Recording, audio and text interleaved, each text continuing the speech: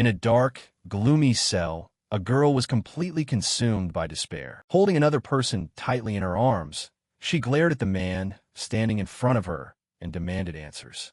Why? Why did you do this to us? The man before her said nothing, maintaining a cold silence. But the girl refused to let it go, frantically lashing out at him. Because of you, this child is dead. Are you happy now? After shouting those words, she broke down, sobbing in utter heartbreak. Unfortunately, the man just stood there coldly and let out a harsh scoff. You're asking why I did this? You know the reason perfectly well yourself. His words caught the girl off guard, leaving her completely bewildered. The man stepped closer to her and said coldly, your imprisonment here and that girl taking her own life. All of this is entirely your own doing. Hearing this, the girl cried even harder. Her voice trembled as she mumbled, no, that's not true. We didn't do anything. The man had absolutely no desire to listen and snapped coldly. Shut up and don't say another word. It's all over anyway. This is his 6th regression, and this time, he still couldn't stop this world from falling into total destruction due to the dragon onslaught. This man's name was Yujite. He wondered if things would have been any different if he had just sat down and listened to what that little girl had to say back then. But he didn't regret his choices. The dragons were just far too brutal. They had slaughtered countless people, and he wasn't afraid to face them down. He narrowed his eyes at the fire dragon, spewing flames right at him. With a massive boom, an earth-shattering explosion ripped through the area. Smoke and fire filled the sky, but Jite was completely unscathed. He drew his sword and began hacking it to pieces. What Yujite realized after surviving this hell for the 6th time was that failure men experience was the most critical asset he had. Jite gripped his sword and frantically charged forward like a moth to a flame. His speed so incredibly fast that the naked eye couldn't even track him. It was just Jite by himself, taking on the entire dragon race single-handedly. Yet, Jite didn't flinch or show a single shred of fear. Every single slash of his blade carried a terrifying, murderous intent. The number of dragons that fell beneath his sword was already beyond counting. But the real problem was that Jite was only one man, and the dragons were simply too numerous. Looking at the thousands of dragons swarm in front of him, he couldn't help but let out a heavy sigh, because no matter how much he killed, they just kept coming. Earth had already plunged into an anomaly known as utter destruction. Jite had failed to save the world. However, the world's time-reversing pendulum power kicked in once again. Jite wasn't particularly surprised by this turn of events. He stood there calmly, his back perfectly straight, and then he gently closed his eyes, waiting for time to take him back. Time rewound to the 21st century, a period thrown into utter chaos. Refugees flooded the streets, and debris was scattered everywhere. In the 21st century, when world gates began opening up all across the globe, monsters poured out from them, making it seem like the spark of humanity would slowly be snuffed out. But then, mankind discovered a new flame, ushering in a period known as the New Era. Soon after, teenagers with exceptional potential from all over the world were brought to an artificial island for training. That very place was the birthplace of the World Urban Academy. That was the exact moment Lair was built. And as the new loop began, the regressor would step into his 7th lifetime right inside Lair. In a narrow alleyway, a burly man was grabbing a girl by her hair. His supernatural-powered arm was pressed against her neck as he screamed frantically, "Damn it! If you want to live, back the hell off." The police surrounded the man, shouting loudly at Host Sick, "Deactivate your ability and surrender immediately." Hearing this, Host Sick snapped back in frustration. "Screw off. I am screwed anyway, so you bastard are coming to hell with me."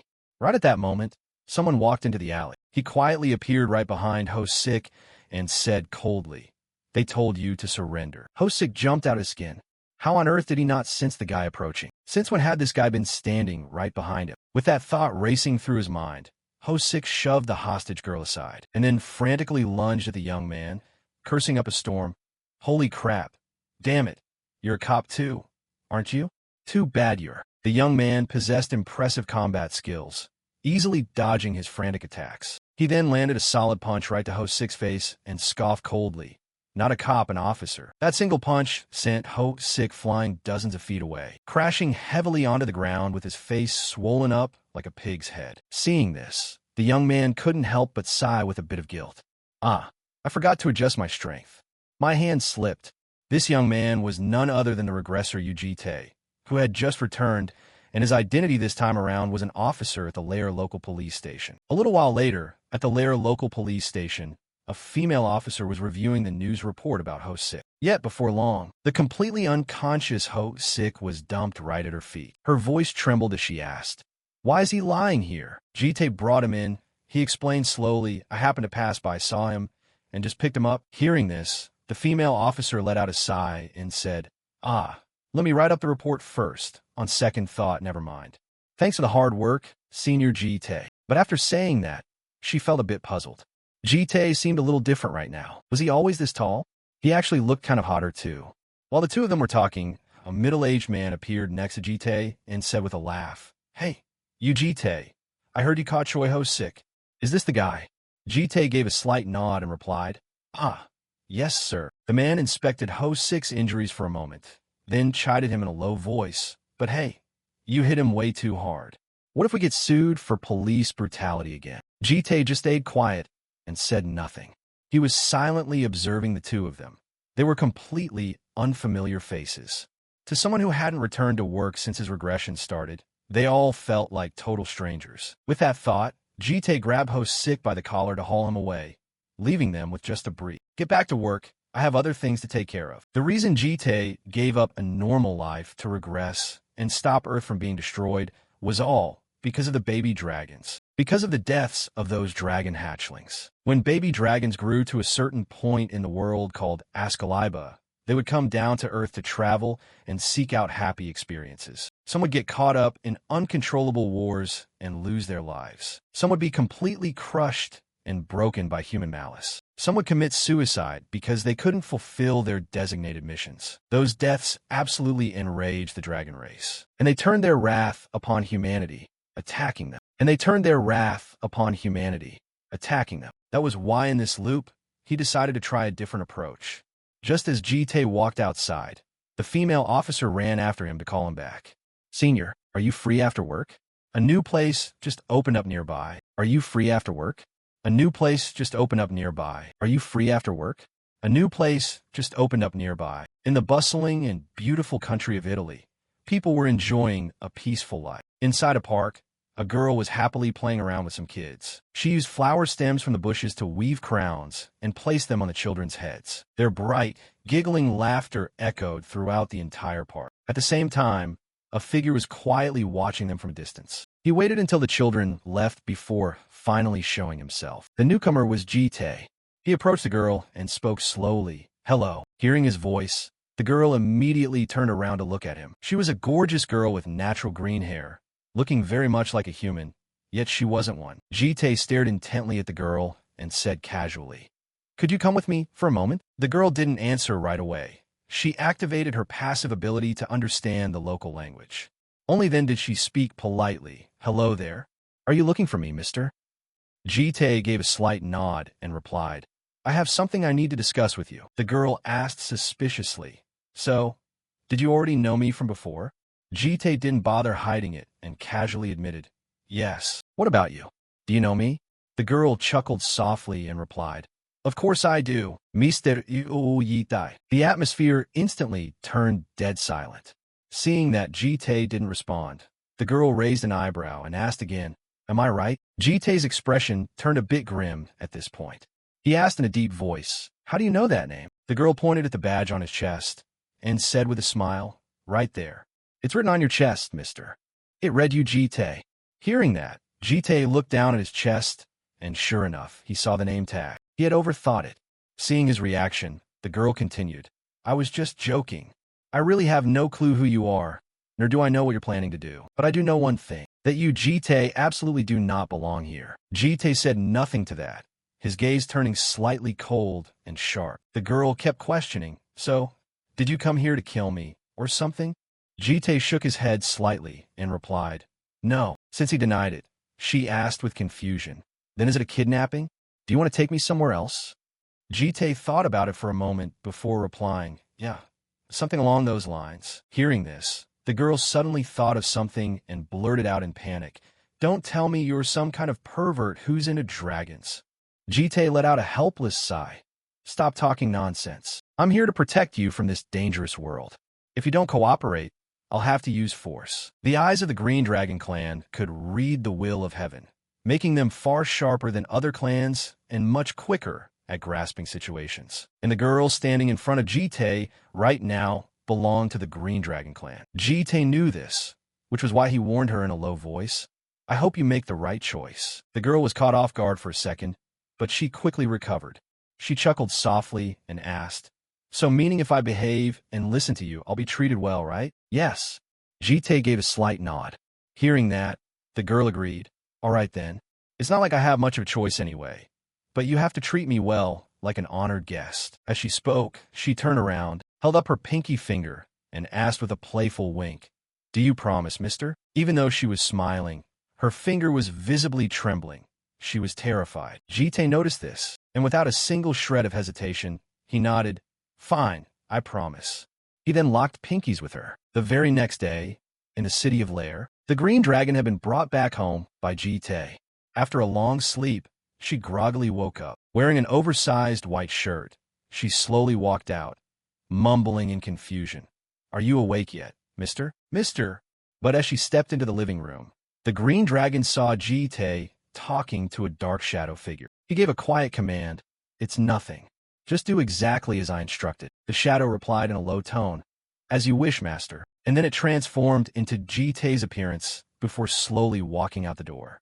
As it passed by the Green Dragon, it even gave her a slight nod. She politely nodded back to it. Good morning. After saying that, she turned around and walked over to Jite, who was sitting on a couch. Assuming the Green Dragon was scared, Jite immediately explained, don't worry about it. It's just a clone I used to go to work in my place. Hearing his explanation, she froze up, taking a good moment before she could manage to speak. She asked hesitantly, did you sleep well, mister? Wait, so you're really not going to work? Jite replied casually, even though it's a clone, it's still my own ability. To go to work is the same as me going to work. Besides, I need to stay by your side. Hearing this, realization dawned on the Green Dragon, and she gave an embarrassed laugh. Huh, I guess that makes sense. Well then, let's have breakfast together. Jite frowned slightly, asking in confusion, breakfast? The Green Dragon nodded and replied, of course we have to eat. You skipped dinner last night too. Jite shook his head in refusal. No need. Hearing his refusal, the Green Dragon pouted and muttered, but it's going to be so awkward if the homeowner doesn't eat, and I'm just eating all by myself. Jite glanced at her and asked curiously, do you always eat full meals? Dragons can survive just fine without eating. The Green Dragon smiled brightly and replied, it has nothing to do with survival. Eating delicious food makes you happy.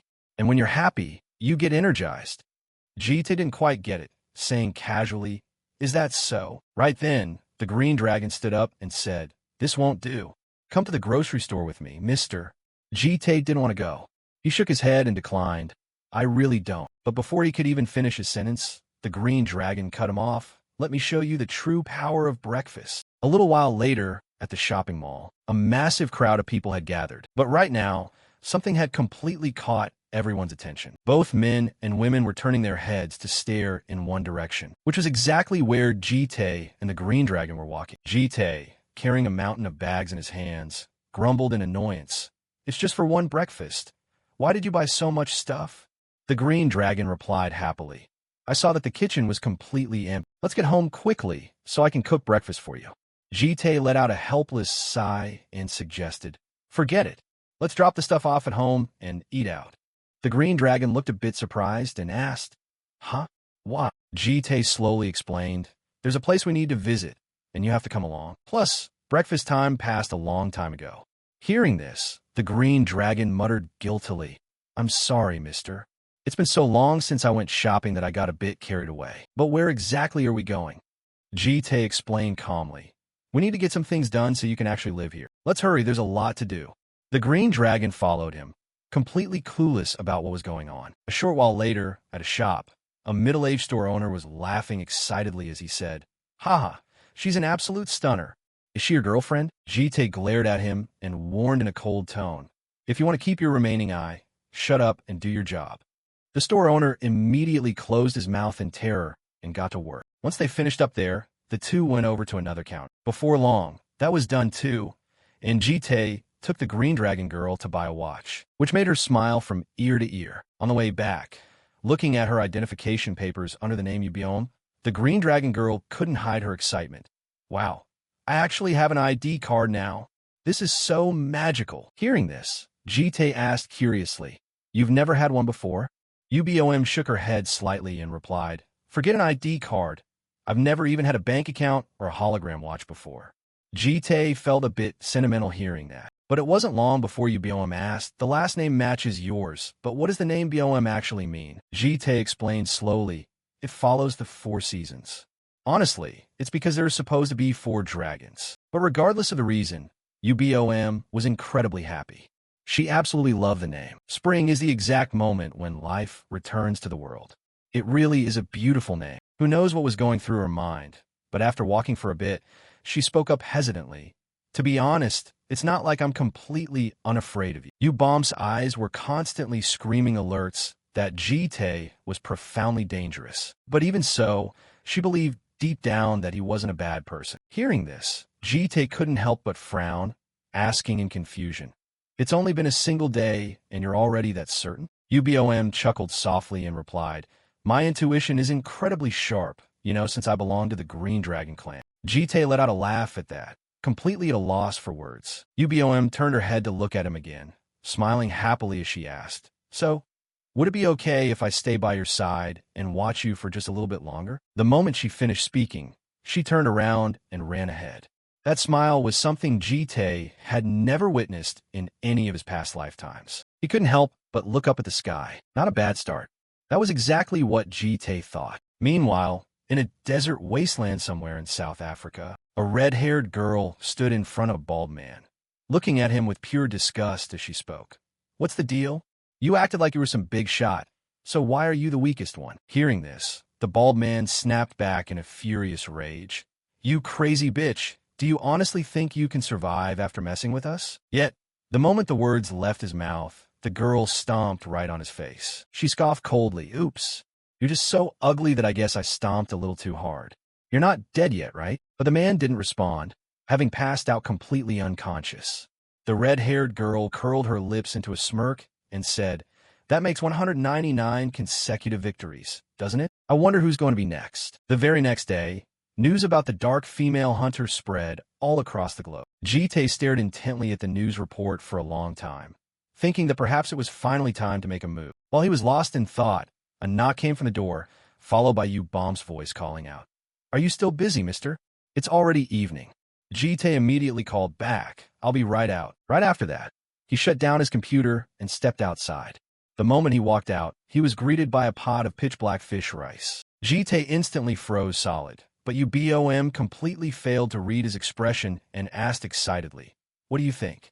Doesn't it look delicious?" She mentioned that back when she was in England, she saw a dish made with sardines, so she wanted to try combining it with rice.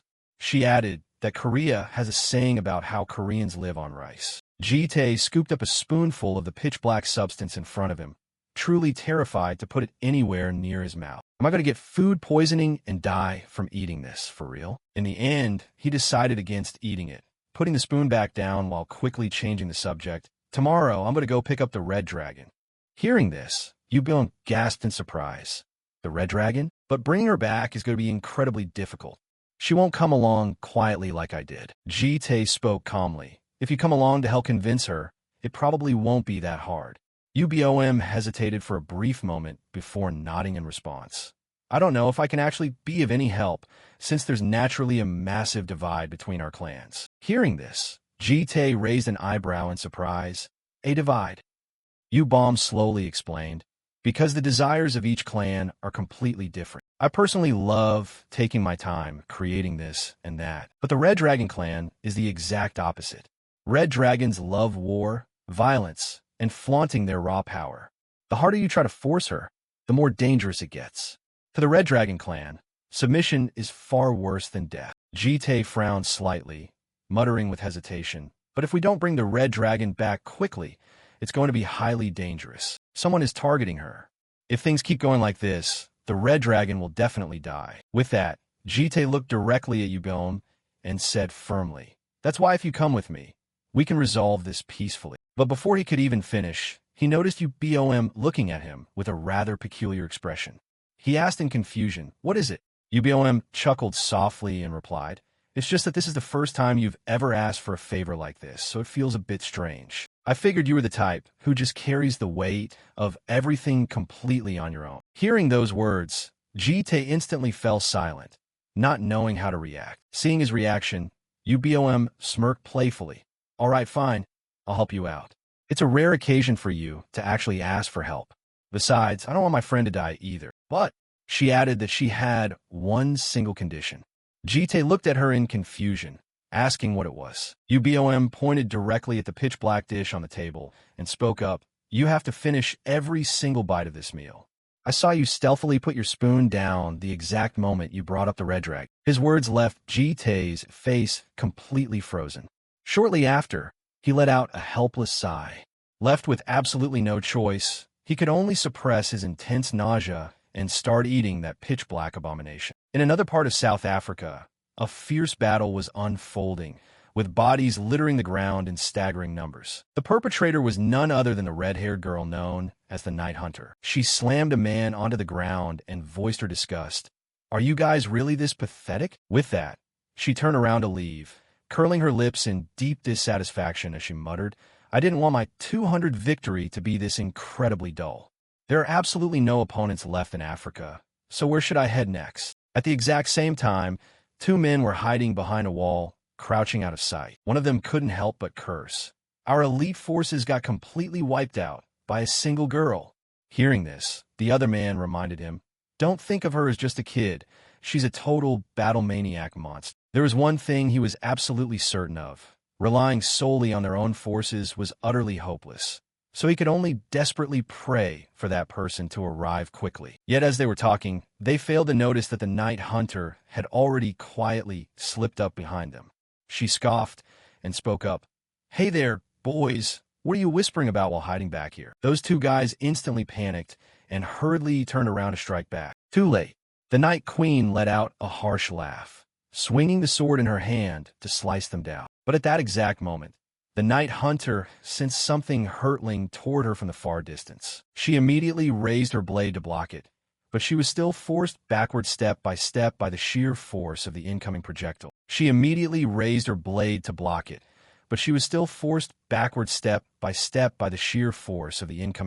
However, the Night Hunter refused to give up, tightening her grip on the hilt of her sword, and then slashed down with immense power, completely cutting through the thing that was attacking her. This incredible sight left the two men entirely stunned, as they mumbled in sheer disbelief. Did she just cut right through a stream of mana? This little monster. Right at that moment, a voice echoed from behind them. "Is that kid the Night Hunter?" The two guys immediately turned around to look. The newcomer was none other than Javier Karma, the rank 8 ranker of the South African Federation. He barked a command in a deep voice. "Evacuate the wounded immediately." With that, he narrowed his eyes at the Night Hunter standing in the distance, a flicker of surprise flashing across his eyes. He saw her closely inspecting her own sword, pouting her lips as she mumbled, "Man, you totally startled me. That last strike must have been incredibly heavy." He saw her closely inspecting her own sword, pouting her lips as she mumbled, "Man, you totally startled me. That last strike must have been incredibly heavy." At this point, Karma couldn't help but remark with a sense of wonder, "I heard that you were female, but I never expected you to be this young." Hearing this, the Night Hunter pouted and said with a chuckle, "Oh wow, are you falling for me too? This is exactly why I wear a mask all the time." She even confidently claimed that everyone got so distracted by her flawless face that they couldn't even fight properly.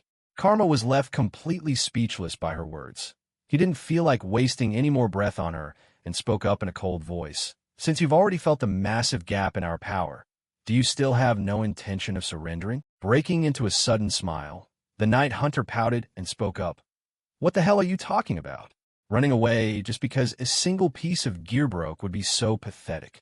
I'd rather be beaten to death than give up in such a humiliating way." The moment the words left her mouth, she summoned her mana into her hands and then frantically charged forward like a moth to a flame. She roared fiercely.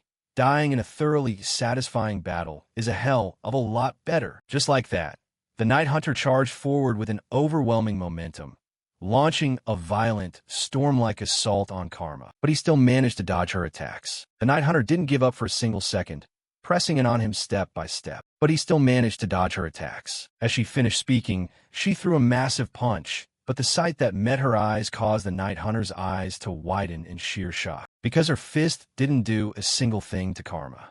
She cried out in utter astonishment. No reaction whatsoever. Karma stood there tall and imposing, speaking in a cold voice. It seems you've never fought anyone stronger than yourself, have you? Have you looked at every battle up until now as nothing more than a game? With that, he clicked his tongue and remarked, "What a shame. You are incredibly talented, but unfortunately, I am not someone you can play around." As he finished speaking, Karma raised his blade to slash down, causing the Night Hunter's expression to instantly turn grim. She watched as a colossal amount of mana enveloped Karma's blade before he slashed down without a single shred of hesitation. His eyes completely filled with an intense, murderous intent. The Night Hunter bit her lip violently, cursing under her breath. Holy crap, there's no way I can dodge this in time. With a massive boom, the blade's light, carrying an immense amount of mana, crashed straight down. The Night Hunter couldn't evade it in time. And just like that, she was sent flying far into the distance. Karma was also quite surprised on his end. For her to be able to increase her arm strength to block his attack in that split second meant she was definitely no pushover. So he realized he needed to amp up his power. But when Karma prepared to strike once more, there was absolutely no one left in front of him. Karma frowned and muttered, "Did she run away?" Meanwhile, the Night Hunter was currently being dragged into a hidden corner by Yubom to hide away. Catching sight of Yubom, the Night Hunter asked in utter astonishment, "Green Dragon, what on earth are you doing here?" Yubom replied in a low voice, "I heard you were in danger, so I came to rescue you." It turned out that the Night Hunter was actually the Red Dragon that Jite had been searching for. Hearing this, the Red Dragon let out a cold, dismissive scoff. "You just pop out of nowhere and claim you're saving me?" Paying her no mind, Yubom treated her injuries while giving a stern reminder, "If you keep fighting, you are seriously going to die." Annoyed, the Red Dragon brushed Yubom's hand away and spoke up in dissatisfaction. "Green Dragon, you can interfere in anything else, but keep your nose out of my battles. I don't give a damn if I live or die. I have to fight to the bitter end." Seeing how incredibly stubborn she was, Yubom couldn't help but let out a helpless sigh and try to reason with her. "Red Dragon, if you die, our excursion is completely ruined." Those words caused the Red Dragon to freeze in her tracks. Yubom continued to heal her, speaking in a calm, steady voice. "Your death doesn't belong to just you alone. You wouldn't want to ruin our fun, would you?" She mentioned that she really wanted to stay and have fun on this earth, so she hoped the Red Dragon would cooperate a little bit. Hearing this, the Red Dragon fell into a deep silence. After hesitating for a long moment, she pouted and spoke up. "All right, fine. Were you planning for us to run away together or something? That guy is strong as hell. Even if we run, we'll just get caught immediately." Paying no heed to the complaint, Yubom calmly replied, "Mister will handle it." The Red Dragon was a bit caught off guard and asked back in confusion, "Mister?" Yubom let out a soft chuckle and said, "I didn't come here alone." That was right. Since Yubom was here, Jite was definitely present as well, and he was currently standing right behind Karma. Sensing a chilling, murderous intent, Karma immediately spun around and demanded in a cold voice, "Who the hell are you?" Hearing this, Jite's lips curled into a sinister, malicious smile, and only then did he reply in a deep, gravelly voice, "I'm that kid's guardian." Meanwhile, in a certain forest, a blonde girl was lying down soaking up the sun when she suddenly caught a whiff of something, mumbling in confusion, "That's weird. I distinctly smelled the Green Dragon, but it turns out it's not her." The person standing in front of her was actually Jite, which meant the one accompanying Yubom was merely his clone. The blonde girl opened her eyes wide to stare at Jite, asking in bewilderment, "Who are you, mister? You're not a bad guy, right?" Back in South Africa, after hearing the response from Jite's clone, Karma couldn't help but ask back in utter astonishment, "A guardian? That brat really doesn't look like the type who needs a guardian." While the two of them were talking, the Red Dragon was curiously poking her head out to peer at Jite's clone, mumbling in confusion, "Is that the guy you were talking about?" Completely out of options, Yubom hurriedly pulled her back. "It's dangerous. Step back." Outside, Jitei's clone didn't bother explaining things to Karma, speaking in a completely detached manner. It's a long story to explain, so let's just end things right here. His words caught Karma completely off guard. Soon after, his shock twisted into pure rage as he gritted his teeth and muttered, "You just crawl out from God knows where and start talking complete nonsense. There is absolutely no way I am letting this slide." Jitei's clone replied indifferently, "But she hasn't killed anyone yet." Letting out a sudden sharp scoff, Karma spoke coldly, "Don't you dare mock me." Jitei's clone still earnestly tried to reason with him. "That kid won't be staying around here much longer anyway, so can't you just let it go?" Hearing this, Karma completely lost his patience, his hand tightening around the hilt of his blade as he spoke through gritted teeth. "Do you honestly think I'll just let it go because you showed up and said a few words? This entire territory falls under Sand's jurisdiction." The moment the words left his mouth, he swung his blade forward, launching an attack at Jitei's clone. Karma roared fiercely, "As an investigator of Sand, I will capture that brat no matter what. And even you, the self-proclaimed guardian, will be dragged back to the organization." Right after that, he unleashed a massive slash pact with an incredibly powerful surge of mana. With a deafening boom, the ground and rocks were instantly blasted to pieces by the blade's light. Once the blinding light finally faded, the area ahead was completely shrouded in a thick layer of dust and smoke. Believing he had won, Karma taunted him triumphantly.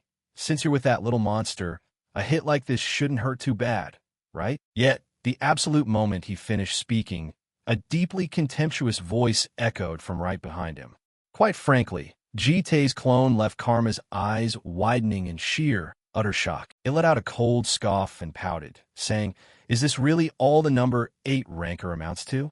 How can someone be this incredibly stubborn?" Karma couldn't even process what was happening, having absolutely no clue when the clone had managed to appear right behind his back. He didn't dare let his guard down, hurriedly swinging his sword out to strike.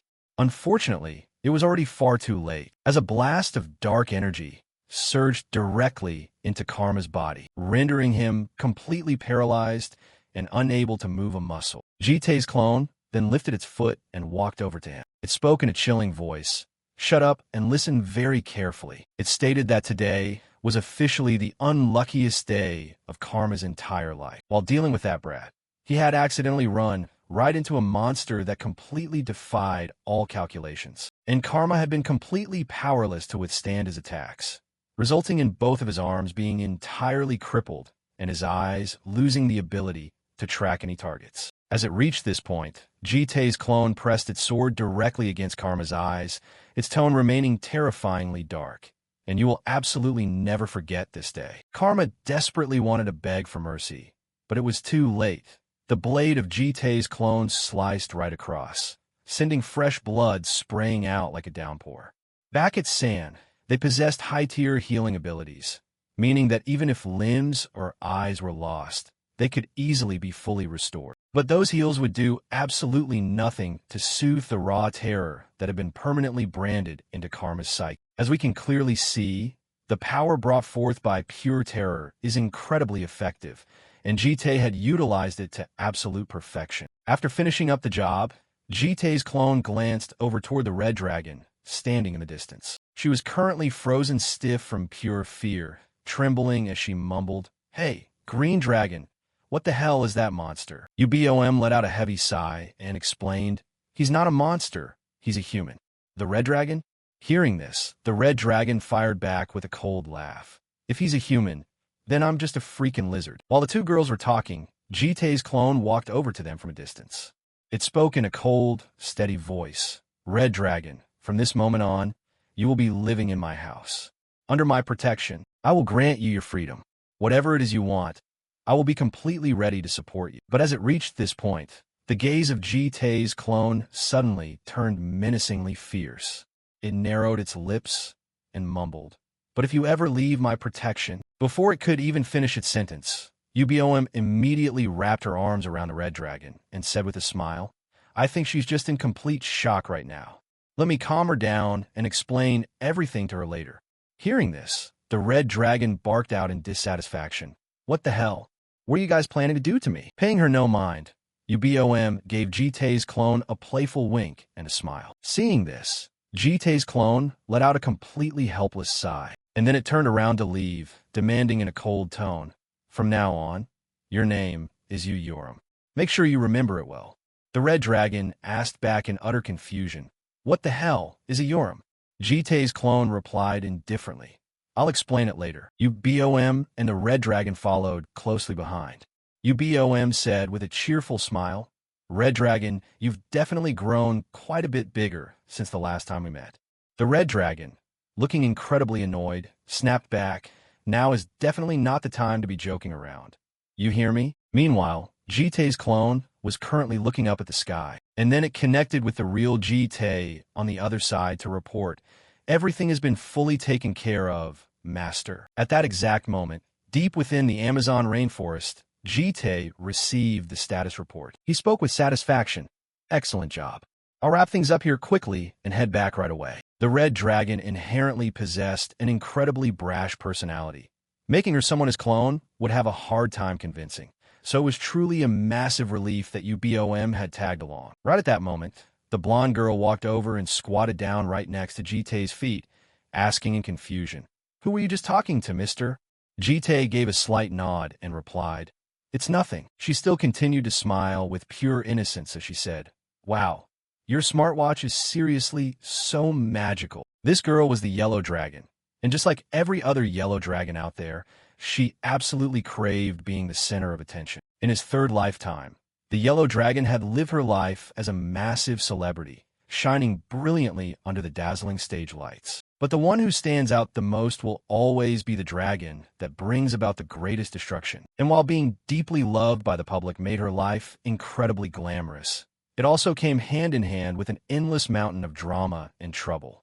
That was likely the exact reason why she was currently hiding out in the middle of this absolute middle-of-nowhere jungle. While Jitei was lost in thought, the yellow dragon suddenly squealed in pure excitement. "Oh my gosh, mister, this thing is so incredibly cool." With that, she jumped up and down, saying happily, "It projects a screen right into midair, and the image is so incredibly crisp. I've seriously never seen anything like this before in my entire life." Jitei finally couldn't hold it back anymore and asked with a frown, "Why on earth did you run all the way out here?" His sudden question left the yellow dragon completely stunned. Paying her stunned reaction no mind, Jitei continued, "If you wanted entertainment, shouldn't you be staying around humans? This place is literally filled with nothing but wild beasts and bugs." Hearing this, the yellow dragon gasped in sheer astonishment. "Huh? How did you know?" Jitei replied matter-of-factly, "The green dragon told me." The yellow dragon instantly cheered up again. "No wonder I smelled her scent all over you. Are you close with Big Sister Green Dragon?" Seeing her act like this, Jitei couldn't help but let out a heavy sigh. He asked the yellow dragon in a serious tone, "Are you scared of humans now?" Hearing this question, the yellow dragon instantly froze solid. But very quickly, her voice began to tremble as she mumbled, "Well, it's not like I'm totally terrified of humans or anything.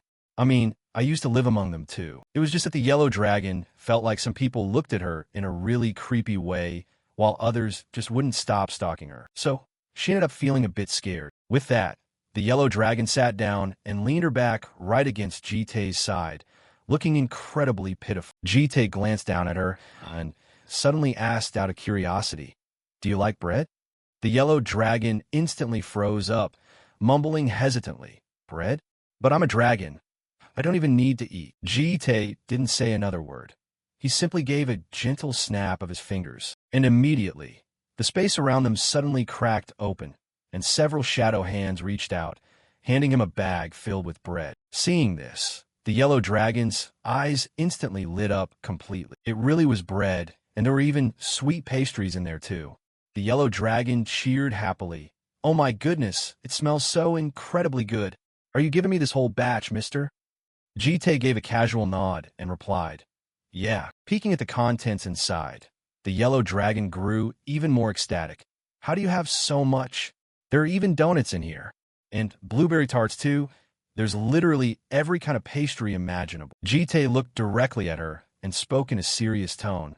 "Yellow dragon, don't stay out here anymore. Come with me." He mentioned that her friends were also staying there, that she would be perfectly safe, adding that she should be thoroughly enjoying this excursion just like the rest of her kind. The yellow dragon, who was completely losing herself in devouring the pastries, was caught totally off guard by his words. She mumbled hesitantly, "But my mommy told me I should never follow a stranger." Hearing this, Jite made another enticing promise. "I'll buy you even more macarons." Those words completely hit the yellow dragon's sweet spot. Her mouth fell wide open as she stared at Jite, her eyes filled to the brim with pure joy. The very next day, inside a high-rise apartment building in Lair, Yubom was standing out on the balcony, smoking a cigarette, casting her gaze downward to observe the scenery below.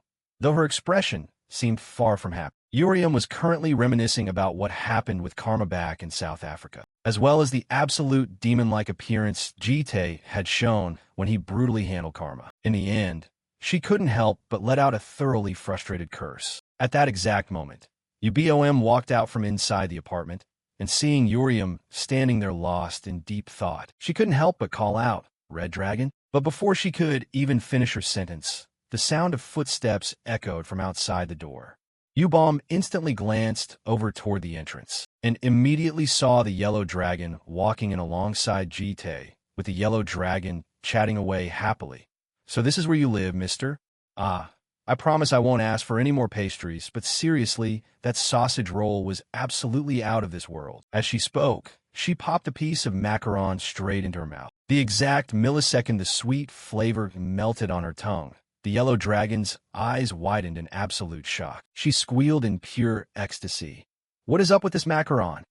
The outside is so incredibly crispy, but the inside just completely melts away. This is literally the taste of heaven." Seeing the two of them arrive, Yubom immediately rushed over to greet them. "You're back, mister." Jite gave a slight nod and replied, Catching sight of Yubom, the yellow dragon smiled brightly and called out, "Big Sister Green Dragon." Yubom gave her a gentle, warm smile and said, "It's been a while, hasn't it, Yellow Dragon?" The yellow dragon instantly dove straight into Yubom's arms, crying out, "It's been way too long. I missed you to absolute death." Yubom gently stroked her head and praised her. "You've grown more and more beautiful." The two girls huddled close together, chatting and laughing in pure joy. The yellow dragon asked excitedly, "When did you get here, big sister?" Yubom replied casually, "I just arrived a few days ago." "The red dragon is actually right over there. Do you want to go say hello?" Right at that moment, Jite's clone walked out from the inner room and spoke respectfully. "Welcome back, master." Jite gave a slight nod and commanded, "You did a great job. I'll call for you later, so get back to work for now." Hearing the commotion from everyone talking, Yubom walked inside from the balcony. Jite glanced over at her, feeling a bit at a loss for words, while Yubom also put on a thoroughly annoyed expression, letting out a sharp click of her tongue in pure irritation. In stark contrast to her grumpy mood, the yellow dragon bounced over energetically to greet her. "Big Sister Red Dragon, how have you been lately? Wait, what is that smell? Are you seriously smoking again? Why does the Red Dragon clan always insist on doing things that are so bad for your health?" She just kept rambling on, which made Yubom incredibly frustrated. She reached out and clamped her hand tightly around the yellow dragon's incessantly yapping mouth. Yubom barked out in annoyance, "Hey, you little chick, you are being incredibly annoying. Shut your mouth right now before I tear your beak off." The yellow dragon cringed in pure terror, trembling as she mumbled, "Red Dragon, you are so mean." After that, all three dragon hatchlings took a seat on the couch, with Jite sitting right across from them as he asked for their ages. Yubom replied calmly, "I am 20. The yellow dragon didn't bother hiding it either and answered, "I'm 10. Man, this age is seriously hilarious. Somebody call the cops. There's a guy luring minors into his house." Yubom sat resting her chin on her hand, hesitating for a long moment before finally answering, "Yubom is 16. The yellow dragon didn't mind her young age at all, puffing out her chest and saying fiercely, "We dragons grow up way faster than humans do, so stop treating me like a total kid." Hearing this, Yubom let out a cold scoff and taunted, "Oh, look at you acting all tough." The yellow dragon then asked out of sheer curiosity, "By the way, does he call Big Sister Red Dragon Yubom? Is that a fake name?" "Who knows?" Yubom let out a cold snort and pouted. Yubom explained with a bright smile, "That's the name Mr. gave to the Red Dragon. And I am Yubom." The yellow dragon couldn't help but ask in utter bewilderment. Huh, we haven't even had our coming-of-age ceremony yet, and we already have names? Aren't dragon names supposed to be super special? How can they be this incredibly simple? Wait, then does that mean my name is Juel? Jite gave a slight nod and replied, correct. From now on, your name will be Juel, and that egg right there will be Jioo. Hearing this, Juel was instantly stunned. She looked down at the necklace around her neck, hesitating for a long moment before asking in bewilderment, Mister, do you know that this is a blue dragon egg? Jite casually admitted, yes, it's a polymorphic type, right? It's also getting pretty close to hatching, so you'd better be careful with it. The more Juel listened, the more profoundly shocked she became, asking in utter astonishment, oh my gosh, for a human, you seriously know way too much. How on earth do you know all of this? Jite replied indifferently, that's completely unnecessary information. Right after that, his tone turned completely serious. He spoke in a deep, commanding voice. Since everyone is fully present, I will say this one more time. You will only need to follow one single rule. Have all the fun you want within this area, but you are absolutely never allowed to cross the fence. The three dragon hatchlings' eyes widened in sheer shock upon hearing this. Juel was the first to quickly question him. What exactly do you mean by that, mister? Jite explained slowly. There's no need to hide your true forms in front of me. Your recreation will be entirely under my control and supervision. Hearing this, Yubom let out a helpless sigh and pouted, asking, what the hell is this? Are you a cop or something? The absolute moment those words left her mouth, both Yubom and Juel turned their eyes to stare directly at her, causing her to ask in confusion, what are you looking at? Yet, absolutely no one said a word. Yubom stood up from the couch and spoke with total confidence. I completely understand what you mean, mister. Meaning we can still go outside to have fun, right? With that, she turned to look at her two friends and asked, do you two want to head out for a little stroll? Since we're going to be living here anyway, we need to sort out our paperwork and buy some daily necessities. Hearing that they were going out to have fun, Juel instantly cheered in excitement. Ooh, that sounds like a blast. Yubom, on the other hand, pouted in pure disdain. Going out? You guys don't even have any money. Yet, the exact moment she finished speaking, Jite tossed his black wallet straight into Yubom's hands, speaking in a completely detached manner. Don't worry about money. Just go out and enjoy yourselves. Hearing this, Yubom cheered happily. Thank you, mister. How much are we allowed to spend? As much as you want, Jite replied indifferently. And with that single line from him, the three girls excitedly headed out the door. After that, it was just pure shopping and nonstop card swiping, with continuous notifications of deductions streaming in while Jite was working at home. By the time they finally returned, a massive mountain of goods had been added to the apartment, and Yubom, looking rather guilty, brought the wallet over to stand in front of Jite. She explained slowly, I'm so sorry, mister. We ended up spending a bit too much, didn't we? I actually wanted to buy a few outfits for you too, but the card hit its limit, so I had to give up. Jite casually shook his head. Don't worry about it. Right at that exact moment, Juel's ecstatic voice suddenly echoed out, causing Jite to look up at her. Hey, mister, check this out. She pulled out a massive pile of clothes and immediately began trying them on, spanning across every single style imaginable. She asked happily, what do you think, mister? It looks absolutely gorgeous, right? I bought a ton of stuff because the clothes were just so incredibly beautiful. And look at this watch, too. I bought the exact same one as yours. Jite gave a slight nod of approval and praised her. It suits you perfectly. Being praised made Juel incredibly happy, and she gave a playful wink and a smile. Thank you, mister. You are officially the absolute best. Seeing them chatting away so happily, Yubom seemed to be lost in thought about something. After a long moment, she finally held up her hand and said with a pout, I bought something too. Yubom then pulled out the sword she had just purchased to show it to him, mumbling with a hint of embarrassment. And this too. My old sword was completely shattered to pieces. Jite asked curiously, do you like it? You managed to pick out a pretty decent sword. Yubom nodded and replied, it's all right. Luckily, I didn't end up buying some cheap piece of junk. Seeing how incredibly dry their conversation was, Juel immediately jumped right in between them. I bought a few outfits for you too, big sister. Go ahead and try them on. Catching sight of that absolute rainbow-colored pile of clothes, Yuriam turned around and ran away in pure horror.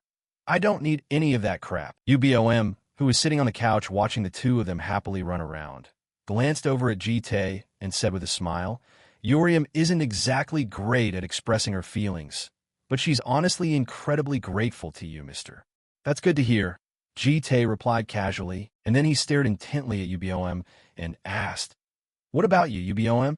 I didn't see you pick up anything for yourself. Hearing this, Ubom gave a gentle smile and replied, Oh, I bought something too. The one sitting right over there on the counter. She then pointed her finger toward the kitchen table. Jite looked at the object sitting there and asked in confusion, A potted plant. Ubom nodded slightly and replied, Taking care of plants feels really nice. As she spoke, she walked toward it, leaving Jite confused as to what she meant. Ubom placed her hands on the flower pot and lifted it, then spoke sincerely, It will bloom, and it will become a beautiful memory. Forever. Saying this, she suddenly turned her head back and spoke with confusion. I'm curious about something. Jite frowned slightly and asked back, About what? Ubom calmly said, As you know, what we want to do isn't just eating and having fun. Is there a way to truly enjoy life while still remaining under your supervision? Jite nodded slightly and replied, There is. Hearing this, Ubom's eyes filled with anticipation as she looked at him. Jite pulled out a few registration papers and raised an eyebrow, asking, Do you guys want to go to school? Juel and Yuriam, who were playing around, poked their heads out upon hearing this and asked in surprise, School. So after that, the three of them went for their interviews and didn't return home until evening. Yuriam complained as she walked. Man, since when does a single interview take this long? As soon as Ubom got home, she looked around, scanning the place. She frowned and muttered, He's not home. Just then, Juel, who was walking behind them, suddenly spoke up. Guys, I just thought of something absolutely terrifying. Hearing this, Ubom and Yuriam both glanced back at her. Juel's tone sounded a bit sorrowful as she panicked. What if you two pass and I fail? Will I be the only one who doesn't get into lair? Yuriam snapped back in annoyance. Why do you always think so negatively? Someone stuffed some bread in her mouth. But Juel kept right on whimpering and crying. I'm going to fail because I eat like a pig.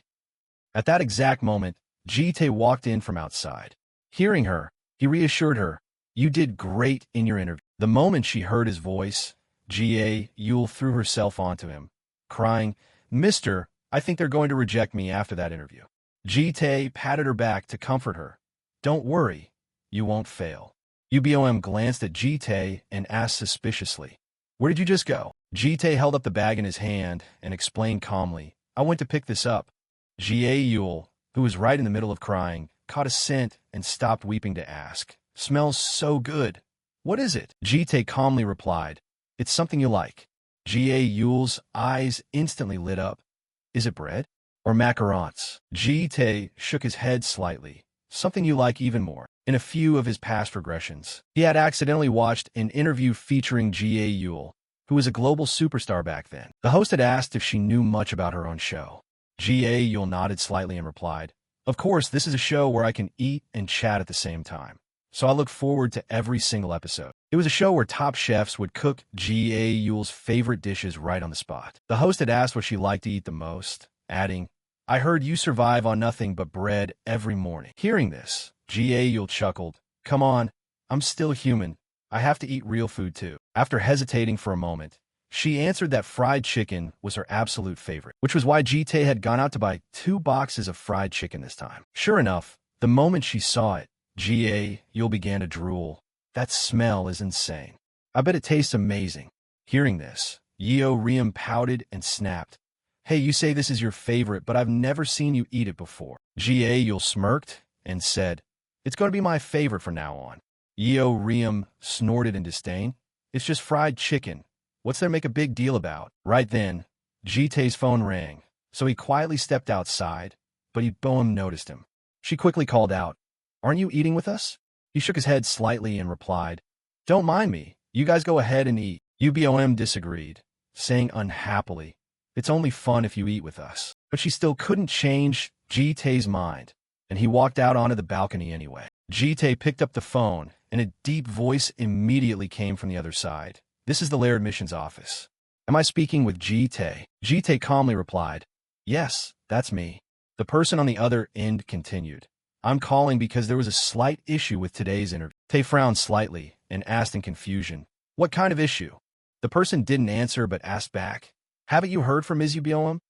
He shook his head and replied, No. The person on the other end said quickly, Ms. Yubom received a perfect score on her interview. This caught Jite a bit by surprise. The person went on to say that all the judges were praising Yubom nonstop. Because of that, they offered her the role of hosting the opening ceremony. Hearing this, Tay stared at Yubom inside for a long moment before asking, Did your side make this offer directly to Yubom? The person quickly replied, Yes, we were all so excited that we approached her directly. The problem is, Yubom turned it down. So they want to know if Jite could convince her to change her mind. Jite didn't hesitate for a second as he shook his head and replied, Sorry, if that's what she wants, then I support it too. With that, he hung up, ignoring the person's attempts to persuade him otherwise. Right at that moment, Yeo-Riam walked out from inside. She asked quietly, Was that call about the 6 dragons? Jite glanced at her and corrected her unhappily. Call her Yubom. Yeo-Riam reflexively snorted and pouted in sheer disgust. Damn, that cheesy name? Do you really want to play family at your age? Jite looked at her confused and asked back, What do you mean by that? Yeo-Riam didn't answer, standing there in silence. After a long while, she asked hesitantly, Why are you sending us to Lair? Jite hadn't expected her to ask this, but he recovered quickly and spoke slowly, To give you guys what you want. Hearing this, Yeo-Riam pouted and said, What I want is to fight to my heart's content until my very last breath. Is there anyone strong over there? Jite nodded slightly and replied, Definitely, because the strongest people in the world are gathered there. Yeo-Riam pouted dismissively, but they're all still kids. Jite couldn't help but snort. You're a kid too. This remark made Yeo-Riam very unhappy. She put out the cigarette in her hand. Then Yeo-Riam whirled around to face Jite and said seriously, I want to meet some people who are actually on my level. Her eyes were completely filled with a burning thirst for battle. She smirked and said, I know you're strong, but I want to know just how strong you really are. If you plan on controlling me, then show me your real power. Hearing this, Jite frowned as he looked at Yeo-Riam and finally turned back inside, grumbling, Not interested, go inside and eat. Yeo-Riam immediately got annoyed. Hey, why are you so boring? Jite shrugged indifferently and replied casually, Who knows? Yeo-Riam was so pissed off that she flipped him off and snapped in frustration. Who knows my ass? While she was throwing her tantrum, Juel actually poked her head out to poke the hornet's nest. Hey big sis, don't be like that, try a bite of this. And she got yelled at for it. Yeo-Riam barked coldly. I told you I'm not eating it. Yet before she could even finish her sentence, Juel shoved a chicken drumstick right into her mouth. The flavor immediately exploded in her mouth, making Yeo-Riam's eyes wide, after which she couldn't help but marvel, Holy crap, this is phenomenal. Lair was an academy located on the prosperous Hitling Island. It was unlike anywhere else in the world. It was a school designed to train elites who possessed all kinds of special abilities and blessings. But the students trained at Lair were the children of CEOs, royalty, or natural-born geniuses. Because of this, the academy was frequently criticized for its overly rigid hierarchical structure. But right now, Yubom and Juel were stepping into this very school. Looking at the surrounding scenery, Juel couldn't help but marvel. Wow, Lair really is a prestigious school. I heard only the super rich and the nobility can get in. Going on and on, she even theorized that Jite might be the secret illegitimate child of some CEO. Hearing this, Yubom found it plausible as well, nodding and murmuring, Well, he just kind of looked the part. But she quickly cheered up and said happily, But anyway, I feel so relieved since all 3 of us passed. Hearing this, Juel instantly jumped for joy. Yeah, exactly, sis. I seriously thought I'd be the only one to fail. Just as she finished speaking, she suddenly remembered Yeo-Riam and asked in confusion, But where are sis Yeo-Riam and Mr.? Yubom explained slowly. Yeo-Riam had to go to the Azure Dragon Academy for her practical combat test, so he went along to act as her guardian. Juel couldn't help but murmur in confusion. A guardian? Yubom nodded slightly and replied, It's an adult who accompanies students when they first enter lair, so that those immature superheroes won't cause any trouble with. Hearing this, Juel couldn't help but think of Yeoriam's personality and pouted. Sis Yeoriam would probably tear that place to shreds if there wasn't someone there to watch her. But why does she have to take an extra round of tests anyway? Yubom chuckled and replied, I heard the department she chose requires students to do one-on-one duels. Hearing that there would be fighting, Juel squealed in excitement. Oh, then we should go watch too. Yubom shook her head slightly and replied, I asked him, but he said no. Juel immediately slumped in disappointment and asked, why not? Yubom gave a helpless smile. Because their appearances were just too eye-catching, the two of them alone had drawn the gazes of all the lair students who had been watching them this whole time. Meanwhile, over at the Azure Dragon Academy, a fierce one-on-one duel was currently underway inside the vast Heaven Arena. Where there were winners, there were naturally losers who got beaten to a pulp and left lying on the ground, while spectators packed the surrounding stands, including Jite, of course. He sat quietly in a corner, listening to the chatter around him. Just then, a deep voice suddenly rang out. I understand how you Guardians feel, but please calm down. You're only making the future students even more anxious. Hearing the voice, everyone glanced over, murmuring in curiosity, Who are you? The newcomer was a white-haired man. He immediately introduced himself. I haven't introduced myself yet, have I? I am Yubom, a teacher at the Azure Dragon Academy. It's a pleasure to meet you, Guardians. Hearing that the newcomer was a teacher, the Guardians immediately smiled and said, The pleasure is ours. He looked so impressive and polite too. Ignoring the commotion around him, Jite just focused his attention on the man. Right at that moment, a loud shout echoed from below, numbers 124 and 7. Enter the ring. Hearing the numbers, Jite glanced over. A striking figure stepped up onto the stage, holding a brand new sword in her hand. The next match belonged to Yeoriam. She pouted in sheer disgust as she walked, muttering, Damn it, I hope this match won't be boring. Hearing this, her opponent's face across from her instantly turned sour. But with Yeoriam's personality, she couldn't care less.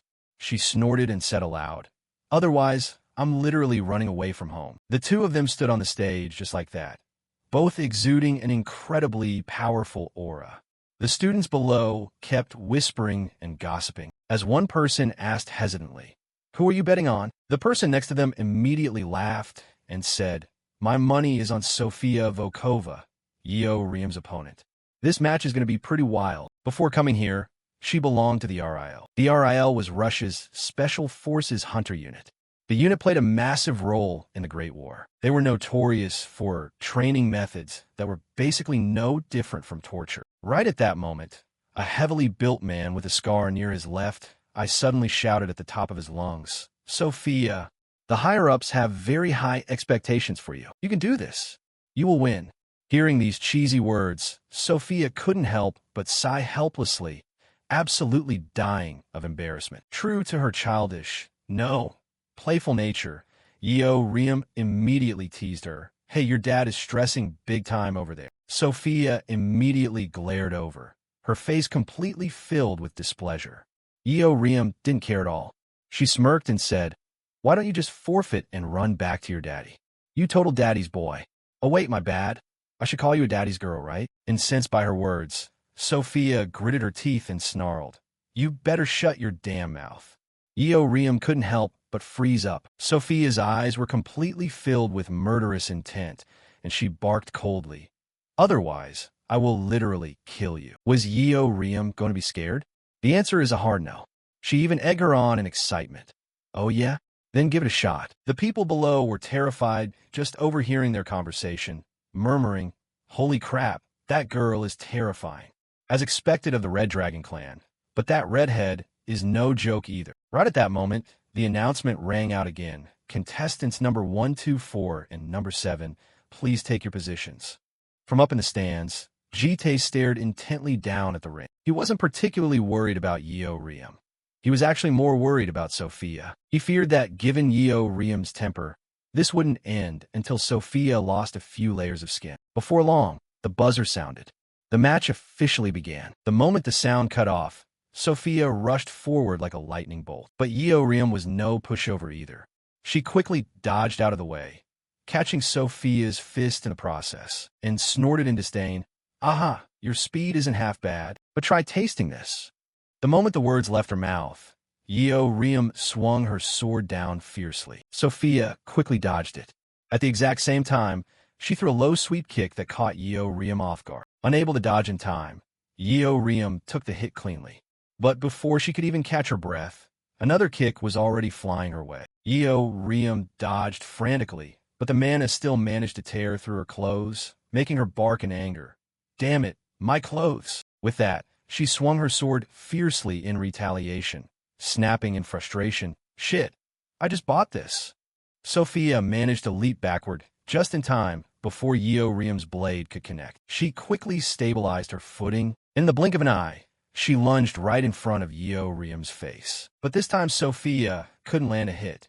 Yubom dodged her with nimble, effortless movements without even breaking a sweat. Immediately after, Yubom took a step back and launched herself forward with explosive momentum. At the exact same time, Sophia charged ahead too. But this time Yubom was a step faster, the sword in her hand instantly whipping upward, and quick as a flash, she struck Sophia right on the body. Although Sophia threw up her arms to block, her arm bone was completely shattered by Yubom's strike. Sophia bit her lip hard against the pain, letting out a sharp groan. But Yubom didn't stop there. She nimbly twisted her body, landing lightly on the ground, and rushed right behind Sophia's back. Her speed was so blinding that Sophia couldn't react in time. Yubom smirked and said, "Hey, you stupid bitch. Did you think I was easy prey just because I was playing along with you?" The moment she finished her sentence, she swung her fist down hard, delivering a punch that sent Sophia flying a dozen meters away. Sophia couldn't help but cough up a mouthful of fresh blood, and before she could even catch her breath, the tip of a blade was already pointed right at her face. Note: paragraph 35 in the source is a duplicate of 34, and before she could even catch her breath, the tip of a blade was already pointed right at her face. Hearing her groans, Yubom let out a mocking smirk.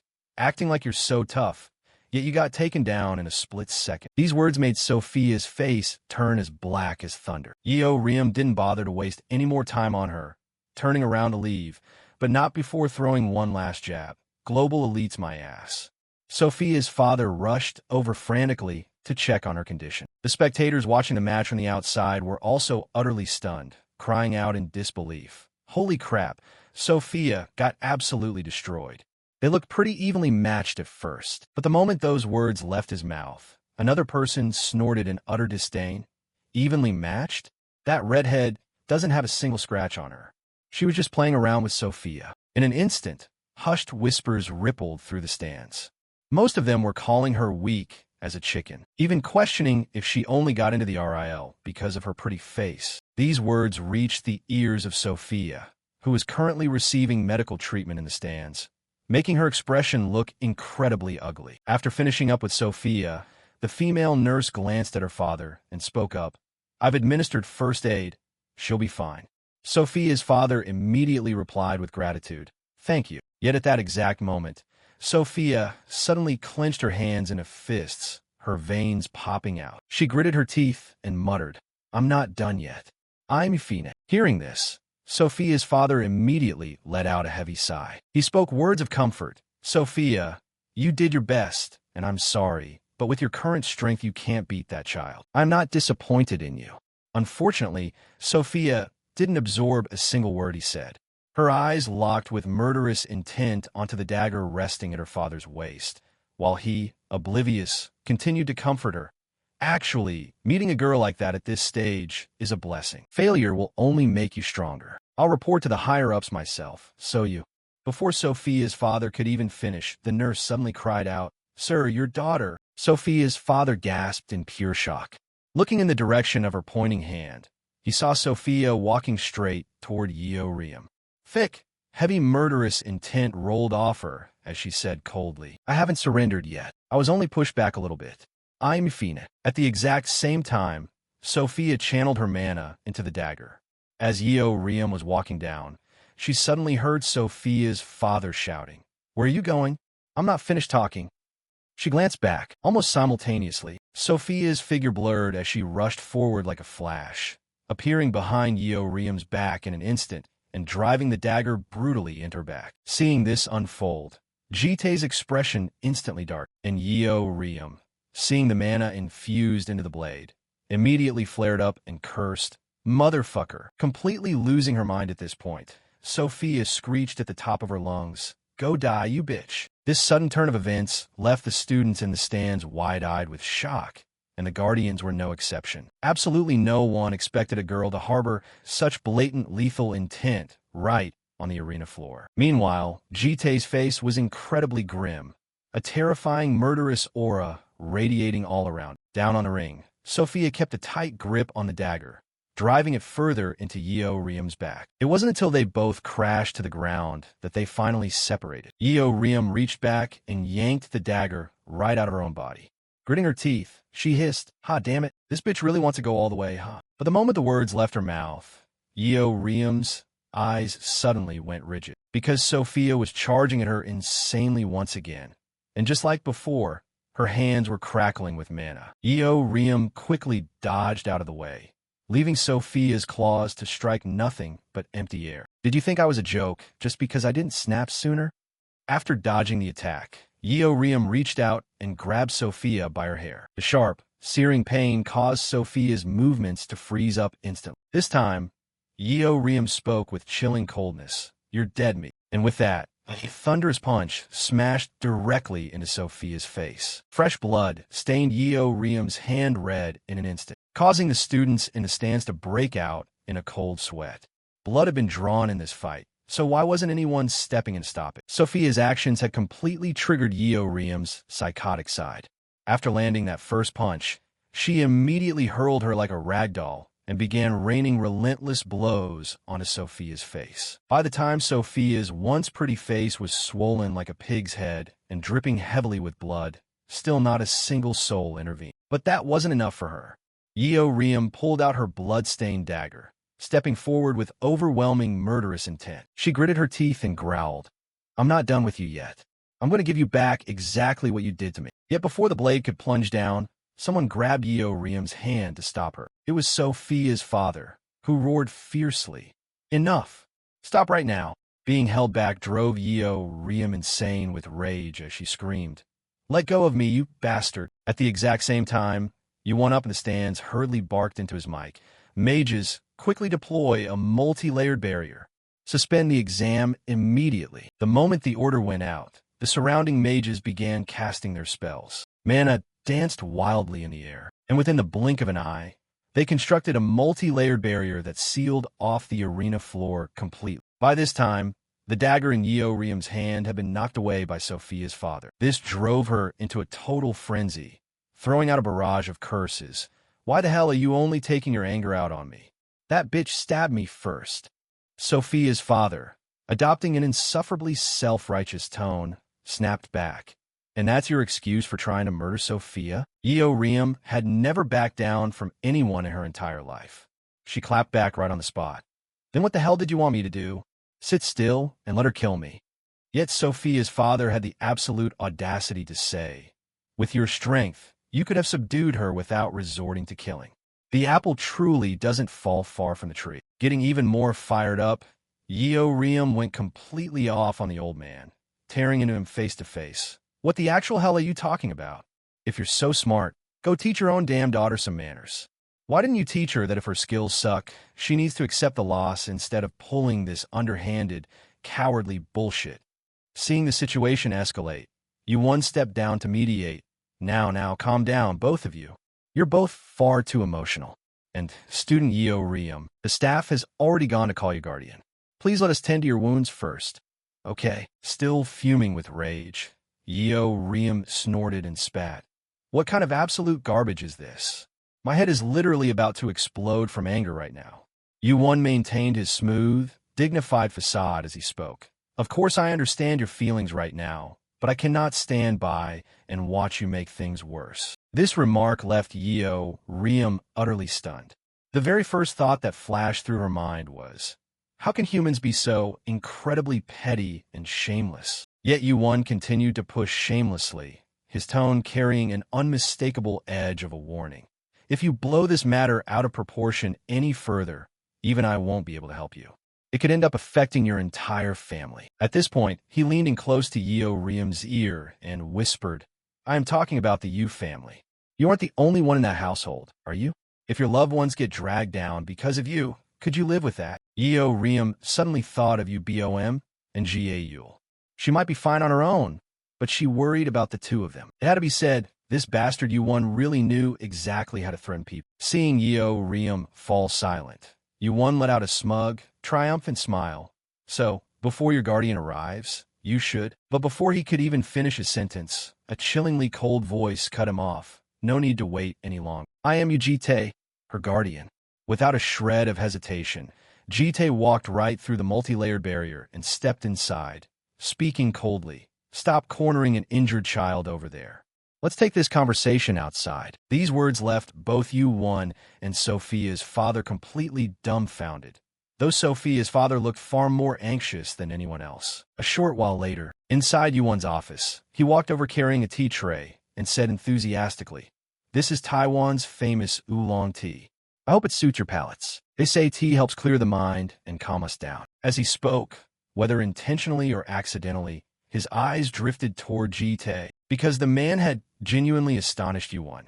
Anyone who could easily stroll through a multi-layered barrier like that was bound to be a top-tier master. But he had never heard of Jite or any Yu family before, so he knew he would have to look into this further. Right after, Yuwon took a seat directly across from them, opening with a smile. "Ha, goodness me, I honestly don't even know where to begin. I'm deeply sorry for what transpired." Both Jite and Sophia's father were looking visibly displeased. Neither Yeo Riam nor Sophia had sustained any life-threatening injuries. Sophia was currently recovering, while Yeo Riam had already returned. Therefore, Yuwon wanted to sweep the matter under the rug, turning a big issue into a small one. So this whole ordeal should be settled amicably right here. He added that if the two of them could reach an agreement, he would handle the rest. Hearing this, Sophia's father fell into a pensive silence. However, since his daughter was the one who screwed up first, he could only own up to it. "I apologize first, as the fault truly lies with my daughter. I am Mikhailov, Sophia's guardian." Mikhailov added that Sophia was still young and reckless, making it very easy for her to be overcome by her emotions. But before he could even finish his piece, Jite cut him off icily. "I do not accept your apology." This response caused Mikhailov to slam his hand onto the table in a rage, roaring, "What did you say?" Jite maintained his calm demeanor as he spoke. "Your apology is meaningless because you aren't the one who caused the trouble." Mikhailov stared at him in sheer disbelief, saying urgently, "Come now. We are both guardians of young children here. I expect you to speak to me with some respect. Do you not know where I come from?" Jite didn't care at all, replying indifferently, "But our positions are not equal. Is it how people from your place apologize?" Mikhailov glared at him in frustration.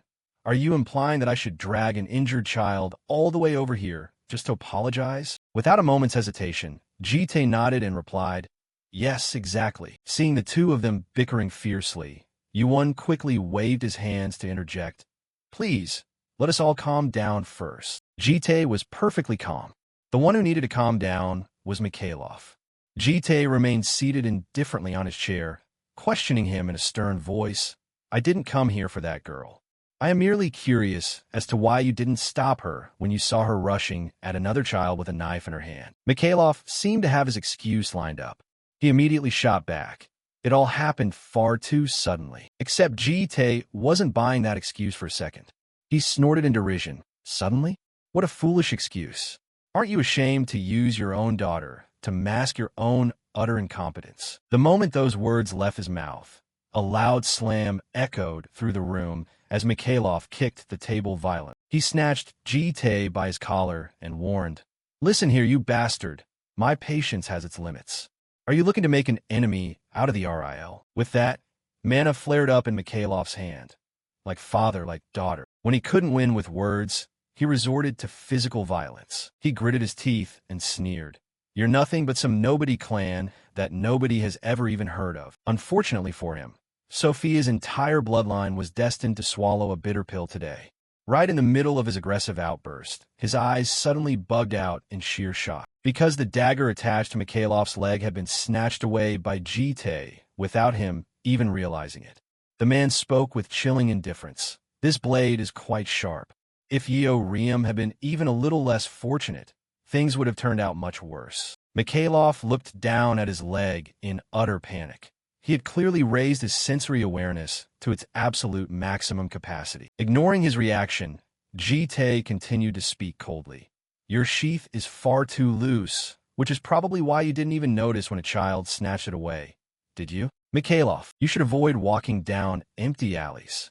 With that, he appeared behind Mikhailov's back in a flash, making the man shudder in pure terror. While right in front of his face, a dagger stood embedded in the surface, completely catching him off guard as to when it had even gotten there. Mikhailov's face turned as black as thunder in an instant, looking exactly like a man who had just swallowed a dead fly. Letting out a soft grunt, Jite gave him 2 cold pats on the shoulder and turned to leave.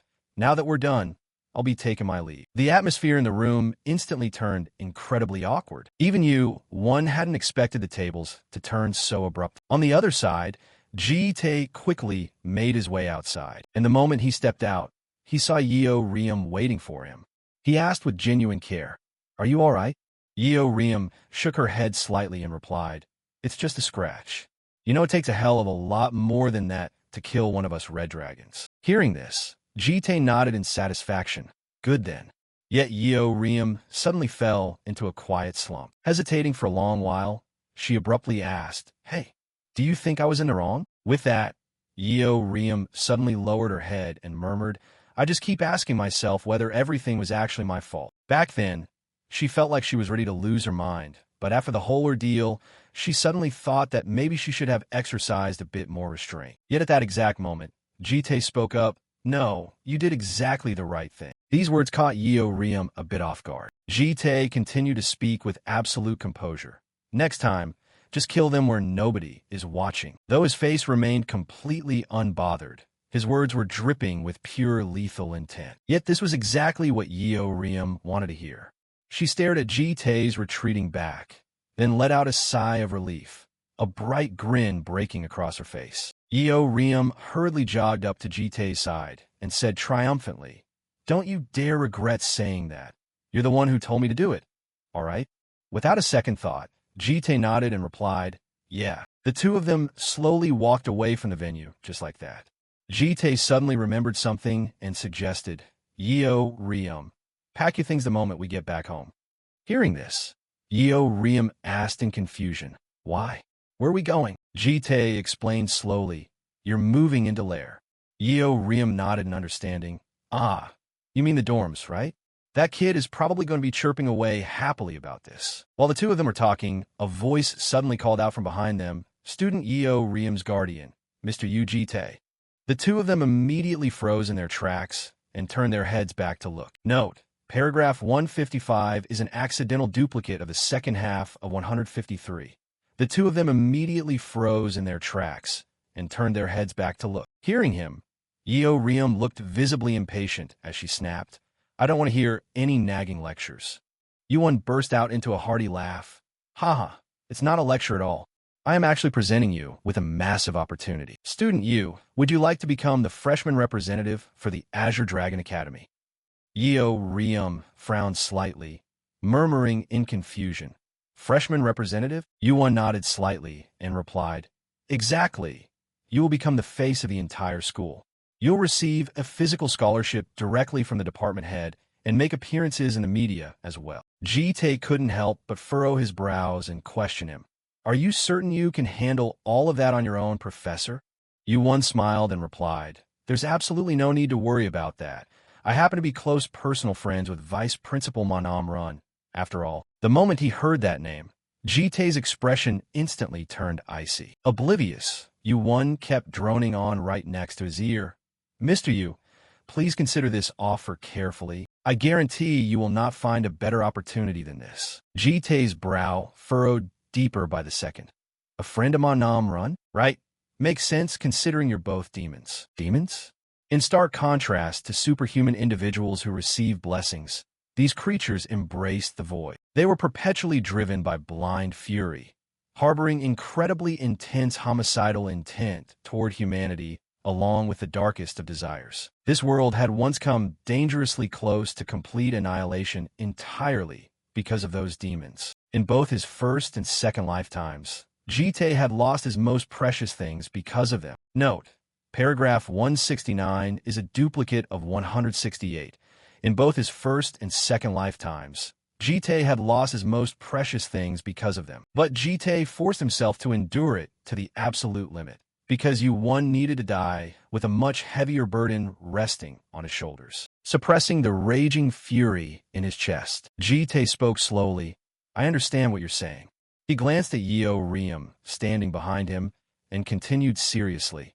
"But what matters more is what the person directly involved thinks. I am merely her guardian." Catching his drift, Yubom walked over toward Yubom and said with a smile, "You're absolutely right. Ultimately, the decision rests with her." As he spoke, he rested a hand onto her shoulder. "The Azure Dragon Academy is about to undergo some massive changes, which is why we want you to be our student representative for the event taking place at the end of the year. Would you like to shape a new future together with me?" Finishing his pitch, he took hold of Yubom's hand, his demeanor radiating absolute sincerity. However, Yubom shot him down with brutal honesty. "Not interested." This flat refusal caught Yubom completely off guard, and he asked in disbelief, "I'm sorry, did I mishear you?" Yubom pouted and shot back, "Nope, you heard perfectly fine." With that, she ripped her hand away and turned around to leave.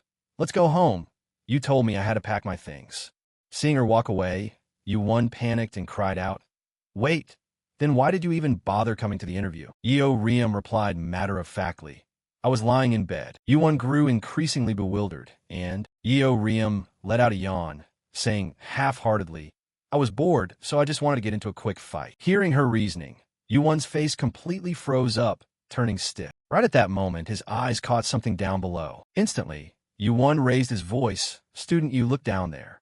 Yubom looked a bit confused, but she glanced down anyway, only to see a crowd of people holding a bunch of equipment in their hands. She murmured in confusion, "Who are they?" "Reporters," Yubom explained with a smug air. "They're here to get my statement regarding today's incident. They're waiting out there to interview me. This also means that your fate here at Lair hinges entirely on my words. Do you understand?" Yubom said nothing, standing in silence as she stared down at the crowd. But very quickly after, she turned right around to leave, her attitude completely indifferent. "Don't care. Bye-bye." Yubom was so infuriated by her response that he let out a bitter laugh, glaring intently at the retreating backs of the two. Shortly after, he muttered in a chilling voice, "I only hope you won't regret that decision." A little while later, the reporters waiting outside spotted Jite and Yubom walking down. They immediately rushed over, surrounding the two of them and shoving microphones right in front of Yubom's face while bombarding her with rapid-fire questions. Completely enraged by their aggressive antics, Yubom snapped in frustration, "What the hell is wrong with you people?" However, these journalists were masters of being absolutely shameless. Despite seeing Yubom flare up, they didn't back down a single inch, continuing to fire questions like wild. Coupled with the non-stop flashing of the cameras, Yubom's fury reached a boiling point. Sensing that things were about to go south, Jite immediately stepped forward to intervene. "Please stop badgering an injured child." But before he could even finish his sentence, Yubom let out a cold laugh and cut in, "No. If they want to hear it, I'll tell them." Immediately after, she marched forward and snatched the camera right out of a reporter's hands, leaving them utterly dumbfounded. Ignoring their shock, Yubom smirked and let out a cold snort. "You want to know what I'm going to do? Sex." A few days later, at the Lair dormitories, I gotta say, the luxury dorms looked just like upscale apartment complexes. Juel's eyes lit up the moment she stepped inside. She gasped in awe. "Oh my god, this place is massive. Are we really going to live here?" Just like that, Juel went running around the spacious house. Seeing this, Yubom chimed in to remind her, "Hey, the biggest room is mine." But Yubom didn't really care. She ran straight upstairs and opened a bedroom door to check it out. The moment she saw the view inside, her eyes sparkled like stars in the night sky. Her jaw dropped as she exclaimed, "Holy cow, what is up with this room? It's freaking gorgeous." Juel excitedly ran around the room, which featured a huge bed, the latest TV model, and tons of sunlight pouring in. Her exclamations of awe practically echoed through the entire space. She smiled with satisfaction and said, "Yeah, this isn't bad at all. I'm going to be super comfortable living here from now on." But before she could celebrate for long, Yubom walked up and interjected, "This balcony is perfect for smoking. This room is mine." Hearing that, Juel pouted and fired back, "No way, I claimed it first. You said you'd take the biggest room. That other one is the biggest room." But Yubom just glared at her. In the end, Juel could only compromise, grumbling dejectedly, "Fine, but you owe me for giving you this room." Hearing that, Yubom nodded in satisfaction. "Good girl." While the two of them were fighting over the room, someone was quietly watering the dragon egg. Yubom, who had a calm and steady personality, had quickly found her own spot and then went out to the balcony to care for Juel, who was about to hatch. Yubom flashed a radiant smile at the egg and murmured, "Hello there, little one." Jite walked out at the same time and asked, perplexed, "Why are you watering it?" Yubom casually replied, "It's like prenatal education. Blue dragons naturally love water. When it's almost time to hatch, the egg's protective polymorph layer will automatically dissolve." Saying that, she glanced back at Jite and asked, "Did you know, Uncle? The cadets in the lair have been talking about nothing but Yubom these past few days." Jite frowned slightly and asked back, "Yubom?" Jite frowned slightly and asked back, "Yubom?" Fearing Juel might hear something she shouldn't, Yubom immediately covered Juel's ears. "Oh dear, my precious Juel. You didn't hear any of that, right?" The person in question, Yubom, was lounging casually on a chair, pouting as she spoke up. "What's the big deal making a fuss over one word? Didn't all of us come from that process anyway?" Innocent as ever, Juel didn't understand a thing and asked Schedules, "What is sex?" Yubom tilted her head back to look at her and asked, "Why, you want to know?" Juel nodded innocently. "Yeah. Do you know about it, sis?" Yubom winked and smiled, replying, "Of course I do. I guess it's about time our little chick learned the birds and the bees." Hearing about this, Juel instantly panicked and shook her head. "Oh no, I don't want to hear it after all. My mom told me that knowing too much isn't good for you." Unfortunately for her, there was no way Yubom was going to let her off the hook. She smirked with a mischievous grin and said, "You don't get a say in this, sweetie. I'm going to tell you absolutely everything about sex." Juel quickly backed away, trembling as she muttered, "Wait, I already told you I don't want to hear." Without letting her resist, Yubom firmly grabbed her hands, making Juel nod in terror. Okay, I'll listen." But the moment Yubom loosened her grip, Juel screamed at the top of her lungs for help. "Uncle, save me." Unfortunately, Jite just turned a blind eye. The sky was clear, and birds were chirping as they perched on the branches. Yubom was fast asleep on her king-size bed. The sunlight bathed her beautiful face, when suddenly, someone came rushing up the stairs at full speed. Juel burst through the door and threw a tantrum, shouting, "Sis, wake up right now. Something huge happened." This caused Yubom to groggily wake up. She propped herself up on her arm. What the heck is it this early in the morning? I pulled an all-nighter, and I'm exhausted as hell."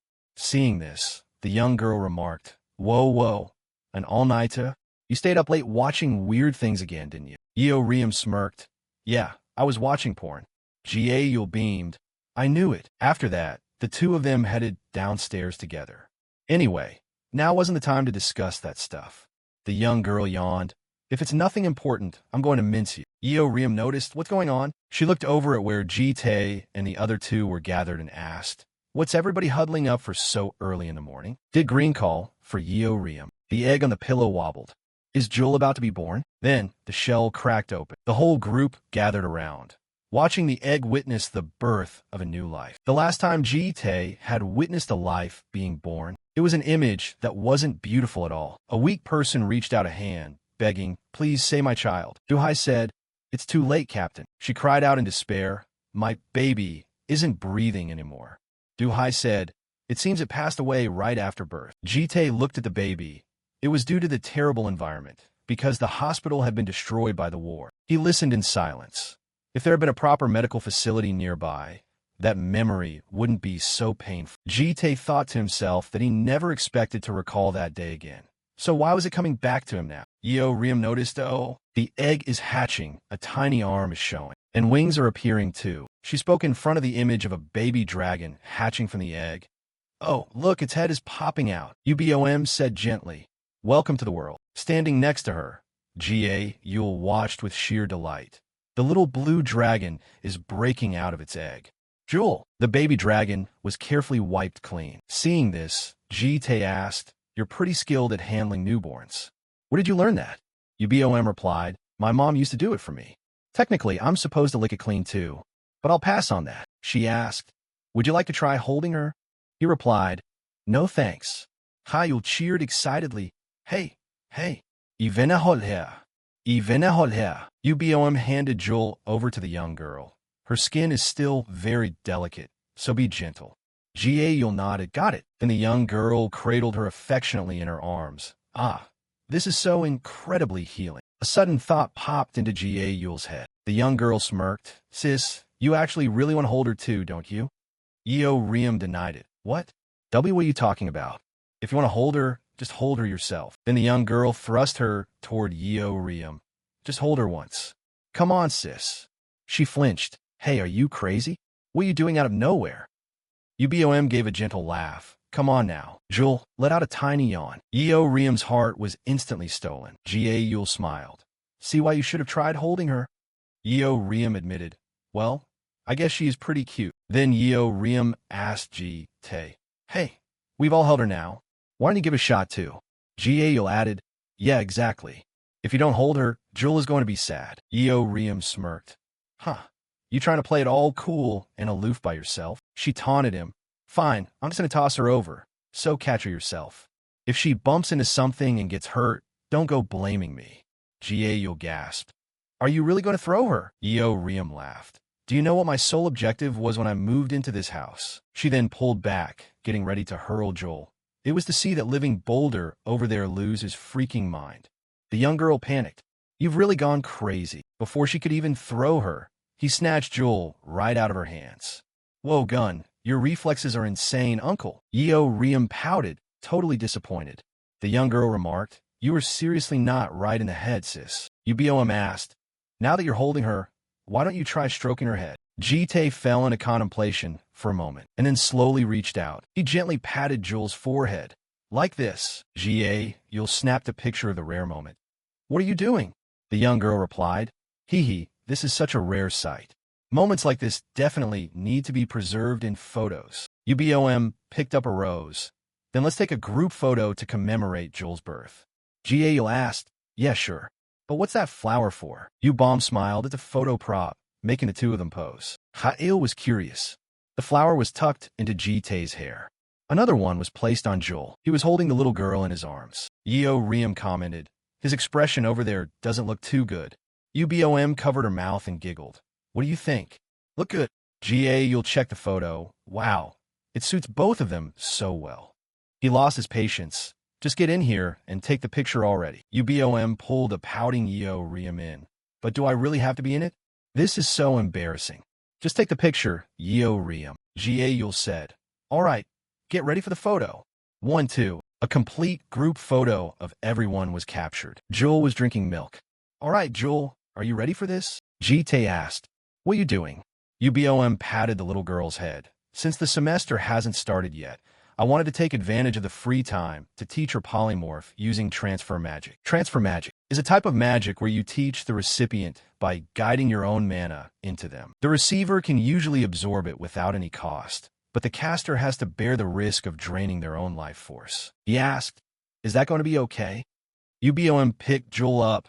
"It'll be really difficult for her to go outside if she stays in her dragon form." She explained, Riam and you'll both learn polymorph while in human form." She explained, Riam and you'll both learn polymorph while in human form. Juel waved her tiny hand around. "Since we grow up so fast, I wanted her to have some fun experiences before she gets too big." Jite sat down on the sofa.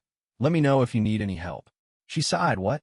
You don't know the first thing about magic, do you?" Yubom said, "Well, I actually do have one request." She continued, "While I'm performing the transfer, Could you stay right by our side? He replied, got it.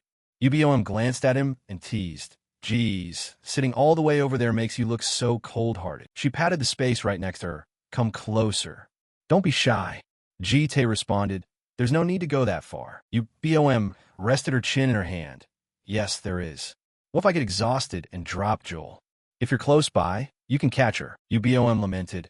If Juel bumps against the edge of the table, I won't be able to live with the guilt. He thought it over for a moment, and then let out a sigh of defeat, moving over to sit right next to Yubom. I guess there's no helping it then. Their shoulders brushed against each other. Her face flushed red. He's so built. Jite asked, huh? Yubom jumped. Oh, nothing. I just meant the sofa is a little stiff. Jite noted, that's strange. It's made of full-grain leather. She focused back up and pressed her forehead against Juel's. A blue aura radiated from her. I'm starting now. A few days later, in front of a grand and luxurious house, Yubom slumped across the sofa, looking completely drained of energy. Phew, it's finally done. Jite walked over and spoke up. You did a good job. Reclining comfortably on the sofa, she replied, you worked hard too, having to sit right next to me the whole time. Yubom stood up dejectedly and started walking away. I'm going to my room to get some rest then. Don't forget to feed Juel and burp her gently. As she was speaking, she suddenly tripped. Wake me up if anything happens. Yubom went tumbling forward. Her eyes widened in sheer shock. By pure chance, she ended up falling right into his arms. Jite looked down at her and said, let me carry you to your room. Yubom's cheeks flushed bright red as she pressed her hands against his chest. She shyly avoided his gaze. Carrying me bridal style like this is a bit embarrassing. Jite said deadpan. The fact that you can still joke means you're still doing just fine. Yubom let out a happy laugh and asked, am I too heavy? He gave a brief but smooth reply, light as a feather. She kept going, leaving Jite completely at a loss for words. Mama, I didn't know you had a sweet tongue, uncle. Inside the bedroom, Yubom lay peacefully on the bed, her breathing steady. He gripped the edge of the door, tilting his head to look inside. Jite gently closed the bedroom door. Out of nowhere, a face suddenly popped up. He whirled around and was startled by it. Jite looked at it and thought to himself, has the time finally come? Right in the middle of the sofas, a beam of light focused on a single spot. And as he walked closer, he discovered a tiny girl sitting inside. The little girl's body gradually materialized, and the light faded away accordingly. The moment the light vanished, the little girl curled inward, her eyes looking as though she had just woken up from a nap. Witnessing the scene, Jite was a bit bewildered and fell silent. He hesitated slightly, his lips parting as he said, hello there, neighborhood police officer of Alair, a tall and massive building. The three of them laughed and chatted as they crossed the street. The supernatural investigation team searched for months and couldn't bag those guys, yet you knocked them all out in just a few days. Did you see the department chief's face just now? He was thrilled to death. Kim Song pulled out a gleaming gold card and looked at him. Does our golden boy, Jite, want anything to eat? I'm treating the whole team to a lavish feast today. Carrara walked over and nudged his shoulder, teasing, hey chief, you're just using the corporate card anyway, right? Startled, Kim Song let out a forced laugh. What I meant was, let's go hit the next spot. Jite suddenly spoke up, causing the two of them to freeze in their tracks. Please excuse me.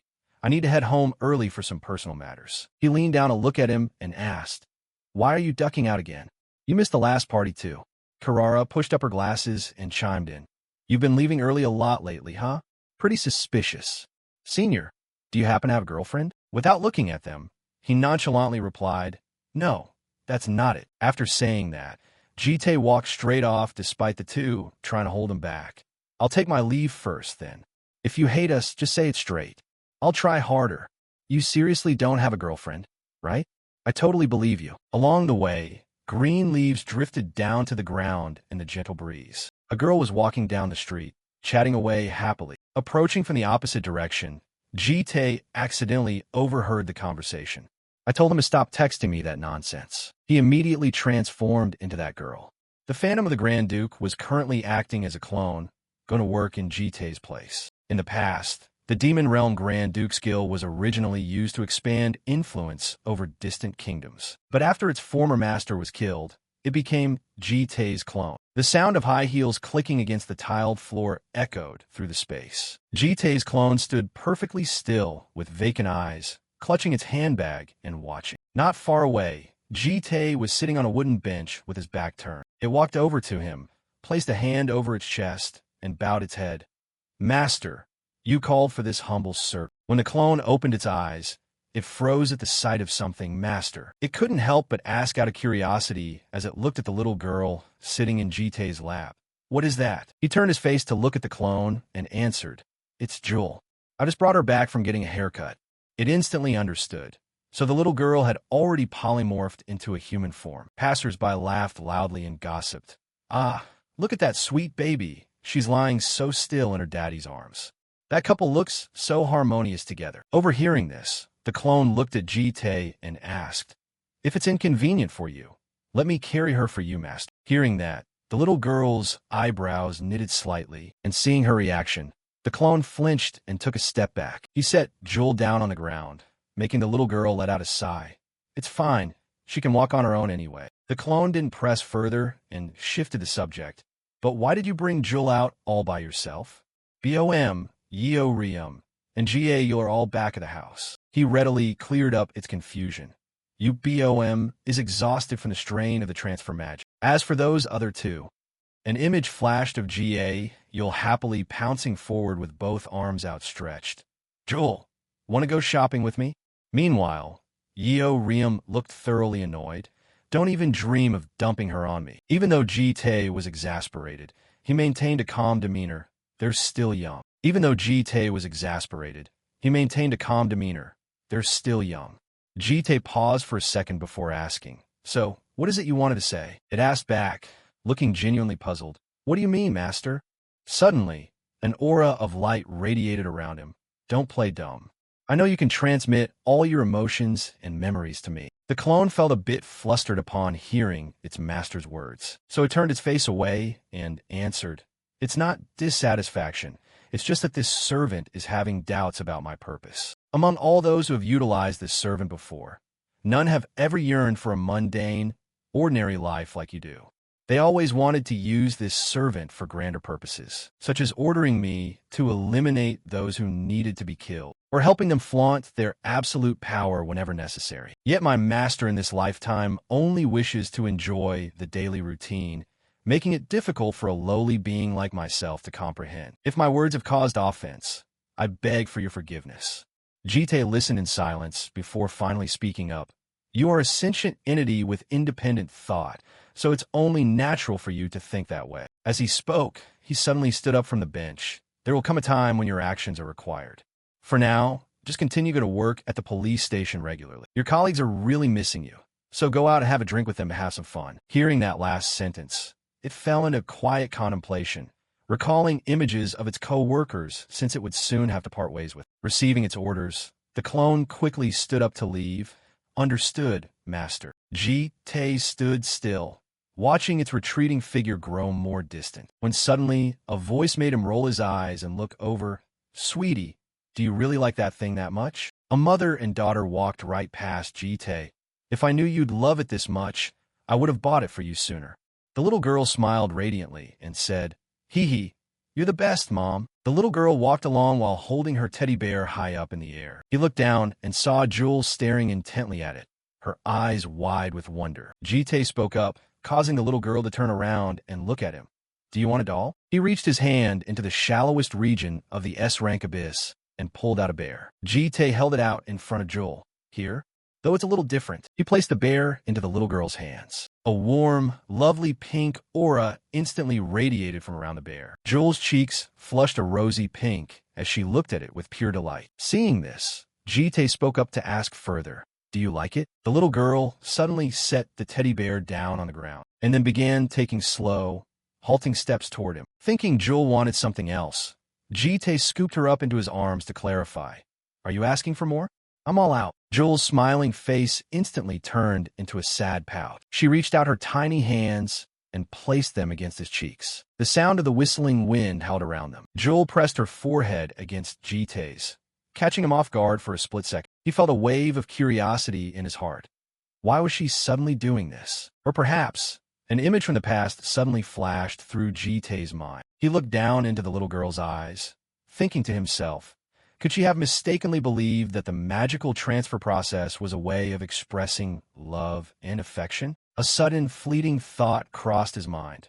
A girl was being suspended on a cross. Jitae's eyes widened in sheer horror, as if witnessing something truly monstrous. And then flashes of the times he had to fight hordes of monsters came back, forcing his eyes wide open despite his crushing fatigue. A swarm of monsters plummeted from the sky toward Jitae like predators hunting prey, his face lightly scratched, his vacant eyes staring straight ahead. Jitae gently closed his eyes tightly as the cogs of destiny began to turn. Back in the present, he was cradling Juel in his arms as they looked into each other's faces, and the little girl let go of her hand, looking at Jitae with a hint of surprise. He involuntarily flashed a gentle smile at Juel. Juel clutched the teddy bear in one hand while tightly gripping Jitae's hand with the other. The two walked hand in hand down the narrow path, the little girl happily humming a tune, while he stopped and looked up high into the sky. The sky had now shifted into the golden-pink hues of twilight. Jitae suddenly spoke up,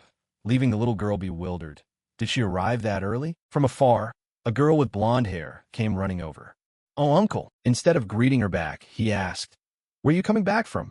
Juel rubbed her cheek against Juel's while hugging her and replied, I just went out to the mall for a bit. Juel looks so incredibly cute in her human form. As the two hugged each other, a few hints of pink flushed across their cheeks. The young girl smiled softly and pressed her forehead against Juel's. She seems really happy to have received a gift from you, doesn't she? Jitae held the bear in his hands, looking at them both. Can you read Juel's thoughts? Juel happily replied and explained, when we dragons share skin-to-skin contact, we don't just transfer mana. We can actually understand each other's emotions and thoughts too. Touching foreheads is especially the most effective way. To put it simply, it's the kind of physical contact used when you want to express your affection. Remembering what happened earlier, he reached up and touched his forehead, and here I was completely unaware of that. The young girl cradled the little girl in her arms and burst out laughing. Turns out there really are things you don't know, uncle. Jitae looked at the object strapped to her back and asked, what is that thing on your back? The young girl glanced behind her, falling into thought. Juel smiled and said hesitantly, oh, this? Well, from inside, the young girl pulled out a guitar, plucking the strings for a few seconds to tune it. Juel introduced it excitedly. I bought this to convey my soul to everyone without needing skin contact. What do you think? Don't I look just like a real singer? The young girl enthusiastically kept strumming the guitar, making Juel's eyes light up as she stood watching. I will absolutely give it my all. Despite that, Jitae still stared on with a completely deadpan expression. An image of the guitar alongside several syringes materialized. He stood watching Juel, who was sitting amidst a pile of shattered ruins. Jitae trembled so hard he was left utterly speechless, while the young girl's face no longer held any joy, replaced instead by an indescribable look. Returning to the present, he quietly swallowed his spit. Juel blew on her hands, which had turned bright red from playing the guitar before getting used to it. Jitae suddenly spoke up, making the young girl freeze in her tracks. Just don't overdo it. Thinking he was scolding her, Juel hurriedly waved her hands and ran after him, asking, why do you say that? Seeing her reaction, Jitae explained, I just mean take it slow. Juel tried to say more, but he cut her off. But want to put in the effort. Is Yubom awake yet? The young girl let out a sigh and replied, she's still asleep. Her fever hasn't gone down yet. Walking ahead, while holding Juel's hand, Jitae looked back over his shoulder. It can't be helped considering she used transfer magic for several days straight. As for Yubom, when he asked further about her, Juel brought a hand up to her mouth thoughtfully. As for Sis Yubom, she's been completely immersed in TV dramas all day, not even stepping a single foot out of her room. This is the first time I've ever seen Sis Yubom so passionately obsessed with something other than fighting. Hearing that, Jitae felt somewhat relieved, still better than causing trouble out on the streets. The three of them headed into the house, and the young girl led the little girl inside. Juel, remember to wash your hands after being outside. His eyes suddenly dropped, completely on high alert. Juel was happily wondering to herself, I wonder if Sispum is awake yet. Suddenly, Jite placed his hand firmly onto the young girl's shoulder, the atmosphere around him turning pitch black. Juel, take Juel into the room immediately. Do not come out until I call for you. The young girl was a bit confused and was about to ask when he cut her off. Huh? Why so suddenly? Promptly seeing Jite's expression like that made her feel a bit frightened. Oh, okay. The young girl scooped up the little girl and ran straight to the room. Juel, let's read a fairy tale together with. He watched them both run back to the room and confirmed they were safe. Before Jite finally turned his face toward the door, he walked over and placed his hand on the doorknob. A creaking sound echoed through the air. Jite stepped inside the room, his face looking somewhat gloomy as he took in the sight of what was inside. The room was completely devoid of light, leaving only Jite and 4 total strangers standing inside his house. One of the men in the group suddenly spoke up first. Who dared to turn the green dragon into this state? His eyes suddenly flashed with a sharp light, his tone carrying a menacing edge. Was it you? Guardian. Dragons would use enslavement magic to chain up any monsters or humans that proved useful to them, turning those individuals into nest sentinels, otherwise known as dragon knights. A few of the most elite guardians would act as bodyguard for the dragon whelps whenever they went out for recreation, just like this bunch. Yubom was still sound asleep in bed, completely oblivious to what was happening. Jite looked at her and thought to himself, did he cast sleep magic on Yubom? The bodyguard suddenly stomped his foot violently against the floor. He barked furiously right into his face. Answer me. Did you turn green into this? Instead of answering, Jite fired back with a question of his own. Shouldn't you introduce yourself first when entering someone else's home?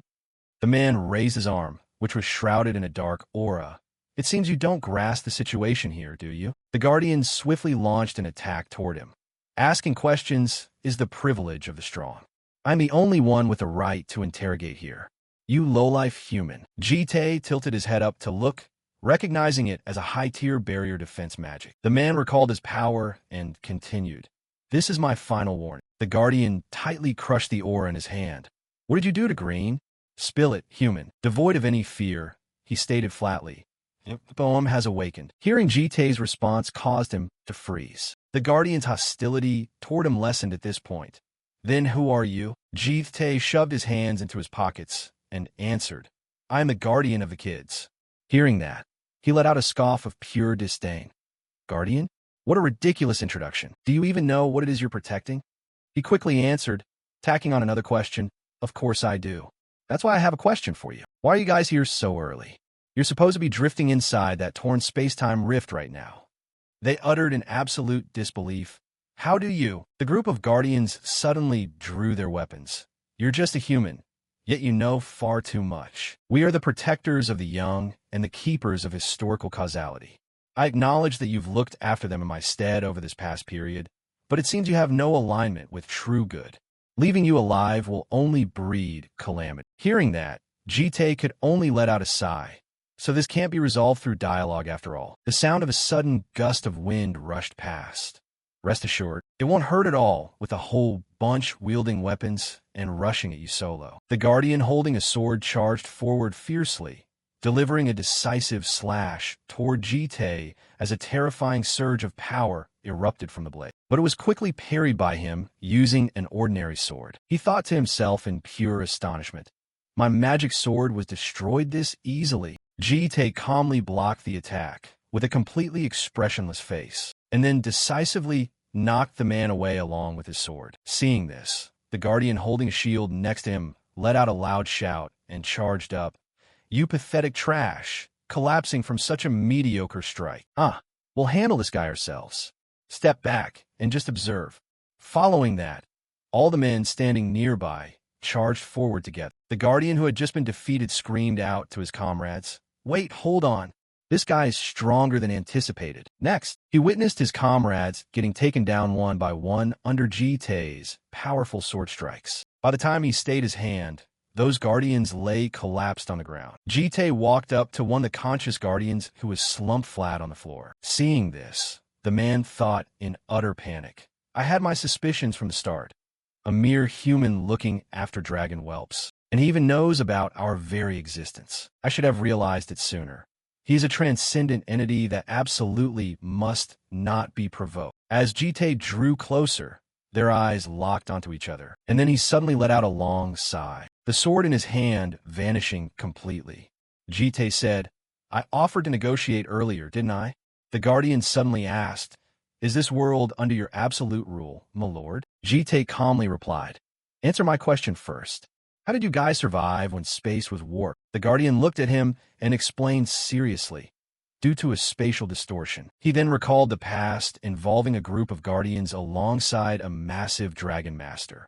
"We opened a portal to connect the nest to this world, but for some reason, the dimension warped and hurled us out into the cosmos." Jite told him, "Explain this spatial distortion more clearly." The Guardian answered, "I am not entirely clear on the details, but according to what my master once mentioned, there is something known as the event horizon of destiny. The spatial distortion occurred because of the energy from that place, as if all dimensions were being swirled violently around it." Hearing this, Jite thought to himself skeptically, "How bizarre. I've never heard of the concept of a destiny event horizon before, so what does it have to do with them appearing here? Could the event horizon have aided them in coming here? This is completely different from the previous times. This is the first time Yubom's Guardian has ever come looking for me." He then cast a cold glare over at the Guardian, who was slowly crawling back up, uttering grimly, "I must know how you got here, and how the horizon helped you arrive." That Guardian continued to explain, "To be more precise, a certain will crossed over that boundary and aided us." Jite was puzzled. "A will?" The man spoke up again. "It felt as though an invisible force was guiding the way. It led me to gather the Guardians and seek out the place where the dragon whelps were taking shelter." Hearing that, Jite directly said, "Let me check something real quick." Next, he gently placed his hand onto that Guardian's head, leaning down slightly as he instructed, "Look straight into my eyes." The eyes of equilibrium skill was one of the 3 authorities he had seized from the Demon King, an eye that distinguishes good from evil, truth from falsehood, love from hatred, allowing him to perceive the true nature of reality. After a brief moment, he closed his eyes and stated, "So you were telling the truth." Jite thought to himself, "I've already dealt with every threat to this world." Jite glared in anger. He had checked space countless times, so why did a loophole still manifest? That Guardian spoke up again regarding the will beyond the event horizon. It carried a profound wrath, almost like a curse. "Perhaps because I carry the jade core forged from Yubom's power within me, I was able to sense it." Hearing that, Jite slowly extended his hand, and then decisively pierced right through the Guardian's armor, extracting something from inside, causing him to cry out in agonizing pain. Next, he forcefully ripped the armor plating away, revealing a breach in the armor inside, where something was glowing brightly. He gasped in surprise. This is... Out of nowhere, multiple glowing chains crept out from that very spot. The Temporal Speed Authority Mid-X detected a destroyed timeline. The Temporal Speed Authority Mid-X identified a hostile element. This authority aggressively purged anything existing outside the main chronological axis, after which the numerous chains manifested into an hourglass that would hunt down any entity carrying an independent timeline. This authority, which had previously been dormant, was now fully activated, and the hourglass fell right into Jite's hands. He thought in confusion, "But I can't interfere with this just yet. My only option is to wait it out." Seeing this, those Guardians began gossiping among themselves. The bizarre light morphed into an hourglass. "Well, at least it's temporarily stabilized." Jite turned around and told them, "What are your plans now? The dragon whelps are already under my protection, so staying here is utterly pointless for you. The enslavement magic has also been broken by the spatial distortion. So what possible reason do you have left to remain here?" The Guardian asked, "Are you granting us our freedom?" Jite answered back, "As long as you don't cause any trouble, it's fine." Following that, they stood up one by one and uttered, "Then I shall take my leave." "We shall do the same." Jite calmly closed his eyes slightly and uttered, "Yeah, go ahead." But the Guardian, whose armor plating he had just ripped away, spoke up with great difficulty, "I cannot leave." Jite understood and asked, "You're not leaving?" The man answered resolutely, "Yes, because I am a keeper of causality." Before he could even finish his sentence, Jite punched him squarely to the ground. Jite slowly walked over and stated, "I'll ask you one more time. You still refuse to leave?" That Guardian answered firmly, "I cannot." He placed his foot onto the man's chest, forcefully releasing a surge of power that sent tremors through the entire room. Asking coldly, for the absolute last time, still no. The Guardian looked up at him and replied weakly, I cannot. The Guardian standing behind them spoke up. It's pointless to keep arguing. He was always a stubborn fool who wouldn't dare grasp freedom when standing right in front of it. What an idiot. Jite glanced over and pondered for a brief second, and then turned his face away, stating, Fine. At least you're the only one worthy of being a protector. A sword slowly materialized in his hand. That Guardian gasped in surprise. Huh. A short while later, the room was a chaotic mess. Those Guardians who had craved freedom had now lost their lives. Those stubborn ones who refused to leave struggled back to their feet, questioning, Why keep only me behind? Could it be that you are testing us, my lord? Jite calmly replied, Not exactly. Rather, I find you quite intriguing. Why do you insist so strictly on protecting Yubom? He readily replied. That is because my loyalty to Yubom's clan is absolute and unyielding. He stated, Loyalty is well and good, but Yubom is already under my protection. Since you are weaker than me, you have zero qualifications to protect her. However, there's a role that happens to suit you quite well. Hearing that, he looked up with absolute curiosity. Later, at a different location, Juel, and Yeo were standing there when Jite instructed, Say hello to each other. He materialized alongside the Guardian from earlier, who was now wearing an apron. Jite stated, This is my new housekeeper. His face held a look of sheer reluctance as he thought helplessly to himself. A housekeeper? Inside the cozy kitchen space, rustling sounds echoed as a smart robot washed dishes. It meticulously washed every single bowl and plate, lathering up soap to get them clean. The smart robot spoke up in its own distinct way, acting no different from a human. It turned around to shoot back. What? A housekeeper? Are you kidding me, my lord? Jite snapped. Don't like it. The robot stubbornly argued back. What does protecting dragons have to do with cleaning? My brain isn't smart enough to comprehend this logic. He slammed his hand firmly onto the table. As I stated yesterday, I alone am more than enough to protect the dragons. Allowing you to stay is pure leniency. If you fail to perform your housekeeping duties properly, I will obliterate you instantly. So you better show me what you can do. The robot turned back toward the kitchen area dejectedly, letting out a sigh. How on earth did I end up in this predicament? At that moment, Yubom stepped forward and spoke with a sweet voice. You are a guardian from Hagawa, right? It gasped in surprise. Lady Yubom, is your health all right? She smiled. Yes, it was just a minor spell of exhaustion. I heard you're staying behind to work as our housekeeper. The robot shifted its tone to a sorrowful one. I suppose so. Out of nowhere, Yubom chimed in with praise. The apron really suits you. Please take good care of us from now on, Mr. Housekeeper. Oh my goodness. Being praised by a girl caused his cheeks to flush red with embarrassment. At this point, the robot's hands trembled slightly as it held a bowl. Cleaning or washing dishes. Please just leave it all to me. My lady, I will never let you lay a finger on such filthy chores. Who would have guessed that the very next second, a sharp shatter from breaking dishes echoed out. She spoke up. Ah, that one was quite expensive. Juel looked incredibly precious, dressed up in a blue bear costume. Next up was a school uniform that exuded a sense of innocent childhood, followed by a beautiful, magical evening gown donned by the little girl. Watching the system screen with sparkling eyes, Juel gushed with absolute delight. This is way too cute. Where did you buy all these outfits, sis? They're gorgeous. Yubom replied. I placed the order right after she was born. Juel, do you like them? Seeing her delighted expression, she teased. She definitely loves them. She grinned from ear to ear. Mr. Housekeeper, which outfit do you think looks best? The robot replied. To me, Juel looks absolutely beautiful in every single outfit, my lady. The young girl laughed out loud. Great answer. It parted its mouth to thank the young girl. At this moment, nobody noticed Jite's face falling into a serious, brooding thought, looking as though it was about to turn pitch black like soot. Who would have guessed that his target of focus was directed straight at the young girl laughing merrily? This guy sure knows how to flatter. Red patches appeared across her fair hands, instantly catching attention. Jite barked in annoyance. Are you still playing that guitar? Juel hurriedly replied. Oh no, I'm not. I only strum it every once in a while. Yubom also questioned. Juel likes the guitar, which is why she plays it. Is there some sort of issue, my lord? He lowered his voice. I didn't say anything. Now that you mention it, Riem has been MIA all day. She's still got her head buried in video games.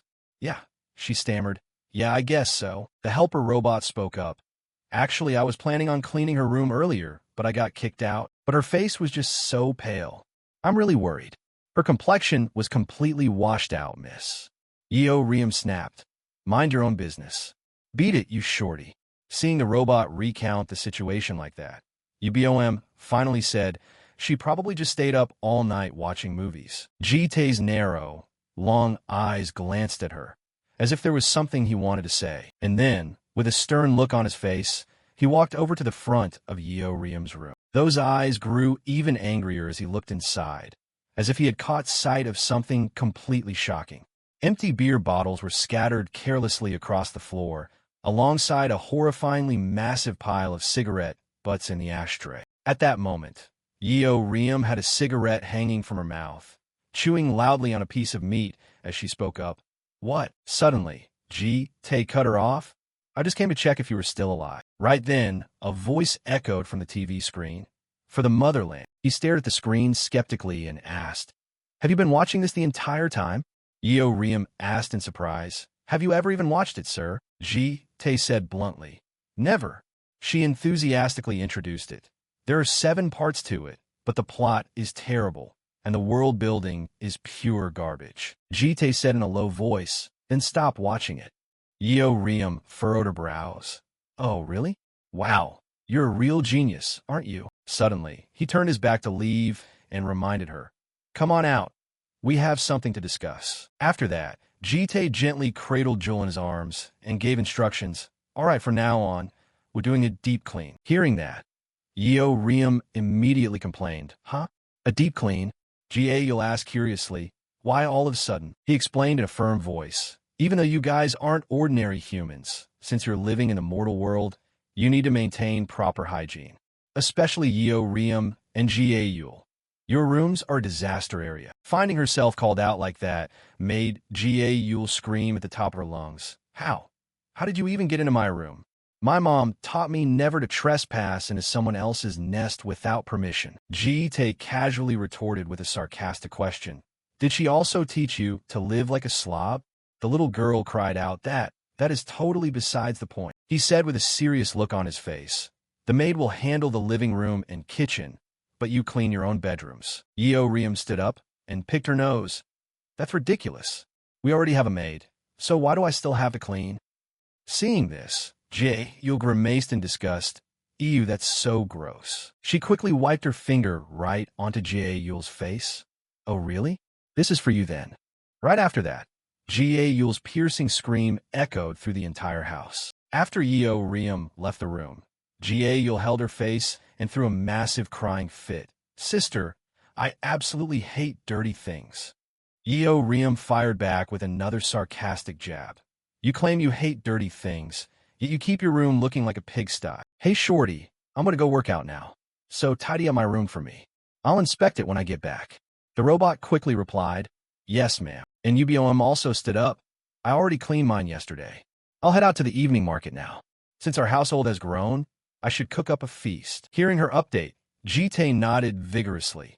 Yeah, but as the memories flashed back, his face turned completely pale at the thought of the dishes Yubom usually cooked. Yubom gave a warm, approachable smile.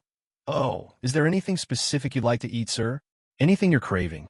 He blurted out in a hurry. No, just go. At the same time, shattered pieces of beer bottles lay scattered right by the helper robot's feet. Even the robot was utterly speechless at the sheer state of the room. Then the robot spoke up. Even though I don't have a nose, I can still smell the stench. Is this actual hell? No, it's worse than hell. No wonder Riem looks so pale. What on earth is this basin? Is she practicing poison resistance or something? After surveying the surroundings for a moment, it decided, all right, let's start with the heavy lifting first. Tae stepped up from out of nowhere and spoke. Aren't cans and plastics supposed to be sorted separately? You're a maid, and you don't even know that basic rule? Does Askaliba not have the concept of recycling? What a lawless wasteland. It furrowed its brow in thought. Other people might not notice, but I can definitely tell. This is a demonic aura. Could it be his alter ego? He opened his mouth to mock it, just staring blankly like that. Are you planning to pull an all-nighter? The robot nodded its head obediently and repeatedly. Understood, sir. Looking identical to the original self, the real Jite walked up at that moment and asked, "What are you two even doing while cleaning?" The demonic alter ego Jite replied, "You're here, sir. I'm currently instructing the maid on how to do the job." It trembled, not daring to utter a single word. "I heard he's a count," he said in a low voice. "Don't just stand there barking orders. Get in there and work with him. I called you because I was worried he wouldn't be able to handle Yeo Riam's room alone."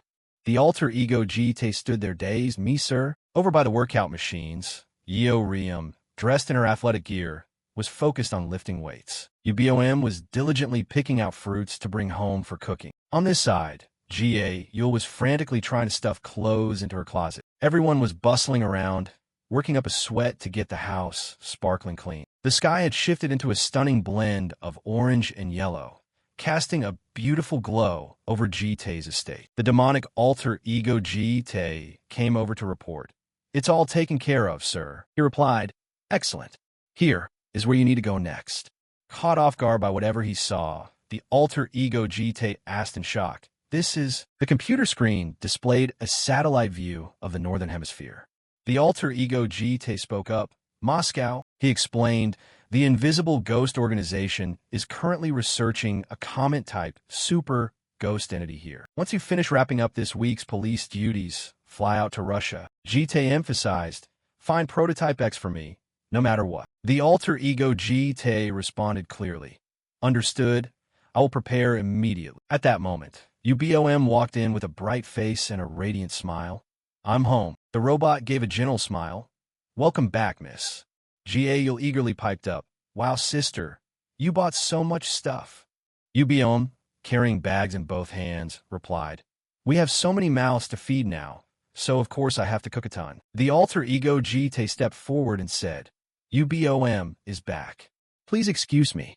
Jite stopped him. "Hold on," he commanded in a stern voice. "You need to swap clothes with me right now." At this moment, a few rather bizarre-looking dishes were laid out on the dining table.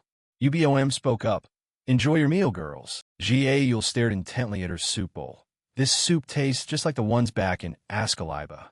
Yeo Riam added, "It's not bad." The little girl asked with innocent curiosity, "It would be so much fun if the maid could eat with us." She shouted back loudly, "How is it supposed to eat without a mouth? You dummy." Right at that moment, the alter ego Jite, disguised as the real Jite, was sweating bullets as he stared at the food. "Master, is this really the reason you made me sit here?" "Yeah." In the thick, foggy air, at an abandoned industrial complex near Lair, a guy was screaming obscenities with blood constantly pouring from his mouth, looking utterly grotesque. He stared straight into Jite's eyes, violently cursing at him. "Do you honestly think you can pull this off and walk away scot-free? A lowly human like you dares to? Do you even know who is backing me up?" Who would have guessed that before he could even finish his sentence, he was sliced right across the torso by the young man. Watching him hit the floor with a loud thud, Jite finally spoke. "Yeah, I know exactly who." He grabbed the guy by the hair, yanking his head up to remind him, "Professor One from Blue Dragon Academy, right? Or rather, I should call you the demonized one from the invisible organization, shouldn't I? What exactly is One plotting? What kind of stunt are you trying to pull?" At this moment, Jite activated his heavenly dragon eyes and threatened him. "Don't you dare lie to me. Spill it." The guy, his face contorted and drenched in deep crimson blood, trembled violently. "I don't know the exact details, but he said that in 3 months, if the plan succeeds, he will be chosen." Jite said in a low voice, "Chosen? You mean a designated seat, don't you?"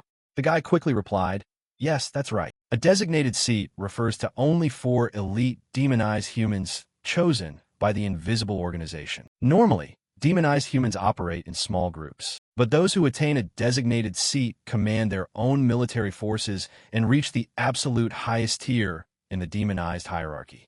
A disaster-level power." Jite pondered. How strange. In the previous loops, One never attained a designated seat, and at this current point in time, he shouldn't be capable enough to orchestrate any kind of plan. Right then, he suddenly noticed something unusual. The mid-time velocity X authority detected malice originating from beyond the horizon. The mid-time velocity X authority exists beyond the world's timeline because of the core. The target, the demonized one, has been interfered with by an entity dissatisfied with the regression loop. existing completely outside the world's timeline. The demonized one has broken free from the regression cycle, carrying over the most elite elements from the previous loop. First it was the Guardians, and now it's one. Is everything related to me being messed with? While Jite was lost in thought, calculating his options, he suddenly heard the guy call out, "Hey, that's all I know, but if you spare my life, I can dig up more information for you. My sick mother is waiting for me at home. I swear I won't betray you. Please just spare me." Out of nowhere, Jite showed absolutely no mercy and sliced the guy straight through the neck, letting his head drop right on the ground. Jite unleashed a murderous aura using his heavenly dragon eyes. "I already told you, lying is useless against me, and even if that were the truth, you still have to die." Immediately after, the abandoned building filled with a suffocating stench of blood, annihilation, and incineration. The twilight sky had completely transitioned into a brand new day, crisp and clear amidst the sweet chirping of birds. He walked through the crowd, lost in his own calculations. If one has a major plan to secure a designated seat, there's a very high probability that the plan involves Lair. Jite recalled the moment one said to Yubom, "Could you represent us and lead the year-end event?" That year-end event will likely tie directly into that guy's conspiracy. Suddenly, a voice called out, "Oh my goodness, what a cute baby." In the middle of the park plaza, people were eagerly gathering around to admire Yubom and Juel. Everyone showered Juel with compliments. "I've never seen such an adorable baby before." "What's her name?" Yubom spoke up. "This is Juel." Passers-by kept giving the little girl compliments. "Her eyes and hair color are absolutely beautiful." "How old is little Juel?" Just then, Yubom noticed Jite's arrival, her eyes widening in complete surprise. Jite spoke up. "What business do you all have with the kid?"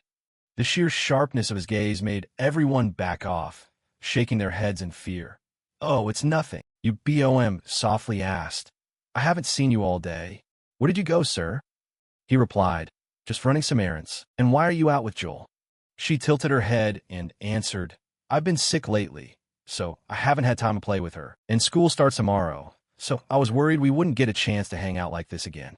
He replied, "I see." Yubom's bright eyes and warm, friendly smile locked onto Jite's gaze. He possessed a striking side profile, complete with a sharp, attractive bridge of his nose that was incredibly charming. Out of nowhere, she spoke up, "Don't we look exactly like a real family like this? Juel would be your daughter, and I'd be her mother. If we went by that script, then you and I would be." At that moment, little Juel was staring at the two of them with clear, innocent eyes. Yubom expressed to him, "And so, you and I would be." Jite simply remained silent without saying a word, looking as if he were deep in thought. Who knows what Yubom was thinking right then? But she gave an embarrassed smile. Seeing how serious Jite looked, she quickly laughed it off to break the tension. "I'm just kidding. Just a joke. Why are you being so serious?" He said in a stern tone. "If you're going to keep talking nonsense, just go home." After that, Jite picked up the little girl and walked forward, asking caringly, "Did you have fun playing?" Yubom stood at a distance, watching his retreating figure with a deeply pensive look on her face. As the sky transitioned into a romantic blend of orange and yellow. Underneath the beautiful cherry blossom petals, students dressed in neat school uniforms walked by. Schoolgirls were hurriedly crossing the street to make it to class on time. Petals drifted down across the academy campus, creating a highly picturesque scene. At the exact same time, Juel was frantically munching on a piece of sandwich while running at full speed, her cheeks flushed red and a wide smile on her face. "School is finally starting. Which class are you in, sister?" "I wish I could be in the same class as you." Yubom smiled. "I'm taking superhero studies, literature, magic theory, and sociology." "By the way, Juel, I've been wondering about this for a while now. Why do you keep holding that sandwich in your mouth? You already ate breakfast at home this morning." Suddenly, the little girl blushed furiously, smiling sheepishly. "You don't know? Mom said that if you hold a sandwich in your mouth on the way to school and bump into someone, Juel revealed the secret. That person would turn out to be your soulmate." As she said this, the little girl's eyes lit up like twinkling stars, full of hope. Who would have thought that while she was talking so passionately, she would crash right into Yubom? Talk about a total lack of romance. "Ouch." Yubom mocked her. "Gee, I wish I could run into a soulmate like that too." "Oh my gosh, I can't believe I bumped into little Ga Yule. So does that make me your soulmate, Ga Yule? The little girl cried out. But sister, you're a girl. Yeoriam quickly snatched the piece of sandwich and popped it in her mouth. So what? I watch Western movies all the time, and the girls are constantly making out. The little girl screamed, my sandwich. Yeoriam brought up. By the way, where did that old man disappear to this morning? Isn't he supposed to be auditing our classes? Ga Yule replied, yeah, I think he said he was going to the main office first to confirm something. Yeoriam laughed out loud, huh? He didn't even come home last night either. He's probably out seeing some girl. Ga Yule was stunned. No way. He's totally not that type of person. Ga Yule asked curiously, what's wrong with you, sister? Why are you suddenly breaking out in a cold sweat? All of a sudden, the little girl seemed to notice something strange. Ga Yule asked inquisitively, who are those people over there? They don't look like students, do they? Who else could it be? Probably a bunch of reporters. Yeoriam spoke up. They're probably here to take pictures of the standout students among the freshmen. Yubom quickly slipped away. I'll head inside first, you guys. Right then, a young man slightly turned his head as he noticed something. The surrounding crowd whispered curiously. Is that girl over there Yeoriam? It is Yeoriam, the one who took down Sophia and made that earth-shattering statement. Ah, that's right. It's that red-haired girl. Yeoriam stood there dazed and cursed under her breath. Instantly, flashlights shone directly on her as the reporters bombarded her with questions. Are you Yeoriam? Please give us a brief interview. Look over here for a second. Please, just answer a few questions. Ga Yule timidly hid behind Yeoriam's back. What? What is going on? What is wrong with you people? At that moment, Yeoriam opened her mouth wide and bellowed. All of you, she screamed so furiously that her voice echoed piercingly across the entire campus. Yeoriam snapped angrily. Listen up, you reporters. I already gave my answer last time. Wasn't that enough? Fine. I'll deal with every single one of you. Showing absolutely no respect, she flipped them a highly civilized middle finger. Bring it on, you bunch of parasites. Juel woke up sleepily, waking up to find the house completely empty. The little girl kept staring intently toward the front door. Seeing this, Guardian grew worried as well. He muttered in frustration, this is getting pretty awkward. Before leaving, Jite had instructed him, the kids are off to school, and I won't be home either. It's just going to be you and Juel at home today. So make sure you keep a close eye on the baby. Guardian scratched his metallic head, never expecting to receive a mission even harder than cleaning. I've never babysat anyone before. He called out, hey there, little Juel. The little girl turned around, her sparkling eyes locked onto him. Guardian stepped forward and explained himself like a professional butler. The other girls and the master won't be back until tonight. So please stop waiting. Why don't you find a comfortable spot to sit down and relax, miss? Juel heard him, but didn't give any response. The two of them just stood there staring at each other for a while. Eventually, the little girl simply turned away coldly, leaving him standing frozen in his tracks. He panicked. This is so embarrassing. Guardian realized he couldn't convince Juel. He walked away dejectedly, planning to start his usual chores. Whatever. Might as well get some cleaning done. Suddenly, his eyes darted to the middle of the living room, and his eyes lit up as he found a solution to break the deadlock. Once again, Guardian stepped up beside Juel. Miss Juel? In his hands was a book. Guardian asked tentatively, would you like to read a fairy tale with me? Fortunately, Juel agreed. The two of them headed over to the room together to read the book. The little girl's eyes sparkled with delight as she looked into the illustrated world. Seeing such a positive reaction, Guardian rejoiced internally. Thank goodness, it looks like she's actually interested in fairy tales. Well then, let me read it out loud for you, miss. The story began. The title of the book was My Dad is a Fairy. Guardian started narrating. Once upon a time, in a faraway forest. Out of nowhere, the bright story took a twisted turn. If it's an ancient forest, it must be from the pre-demon realm era, some sort of primordial jungle. The story continued. And next, in that place lived a little girl named Danyuni and her father, residing together. Guardian added another completely unnecessary commentary. It seems like her mother has already passed away. But Danyuni is quite lucky. Back in those days, having even one parent survive was already a miracle. Before going to sleep, her father would tell her old, ancient stories every single day. The story completely lost its inherent innocence. Fascinating. If it's an ancient story, It must be about the Great War. While Juel stared at him with a look of pure disgust, he kept rambling on. So, Don Uni must have been a total war fanatic, huh? Guardian kept enthusiastically reading on. Then, one morning, when she woke up, Don Uni discovered her father wasn't home. Could it be that he went out to find a new stepmother for her? I heard that back then, there was a culture of taking prisoners of war as concubines. If Don Uni got a new stepmother, she'd probably be thrilled. Guardian concluded. Anyway, Don Uni, suddenly, he noticed something was terribly off. Juel was glaring at him with eyes full of absolute loathing. Guardian asked blankly, "What's wrong, miss? Do you not like the plot of this story?" Juel didn't answer. She simply pointed her finger toward the distance. The direction she was pointing to was a corner of the wall. Juel pointed at the corner and then pointed back at Guardian, repeating the motion over and over. He ended up getting banished to the corner by the little girl, sitting there completely huddled up, forbidden from even touching the story. Meanwhile, in the heart of the city, a luxury car was cruising smoothly down the road. From inside the vehicle, a pair of elegant, graceful legs stepped out. Every single male student at the academy couldn't help but turn their heads to stare at the person who had just stepped out. The girl who just got out was gracefully touching up her makeup. Her name was Gong Ji, the heiress of the Gong clan, one of South Korea's 3 major swordsmanship families. However, at the moment, she cared far more about maintaining her looks than practicing swordsmanship. Juhi complained, "Ugh, practicing swordsmanship makes me sweat so much it's disgusting. It completely ruined my makeup too." Juhi spotted a crowd of reporters up ahead. "What is that? What are those reporters doing? Don't tell me they're waiting for me." She acted exhausted. "Secretary Kim, you know I hate being the center of attention. Go handle them for me." Secretary Kim, standing behind her, reminded her, "It appears they didn't come to take pictures of you, miss." Hearing this, Juhi was taken aback. Annoyed, she pushed her way through the crowd of reporters. "Then who on earth is over there that they aren't taking photos of me?" Suddenly, Juhi went completely silent, utterly stunned.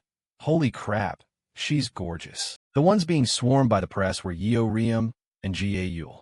Meanwhile, Yeo Riem was currently sitting comfortably on the back of a male student. Jie Yul asked bashfully in confusion, "But sister, why did that person turn into your chair?" Yeo Riem replied bluntly, "I have no idea. They volunteered." She checked in on him. "You good? Don't you dare go crying about this later." The male student replied happily, "Yes, of course. I'm a huge fan of yours." Yeo Riem muttered in confusion. "Fan? What kind of nonsense is that?" A reporter stepped forward. "Well then, student Yeo Riem, can we finally begin our interview with you?" Yeo Riem replied arrogantly, "If you guys don't wait your turn, forget the interview. I'm walking straight out. 1 question per person, then get lost." She gestured. "Let's start with that guy wearing the hat over there." Hello student Yeo Riem. I'm from TT Broadcasting." Yeo Riem cut him off. "Your introduction is way too long." The reporter standing next to him shouted out. "I wasn't even finished speaking." Another reporter immediately chimed in. "I'm from CT France. Recently, you become a massive trending topic in the superhero community, with so many people searching for you. How do you feel about that?"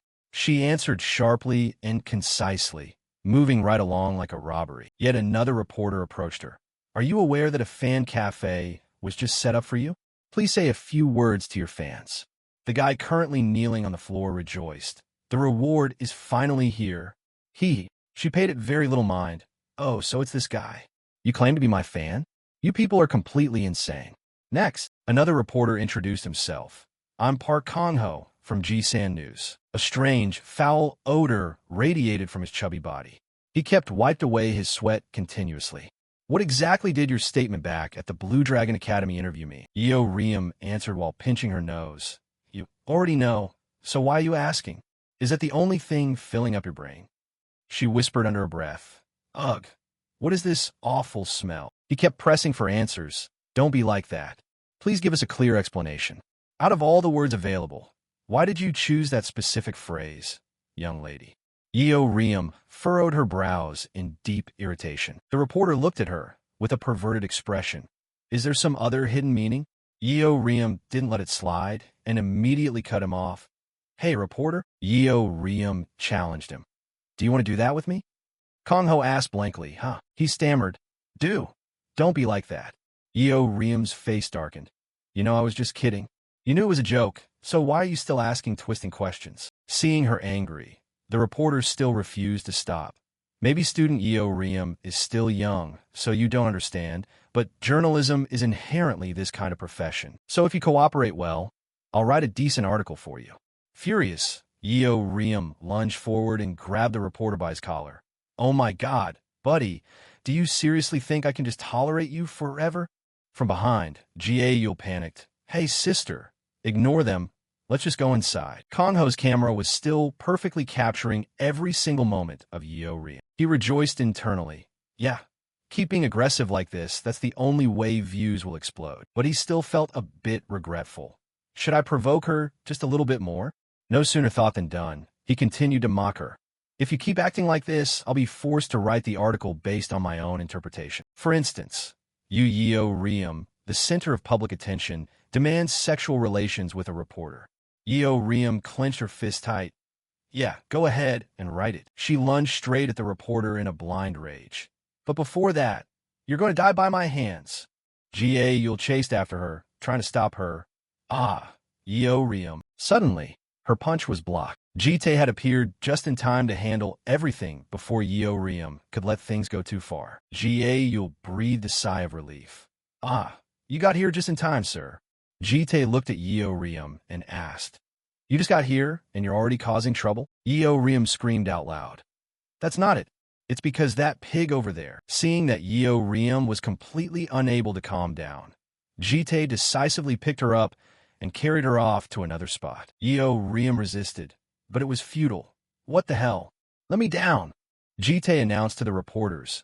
The interview ends here. Before leaving, he even threatened them, and you all better not publish a single word of this in the news. A massive wave of energy was released from Jite as he walked away in anger, his footsteps so powerful that they literally crushed a patch of the ground beneath him. Kang Ho backed away in sheer terror, while his recording equipment burned to a crisp. Yeo Riem stared blankly at Jite's sudden action. The three of them walked away together under the watchful eyes of the crowd. Jite warned her, Juel, if you don't want to be late on your very first day of school, get inside right now. Juel scurried along behind him.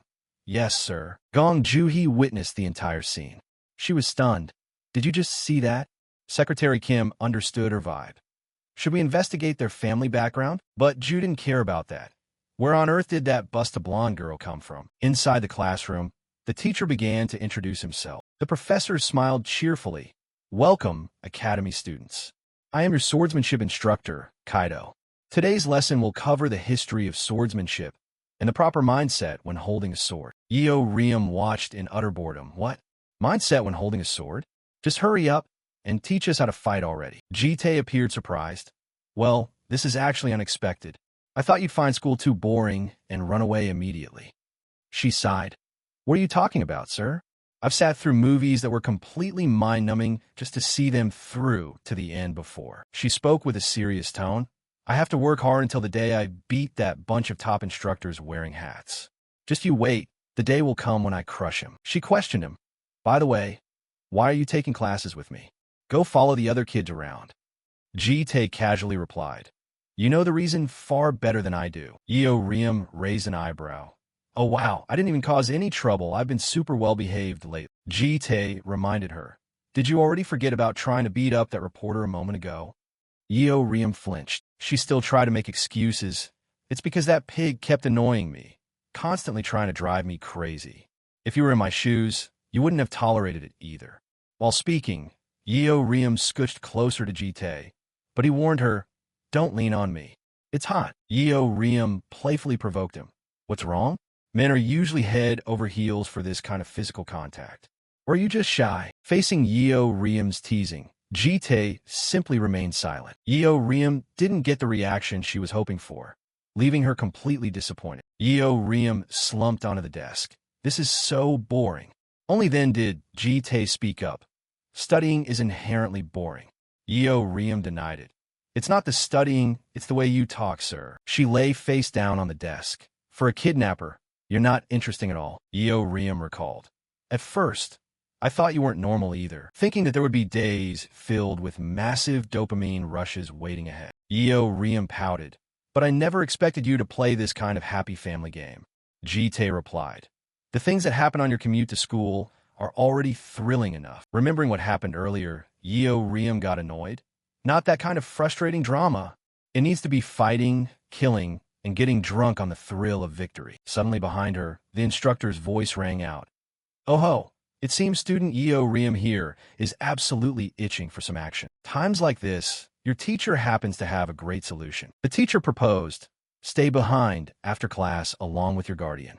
Riem's face completely contorted upon hearing the request. After class, inside the gymnasium, Riem was holding a wooden sword, wiping it down with all her might. The more she wiped, the angrier she got. Riem suddenly stood straight up and threw the sword in her hands, getting more pissed off the more she thought about it. Why do I have to clean this crap? I want to fight. Across from her, Jite was also stuck cleaning. He calmly advised her, instead of whining, just hurry up and wipe. Riem demanded in annoyance. Just call that guy at home out here to finish this. He loves cleaning anyway. Jite countered. Then who's going to watch Juel? She could only click her tongue and let it go. That blue kid is a handful too. Riem changed the subject. I have a question. Did you even go to school when you were a kid? While wiping his sword, Jite answered, I didn't have time to get a proper education. Seizing the opportunity, she immediately teased him. What's that? Are you an idiot too? Sir, saying you didn't have time to study is usually just an excuse, right? Ha! He simply replied back plainly. There was a war going on back then. I was too busy surviving. Hearing that, Riem was stunned. She turned away. Damn it, you totally ruined the mood again. Then what's the excuse for my situation? She thought for a moment and then decided to ask. Is your life fun? Jite was not amused. Riem squatted down right in front of him. Then why even live if it's that boring? If I were as strong as you, I wouldn't live such a tedious life. Or maybe you're just sick of life because you're too strong. Ha! Jite said pensively. Life goes on. I can't just abandon it. Riem broke the serious atmosphere. What's with that childish answer? Jite didn't want to bicker. All right, enough small talk. Keep wiping. The scene shifted to that evening at Jite's house, where everyone was happily spending time together. The setting was warm and cozy, just like a real family. Riem fiddled with a Rubik's Cube in her hands. So you twist it like this to make all the sides match up? While she was hovering over it, trying to figure out the solution, Guardian kept pacing back and forth, cleaning right behind her. Riem, irritated by his presence, threw the Rubik's Cube straight at him. Hey, you bastard, are you trying to keep annoying me forever?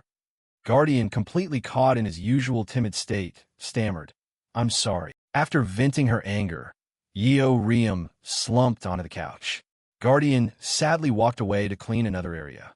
Seeing that Riem was in a bad mood, Yubom checked in on her. Why do you look so irritated today? Is it because those reporters bothered you this morning? Riem was exhausted, which was true, but she was mostly just bored. I haven't gotten to fight anyone lately. Riem called out. Hey, Sister Bomb. Yubom was utterly shocked, her face turning pale. Did you just call me sister? She rushed over to Riem's side. Riem? What's wrong with you? Do we need to go to the hospital? Riem frowned. Oh my god. Do you seriously prefer me addressing you with rude language instead? She propped herself up with her hands. Anyway, that doesn't matter. She questioned her. What do you even live for? Seeing Riem act like this for the very first time, both Yubom and Juel stared with wide eyes. Yubom whispered into the little girl's ear. Juel, it looks like Sister Riem has finally hit puberty. Juel nodded her head in agreement. Riem blushed and screamed out loud. I can hear everything, you dummies. And you, blue kid, what are you nodding your head for? Riem recounted. Today I asked the human guy what the point of living even is. Do you know what he said? Riem mimicked Jite's exact facial expression from that moment. Life just goes on like that. It cannot be abandoned. Yubom and Juel gasped in admiration. Wow, you just copied him perfectly. Riem continued. But that guy doesn't feel any joy. People in this world live to find joy. So if you can't feel any joy, what's the point of living? Take that golden monkey, for example. She gets totally ecstatic just from eating good food. And that little kid over there is perfectly happy just playing with a raggedy old teddy bear. Yubom fell into deep thought as well. He doesn't really say anything to us, but surely there must be something he likes, right? Suddenly, Riem replied, in my opinion, you're exactly like that human guy. Yubom asked curiously, I'm like him, Riem agreed. Yeah, both of you are equally baffling. You're both boring as hell. Ha! Ubom paused and seriously pondered it. Is that so? Riem continued to press. So do you find anything joyful while living? Ubom remembered something, her eyes lighting up. There's one thing, Riem asked curiously. What is it? Ubom's answer left Riem completely stunned. You know what? Is he a human or a god? Riem said skeptically. What?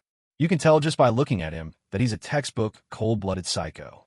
Thinking back to Jite, Yubom gently replied, Right, I used to think so too. The memory of the two of them sitting together flashed through Yubom's mind. Recalling Jite's face from that moment, Yubom inadvertently flashed a shy smile. But actually, he has a cute side to him too. Riem suddenly lunged forward, her face filled with sheer disgust. Huh? What is up with that creepy smile? Startled by Riem's sudden action, Ubom gasped. Oh my goodness! Riem pinned her flat on her back on the floor, relentlessly questioning her. Don't tell me you two did something weird behind my back. Tickled by her, Ubom couldn't hold back her laughter. Stop tickling me. It tickles so much. Right at that moment, Juel came running downstairs. Sister, the little girl rejoiced. This is insane. The entire online community is talking about Sister Riem. Juel's voice was full of excitement. There's even a fan cafe. Riem snapped her head around and asked, What the hell is a fan cafe? A bolt of realization shot through Juel's head, as if she suddenly understood the situation. Juel turned her head away, blushing furiously in embarrassment. It's nothing. You two just keep doing whatever you were doing. Riem furiously screamed after her. Hey, you little brat. What do you think you're doing? Another peaceful morning arrived at Jite's house. Inside his room, he was putting on a dress shirt and adjusting his watch. The bedroom door suddenly swung open. Ubom slowly stepped inside. Sir, she looked up, intending to say something. I wanted to ask for a favor. Jite's shirt was only half-buttoned, exposing his toned abs. Panicking, Ubom slammed the door shut. I'm so sorry, I should have knocked first. Jite calmly reassured her. What's the matter? Come in, I'm fully dressed now. Ubom stepped inside once again, looking far shyer than before. Ubom spoke up. Could you please come along with me today, sir? Jite adjusted his tie. Come along? Why so sudden? She pouted cutely. Lately, you've only been going out with Riem and Juel. You haven't gone out with me even once. He replied, Well, I guess I have no choice. Ubom thought to herself. I actually prefer violence. And Juel is incredibly easy to bribe. Want to go grab some fried chicken with me? Wow, fried chicken. Thinking up to that point, Jite let out a helpless sigh. Fine. Juel spoke while stuffing her face. Sister, where are you going instead of going to school? Riem snapped in irritation. Swallow your food before talking. Ubom smiled. I'm going on a date with him. Juel was startled. A date? Riem looked away. You just mean going out with our guardian, right? Juel chewed on her bread while processing the piece of information she had just overheard. By the way, why haven't you ever gone out with Sister Bom before? Don't tell me you're playing favorites with just me and Sister Riem. He explained no, that's not the case. The little girl smiled. Even though favoritism is bad, I totally understand. My mom dated 100 different men, but she still clearly favored 2 or 3 of them above the rest. Riem gasped in shock. Holy crap, your mom is wild. Juel smiled innocently. Right? Ubom sighed and turned her head away. Yeah, so does that make me like one of those 97 discarded men? Jite asked skeptically. What do you mean by that? Juel said sadly. In the end, after kidnapping us, you don't even care about me. It's like once a fish is caught, you don't bother looking at it anymore. Riem frowned and blamed him. You've been abandoned. Poor Sister Bom. You're awful, sir. Riem also looked at him. I get why you only hang out with us, but you don't need to worry. Just go ahead and hang out with Sister Bom. It's not like you can keep tabs on us 24/7 anyway. He mused. Fine. Hearing that, Juel gave a mischievous wink, having successfully achieved her goal. Time flew by as they reached the building, sunlight casting a bright glow over the rooftop. Inside, 15 students along with their parents were sitting neatly in their seats. The crowd looked at Ubom and whispered among themselves, Oh, She looks like the older sister of that famous girl, Yubom, doesn't she? I think her name is Yubom. Wow, she's gorgeous. Rumor has it she got a perfect score on her admissions interview. Seriously? Which clan is she from? I heard it's the Yu family, but I'm not entirely sure. The Yu family? Wow, that sounds incredibly basic. At that moment, Suji clapped her hands. All right, our communication theory lesson ends here. For the remaining time, we will practice social ballroom dancing. A young man at the front spoke up. Ah, this is so embarrassing. What do you mean dancing? She countered skeptically. Oh, why on earth would you be embarrassed? When you all become superheroes representing your respective clans, there will be times when you have to dance at high society galas. Standing there frozen like a wooden log at that time is what's truly embarrassing. Now, please find a partner and pair up. A male and female student stepped toward each other. I'll be in your care. Yeah. Another pair blushed as they held hands. Since nobody else wants to, just dance with me. She laughed. If there's someone you'd like to pair up with, don't hesitate to invite them. Ho ho. Right then, a pink-haired girl was drawn to something and snorted. Is that Yubom girl still without a partner? I totally thought guys would be lining up out the door just to pair up with her. The young man next to her explained. Yeah, there's just something about her that makes her seem totally unapproachable. It feels like if you touch her, your hand might literally snap off. At this moment, Suji walked over looks worried. Oh dear, Yubom doesn't have a partner yet? Yubom smiled to mask her true feelings. Yes, I guess I'm not particularly popular with everyone, she suggested, but Yubom is so beautiful. How about the professor? Right then, she cut her off. Professor, would it be all right if I invited my guardian to be my dance partner? Far off in the distance, Jite was caught off guard upon hearing this. Suji nodded. Ah, really? Yes, of course. She quickly ran off. Thank you, she exclaimed in admiration. Wow, she's fast. She quickly marched over to the spot where he was sitting. Yubom held out her hand. Sir, hurry up and come on out here. He averted his gaze to avoid eye contact. I don't know how to dance. She looked utterly aggrieved. So you're just going to leave me all alone? I'll be so lonely. Hearing that, he let out a helpless sigh. Right now, Suji was guiding them according to the rhythm. All right, slowly take your partner's hand. 3, 2, 1, 2, step. At this moment, Jite and Yubom faced each other in complete awkwardness. She suddenly noticed something that left her rather surprised. His hand kept hovering up and down hesitantly. So she teased him. Sir, are you shy about touching me? He turned his head away. That's not it. Yubom proactively grabbed both of Jite's hands. Don't worry, it's not like touching each other automatically means we're in love or anything. He remained completely cold. Yeah, I know. Her voice turned heavy. And don't you dare just half-ass this dance. You'll ruin my grade. He replied back. Understood. The two of them stepped into position. She spoke up. Let's begin. The two of them proceeded to dance together with perfect coordination to the rhythm of the music. Yubom chuckled to herself. Why are his hands sweating so much? Her pale, fair hand held on to Jite's completely drenched hand. Are you nervous? The rest of you is soaked too. There's so much sweat on your chest that it's practically see-through. She suddenly recalled the image of Jite's incredibly hot physique from earlier, and Yubom's face instantly blushed bright red. In that brief moment of distraction, she tripped over her own feet and fell backward. Ah! But Jite swiftly caught her in his arms before she could hit the ground. The atmosphere right now was incredibly romantic. He stood there completely stunned, a loss for words, while Yubom was currently so embarrassed that her entire face had turned completely red. Her heartbeat accelerated rapidly. Then her vision went blank and blood started pouring from her nose. He gasped in shock. Ah, nosebleed. A while later, after class had ended, at a roadside shop, Yubom was sipping on lemon juice, with a piece of tissue stuffed inside her right nostril. Jite asked, Do we need to go to the hospital? She answered, Dragons don't need to visit hospitals, do they? I'm completely fine now, sir. Thinking back on it, he found it highly suspicious. How strange you didn't hit anything. Why did your nose just bleed? She shyly turned her head away. Who knows? Right then, she changed the subject. By the way, you're a much better dancer than I expected. Where did you ever learn? Ah.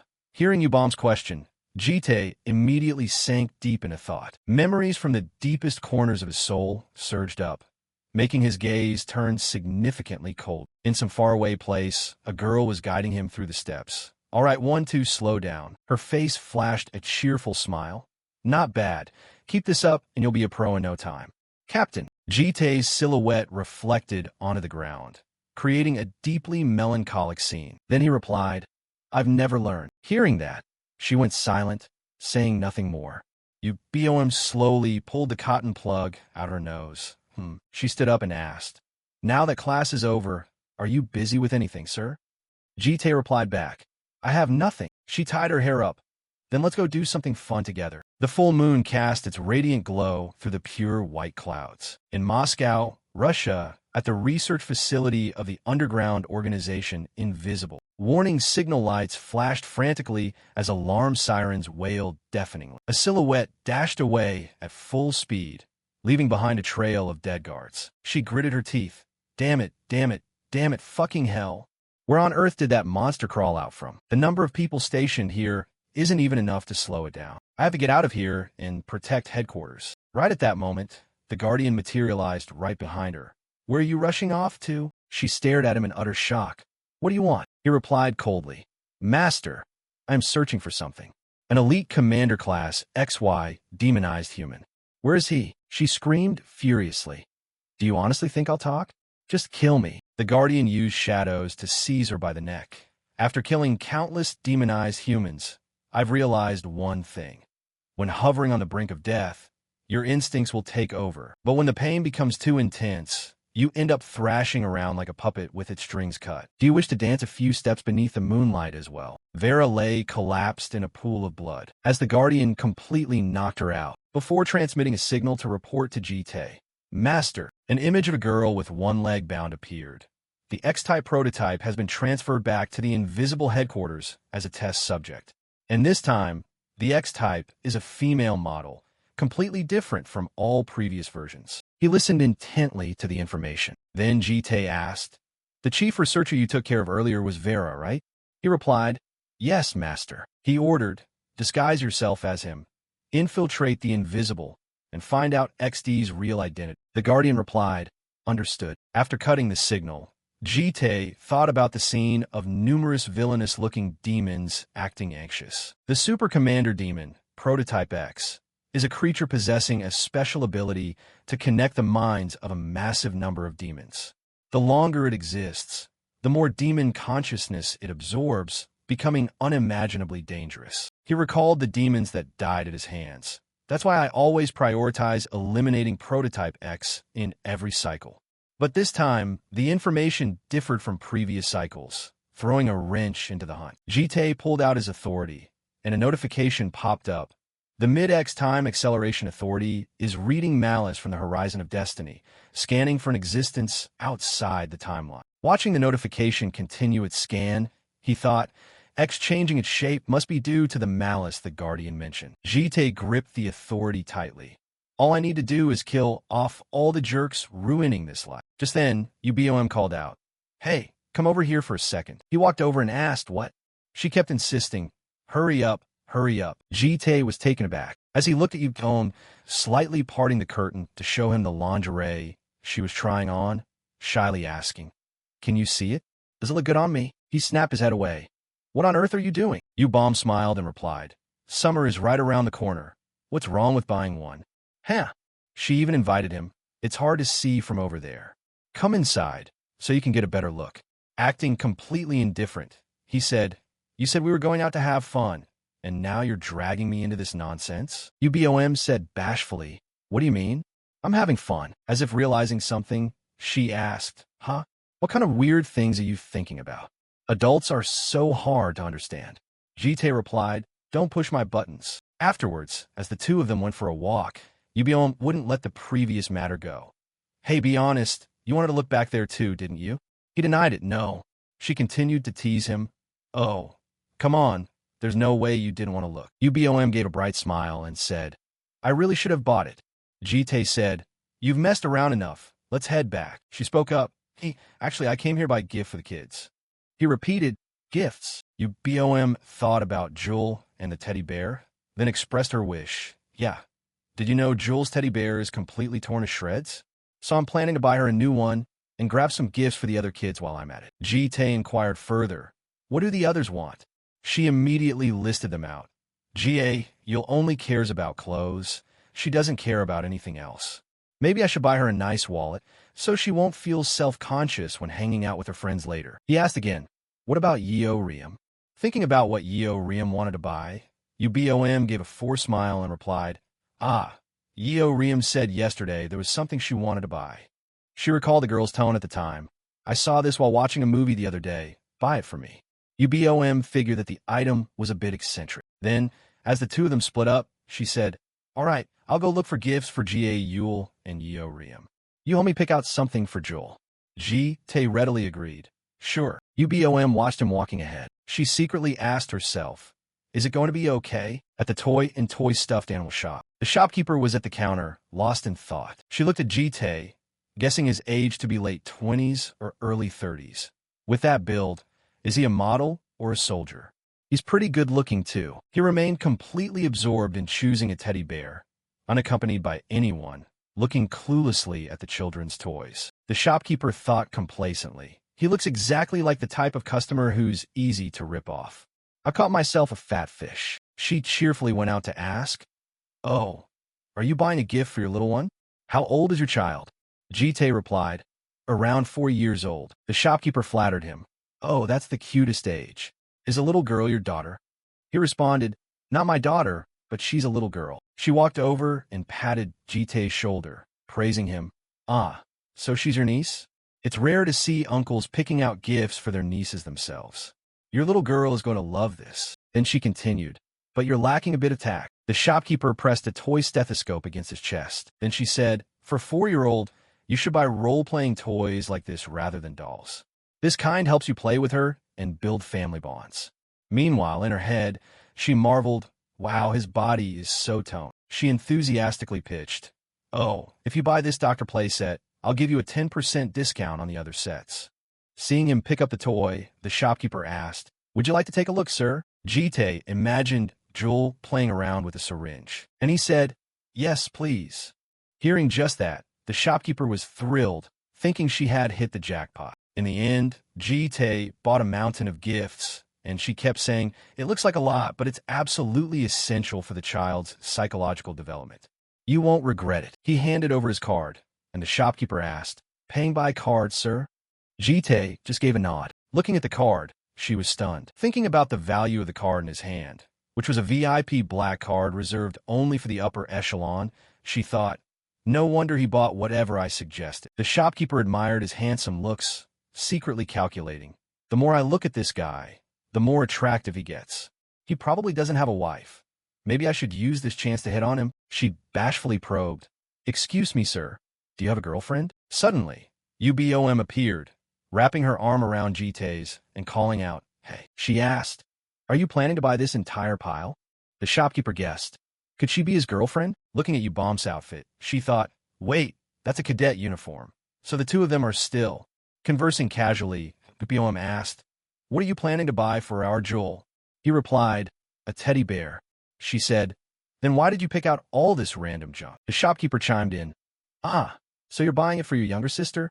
Yubom glanced over at her. She said, she might not be used to it first, but Yubom repeated, she won't like it. The shopkeeper forced out, is that so? She picked up a teddy bear to inspect it.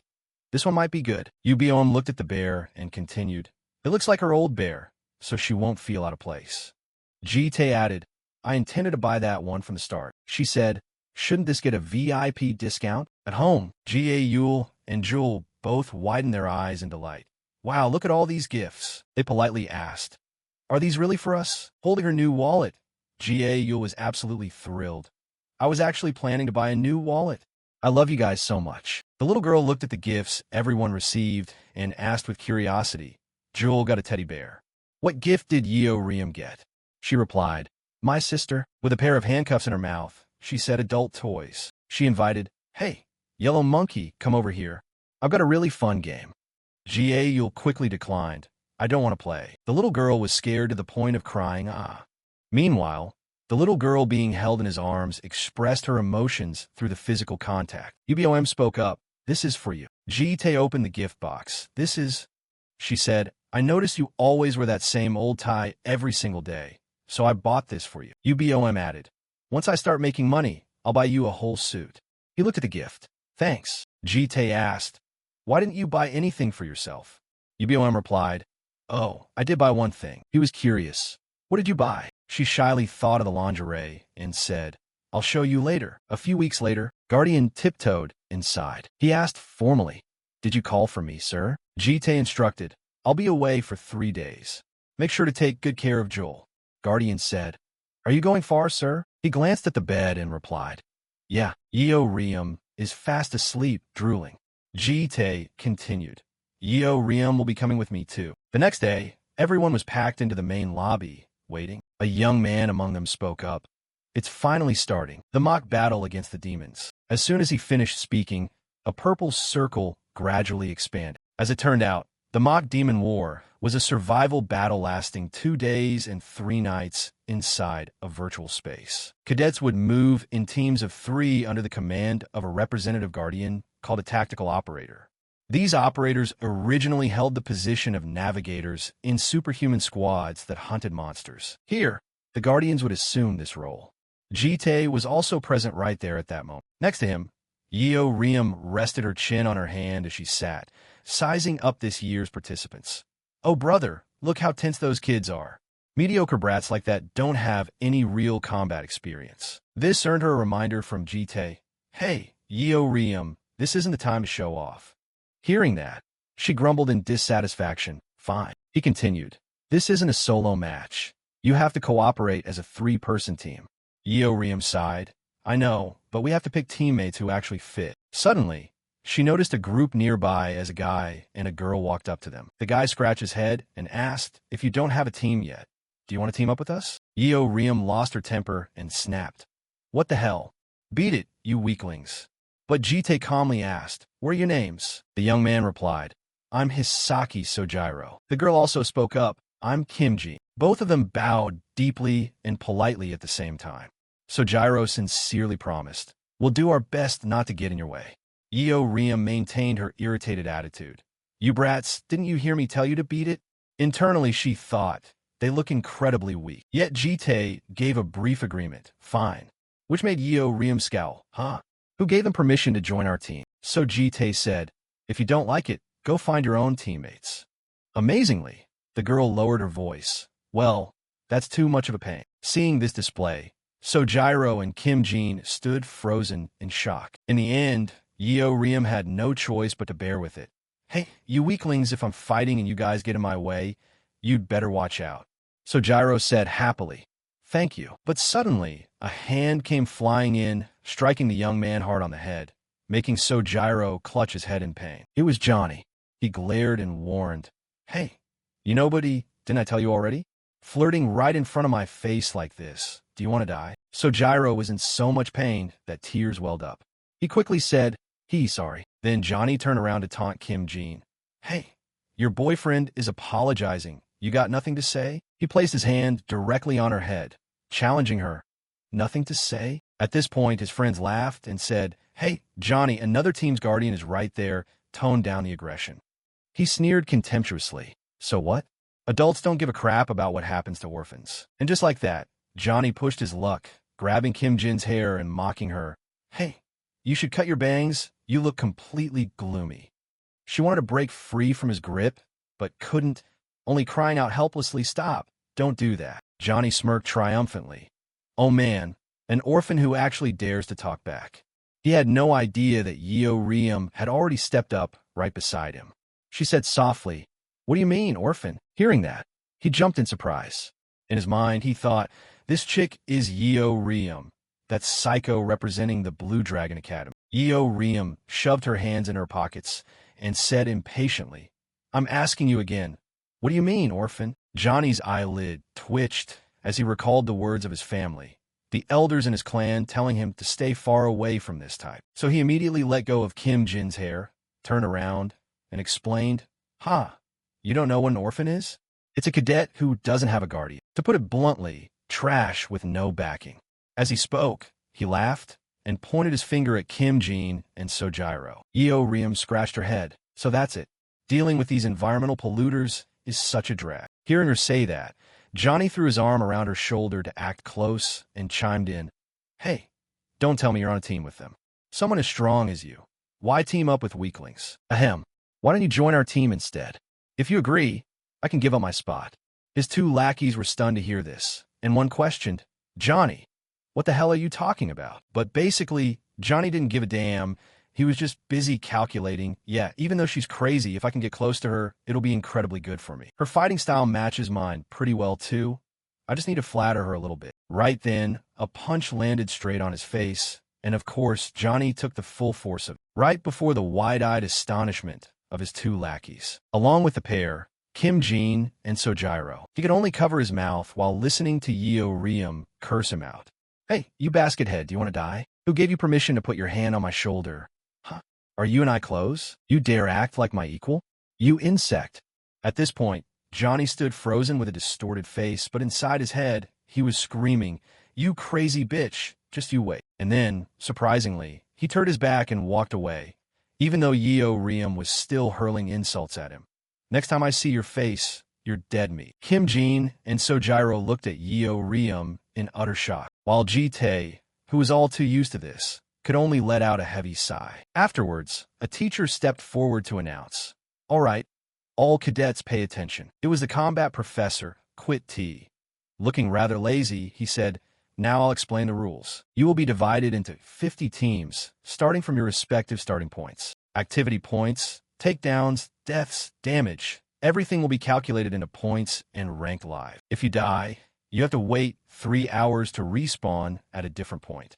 Keep this in mind. The virtual terrain is named the Anthill, and true to its name, that location is a massive cavern. The teacher concluded his presentation with a word of blessing. Good luck to everyone. Dismissed. One by one, everyone stepped into the virtual matrix. Ji-tae's group had entered as well. Yeo Riem laughed and said, hey, pretty impressive. Since it's this great, let's kick things off with a slaughter. However, Kim Jin quickly stopped her and asked, wait, how can we fight when we don't even know where the other teams are? Yeo Riem said blankly, huh? Just run around and we'll run into them. Kim Jin explained, I'm sorry, but we aren't as agile and durable as you. If you charge off alone, we might get ambushed from behind. Kim Jin offered her opinion. We should establish a strategy before we act. Hearing that, Yeo Riem scoffed. What strategy? Just let me fight. You guys cover the rear. Kim Jin criticized her seriously this time. This is a team match, not a solo game. Don't act recklessly. Yeo Riem glared and barked back. I took pity on you and let you into the team. Now you're trying to push me around? Sojiro immediately stepped in between them to break it up. Hey everyone, calm down. Only now did Ji-tae speak up. Do you guys have any specific target in mind?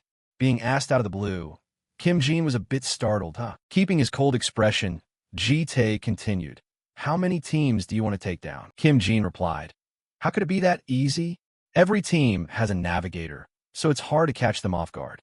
Yeo Riem couldn't help but speak up again, so pessimistic. What do you mean? Which teams, or how many teams? Then the mischievous girl flashed a triumphant smile. We'll just destroy whatever team we see. On the other side, Johnny was grimacing from the loving gift Yeo Riem had given him, muttering as he walked. That annoying brat. My face is still throbbing. Their team's navigator wondered, why do you keep teasing Yeo Riem and getting beaten up? The higher-ups explicitly told you not to mess with her. He replied gloomily, I just wanted to make friends. Who knew she was actually a psycho? Only then did the lackey speak up. But Johnny, earlier when you were planning to kick one of us out to bring Yeo Riem in, did you really mean it? Hearing that, he felt a pang of guilt. Of course not. I was just testing her reaction. To change the subject, he stomped his feet furiously and shouted out loud, Ugh, Yeo Riem, just you wait. If we meet again in here, I'll tear you limb from limb. Speak of the devil, and the devil shall appear. A voice that sent shivers down Johnny's spine rang out. Tear me apart? Where did this boss lady just charge out from? The sword she held was strangely gleaming. Her eyes were filled with so much love that Johnny froze for a solid 5 seconds, unable to utter a single word, his expression completely locked up. Yeo Riem looked at him and threw down a challenge. Give it a shot. Before he even had a chance to move, she launched a kick straight into his jaw for the second time, causing poor Johnny's health points to drop from 100 all the way down to 17. Then she spun around gracefully before everyone's admiring eyes. As a result, Johnny was sent flying into the wall, creating a significant impact. The navigator of Johnny's team thought in shock. Damn it, when did we get followed? He came to his senses and shouted, "Ambush! Prepare for battle." With that, the two lackeys readied their machine guns, getting into an offensive stance. Yeoriam had landed back on the ground by now. She said smoothly, "Battle? You guys have got it all wrong." And then she slowly raised her head, giving a savage laugh as she continued. "This is just a one-sided hunt for me, you dogs." Johnny's teammate opened fire at Yeoriam. Unfortunately, Yeoriam's speed was so fast that she could dodge bullets. Seeing this, the guy immediately panicked and screamed at the top of his lungs, "Don't come over here!" In the blink of an eye, Yeoriam had dashed right in front of his face. Without a single moment of hesitation, she brought her sword down in a slash, completely wiping out his health bar. Just as she finished, Yeoriam noticed something. There was a guy charging toward her, and without any hesitation or dodging, she raised her sword to block it. This action startled the attacking opponent, but internally he was cursing, "You idiot, you're blocking my counterattack straight on instead of dodging." Since his position was higher, he thought he had it in the bag, and the weight of his weapon far exceeded hers. Therefore, he believed that no matter how strong Yeoriam was, there was absolutely no reason for him to be overwhelmed. However, reality didn't go as planned, and the guy's eyes suddenly widened in shock. Because Yeoriam still stood there proudly, smirking in disdain. "You thought you could beat me in a contest of pure strength?" With those words, she delivered a powerful slash, dropping his health completely to zero. After wiping them out, Yeoriam was deeply unsatisfied. She muttered in annoyance, "What kind of garbage is this? This guy wasn't even enough for a warm-up. Is that really it?" Right at that moment, Hisaki shouted a warning. "Yeoriam, there's still one left over there." Hearing that, Yeoriam furrowed her brows in confusion. "Another one?" Then she glanced over and saw Johnny scrambling to crawl up from the ground. That previous kick hadn't completely ended his life. He still had 17 HP left. Seeing Yeoriam notice him, he quickly begged, "Can you please not hit me in the face again?" Unfortunately, Yeoriam had never listened to anyone in her life, and she kicked him straight in the face, dropping his HP down to a perfect 0. Johnny's guardian saw this and cried out, "It's over." Hisaki quickly ran over to praise her. "You're amazing. You took down all of them by yourself." Kim Jin also marveled internally. "I didn't expect Yeoriam to be that strong. Why is that Henry guy even famous?" But what shocked her even more was Yeoriam's guardian, Jite. Even under conditions where mana perception was restricted, he had still managed to locate another team this quickly. In this training session, tactical commanders weren't allowed to utilize mana. Even so, Jite had precisely calculated the exact moment for Yeoriam's ambush and ordered the attack without missing a single beat. Such swift tracking ability combined with flawless command. Kim Jin was absolutely certain that he used to be a first-rate tactical commander of the Alliance. Right at that moment, an announcement broadcast rang out. All members of Team 37 have been eliminated and will respawn at a different location in 3 hours. Johnny's guardian quickly led the 3 individuals away. Jite calmly watched them, then gave a slight nod to the guardian. Just then, a shout of surprise echoed from behind them. "Look at this!" Causing Jite to look back in surprise, it was Hisaki. Kim Jin nodded slightly in agreement. The Mock Demon War hasn't been underway for long, so there are probably still many teams that haven't finished their engagements. In that situation, it's only natural to make the top ranks, since Yeoriam overwhelmed an entire team without taking any damage. Hearing that, Hisaki wanted to rush over and hug Yeoriam. As expected of Yeoriam, "You're seriously amazing." However, before he could even touch her, she grabbed him by the mouth. Yeoriam barked in dissatisfaction. "What are you grinning for, you squid, when you were just standing in the back watching?" She said, "What was Hisaki doing while I was charging ahead alone? Isn't he supposed to be a sniper? While I was fighting, he should have been finding a vantage point and getting into position to snipe. Instead, he just stood in the back looking like an idiot." The two of them were scolded thoroughly by Yeoriam, but since she was clearly right, they could only bow their heads and apologize. Seeing this, Yeoriam gave a cold snore of contempt. "And don't get all excited over just being 6th place. We absolutely have to take 1st place. Got it?" Saying that, she thumped her chest, her eyes blazing with determination. Hisaki and Kim Jin had no choice but to nod in agreement. But Yeo Riem wasn't done yet.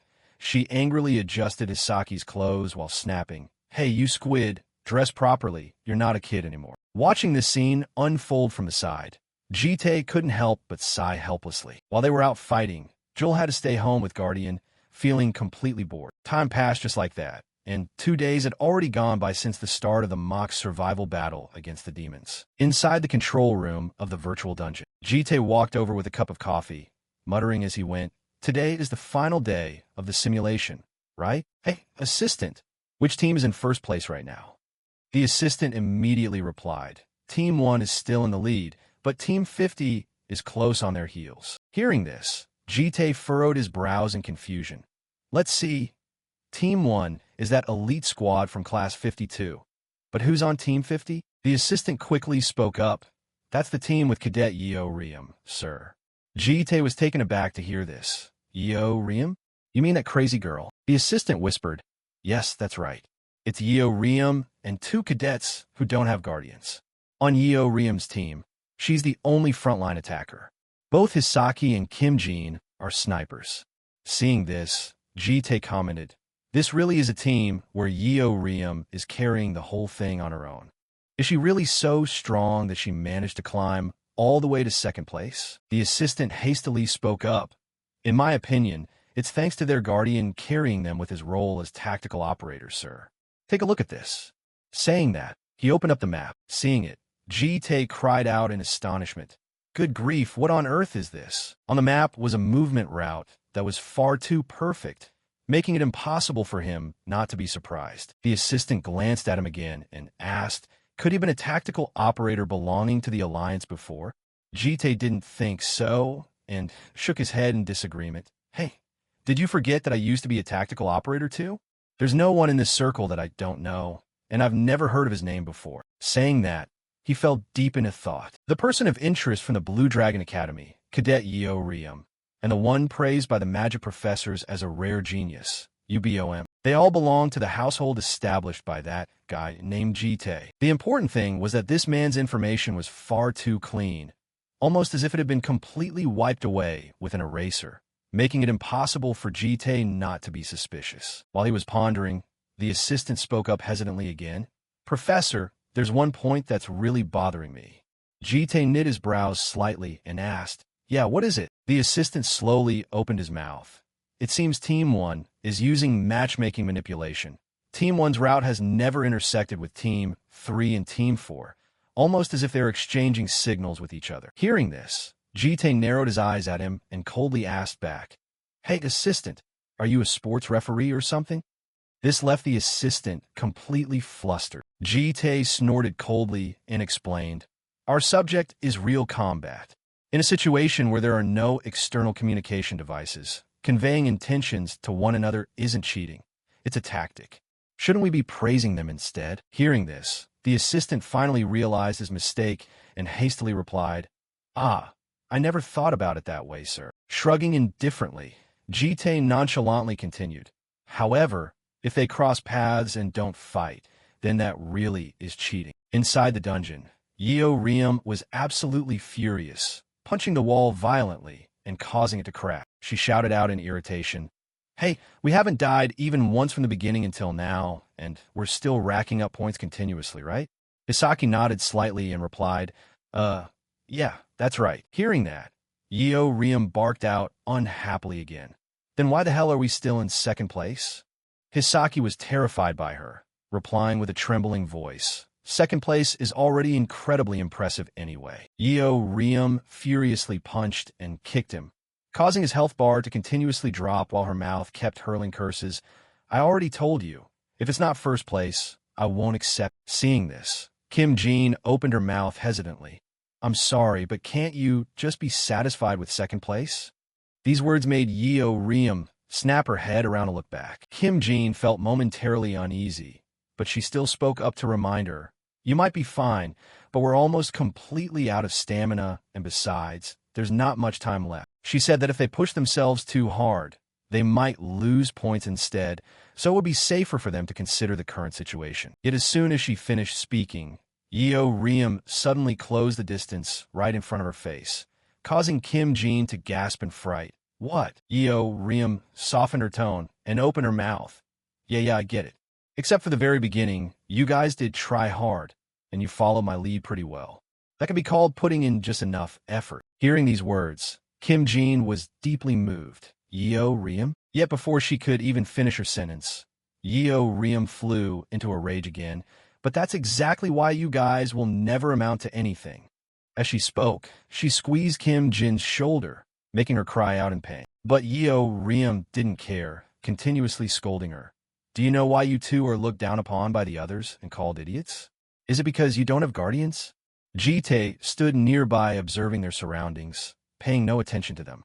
No one stopped her. Yeo Riem ran completely wild, shouting and scolding, without any restraint whatsoever. It's because the moment you get a little tired, you give up. That piece of shit loser mentality has rotted your brains entirely. She said, on the very first day, the two of them were the ones who said they wouldn't get in my way. So stand up, stop living like a bunch of losers. Hisaki heard this and lifted his head to look at her. Kim Jin also bit her lip hard. She could truly feel the weight of what Yeo Riem had just said. Right after that, both of them shouted out in unison, "We can do it. We'll take first place." Seeing the two of them chanting, Yeo Riem flashed a satisfied smile. At this moment, Jite suddenly spoke up. Now that your speech is over, come over here for a second. The three of them quickly walked over and saw strange marks appearing on the wall in front of them. Yeo Riem snorted coldly and opened her mouth. Yeah, no wonder I felt something was off. Are those guys using these signs to hold hand with each other? Hisaki also nodded in agreement. I checked other spots and saw similar signs too. Come to think of it, I think I've heard about this somewhere. Some upperclassmen used to form alliances to avoid running into each other. He said, these marks were probably left by them too, but it's just a suspicion. Hearing this, Jite said hesitantly, there's no definitive proof though. How about we report this matter to the management?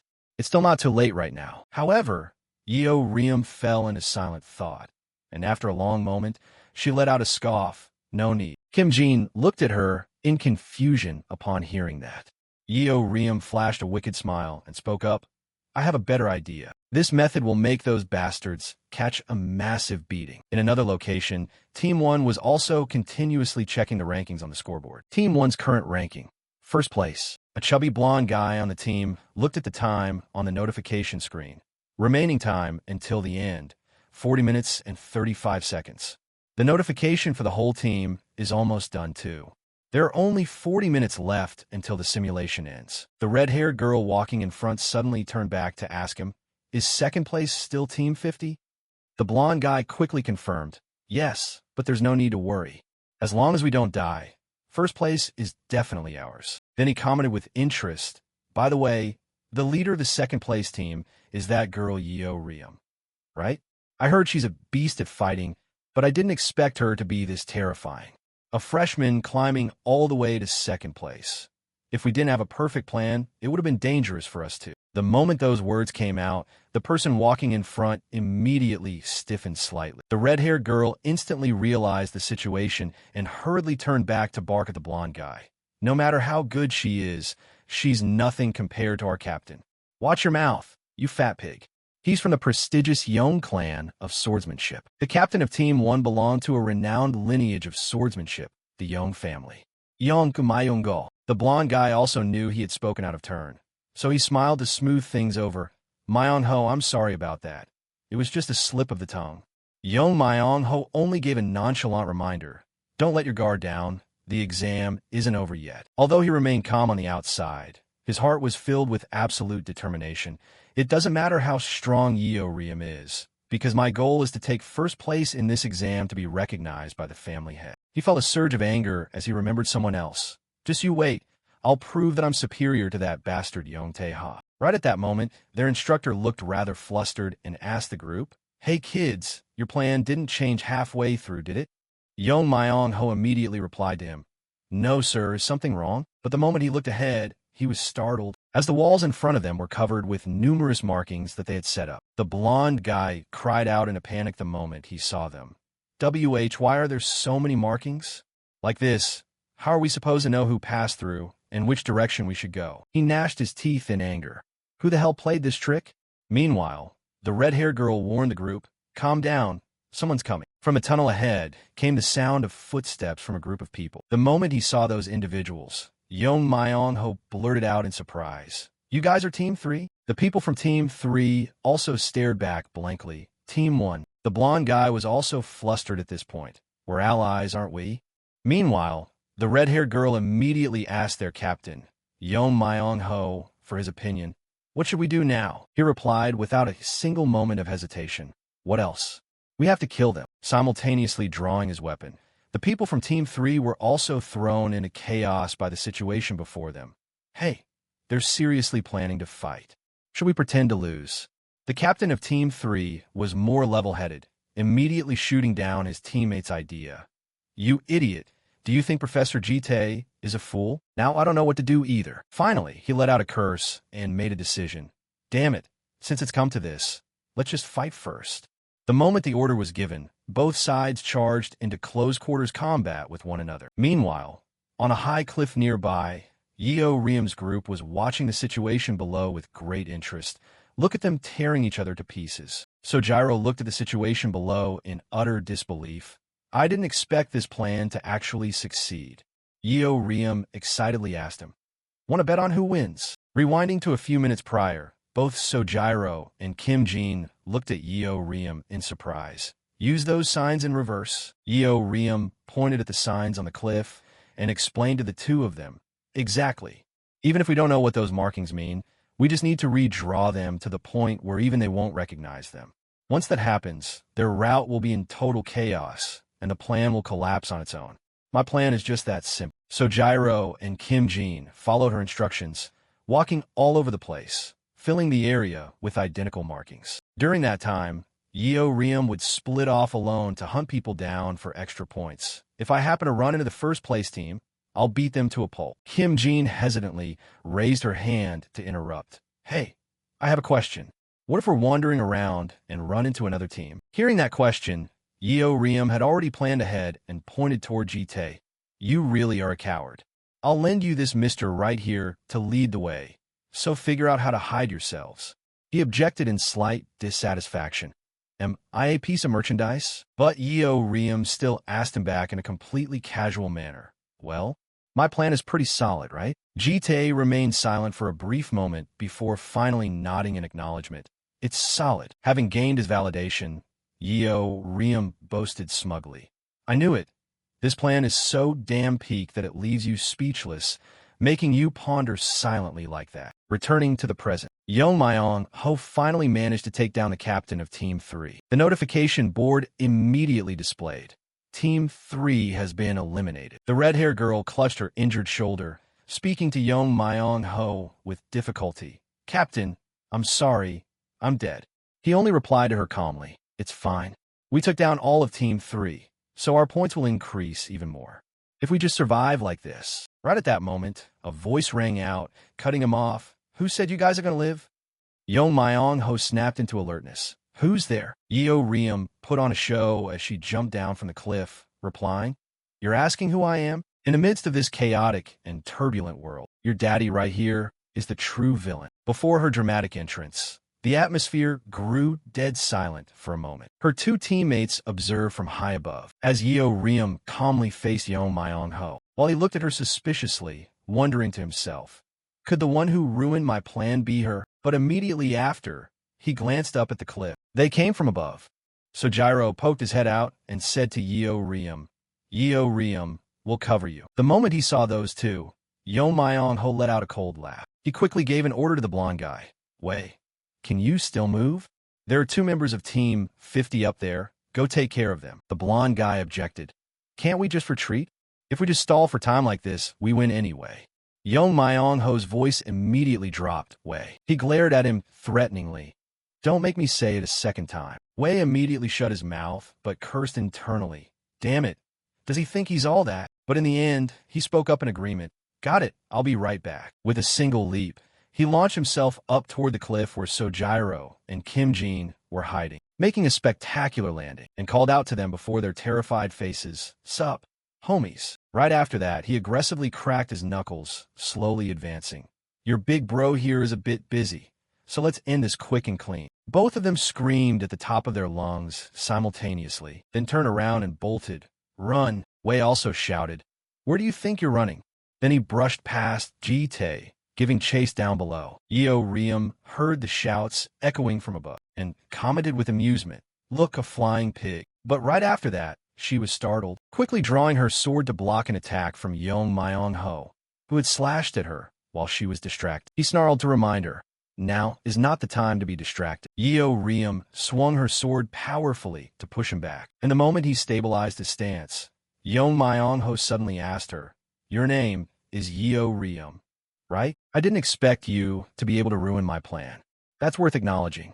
You really aren't someone who only knows how to use her fists." Riem replied in sheer disdain. "Colluding with each other is what you call a tactic?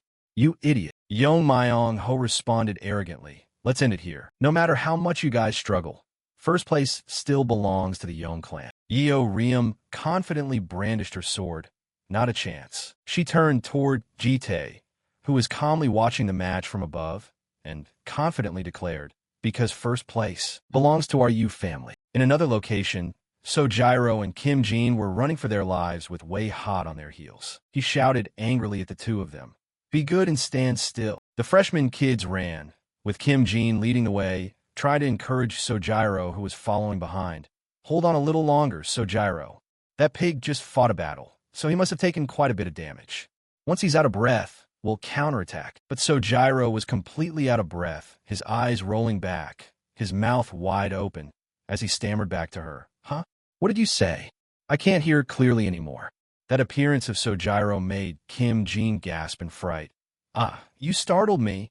You look like you just lost 10 years of your lifespan." Sojiro wheezed back to her, "Kim Jin, you run ahead. I can't run anymore."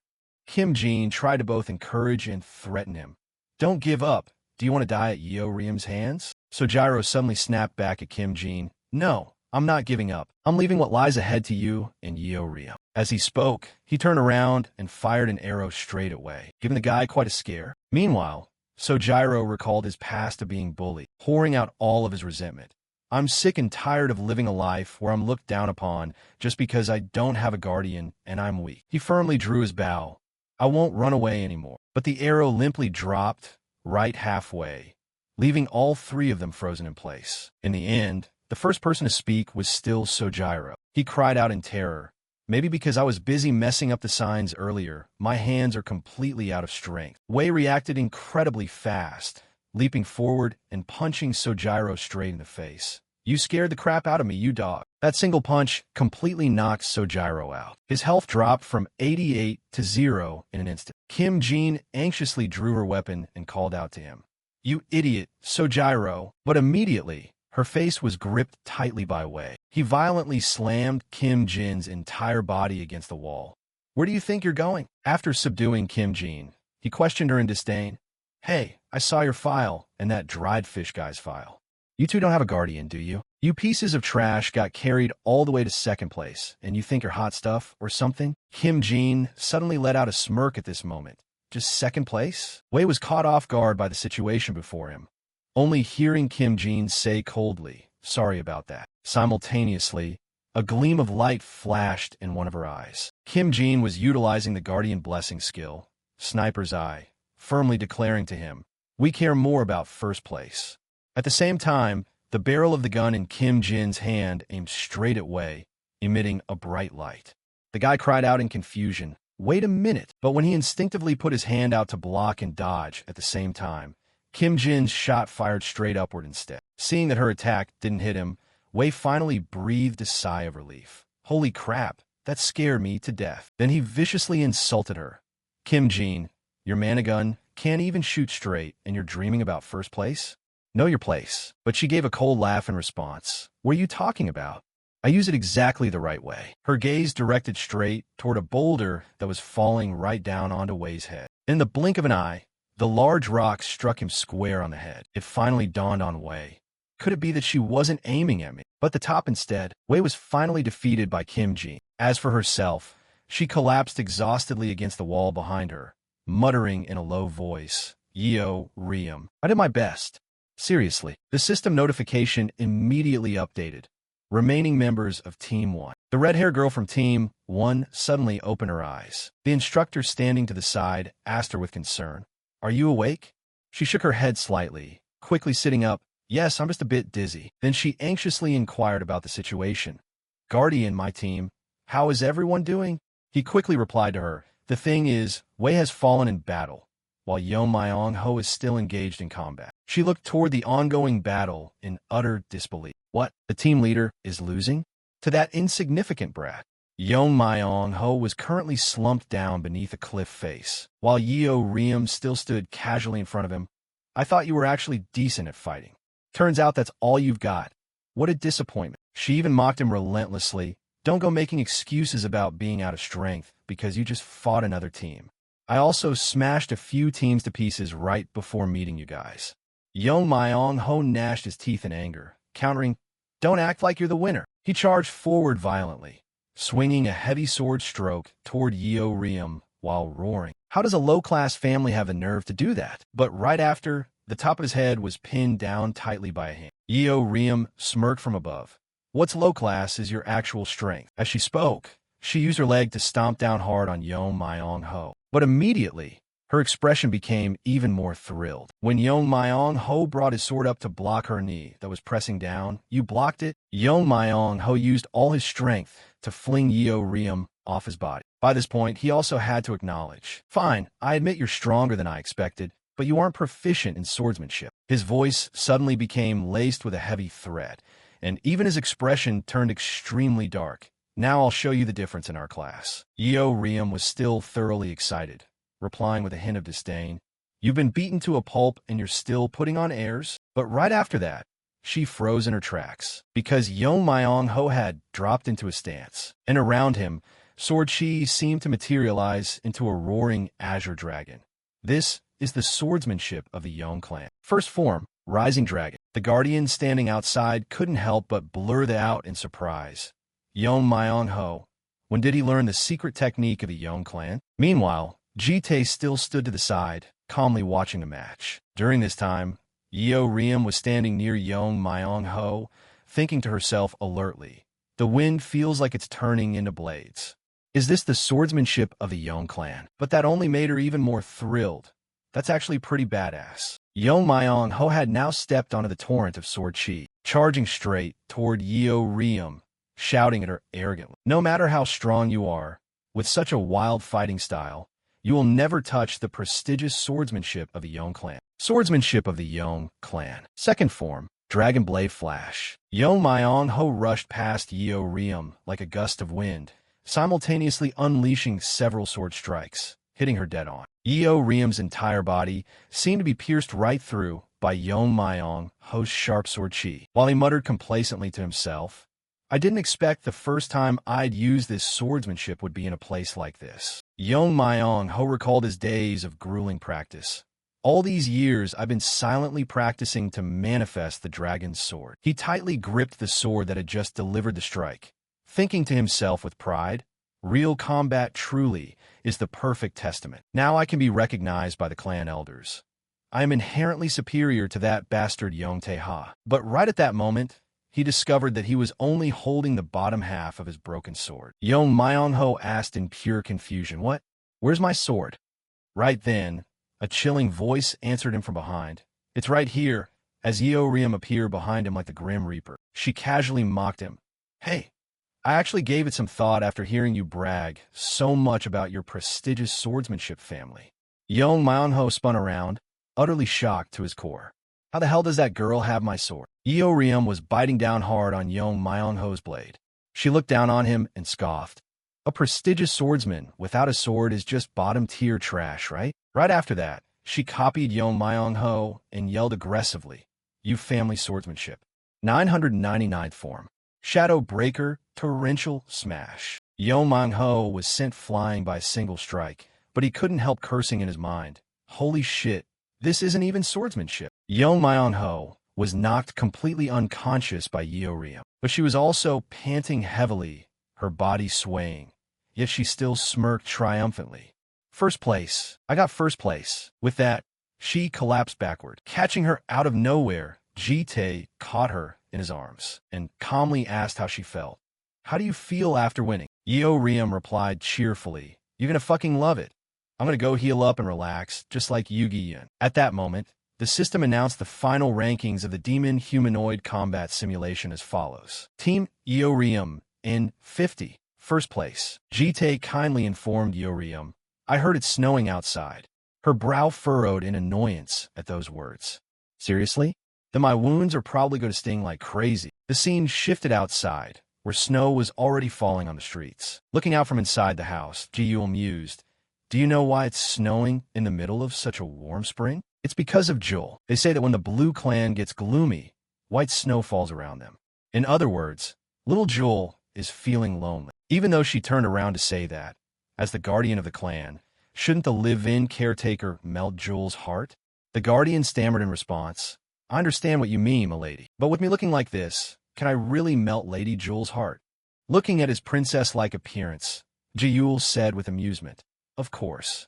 There isn't a single kid these days who doesn't love this character." She confidently ordered, "Now, let's head out and melt Juel's heart."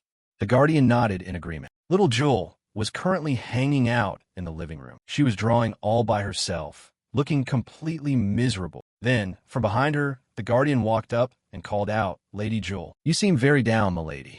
Would you like to play princess with me?" He put on a cute face, but it didn't look cute at all. Seeing him like this only made Juel angry.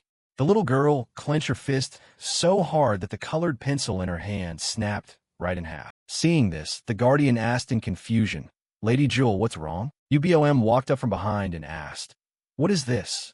What's up with that outfit?" The guardian explained, "Oh, this. I thought Lady Juel would be happy if I dressed up as a cartoon character, so I gave it a shot." Seeing Yubom appear, Juel gasped in shock. "Oh crap, she caught us."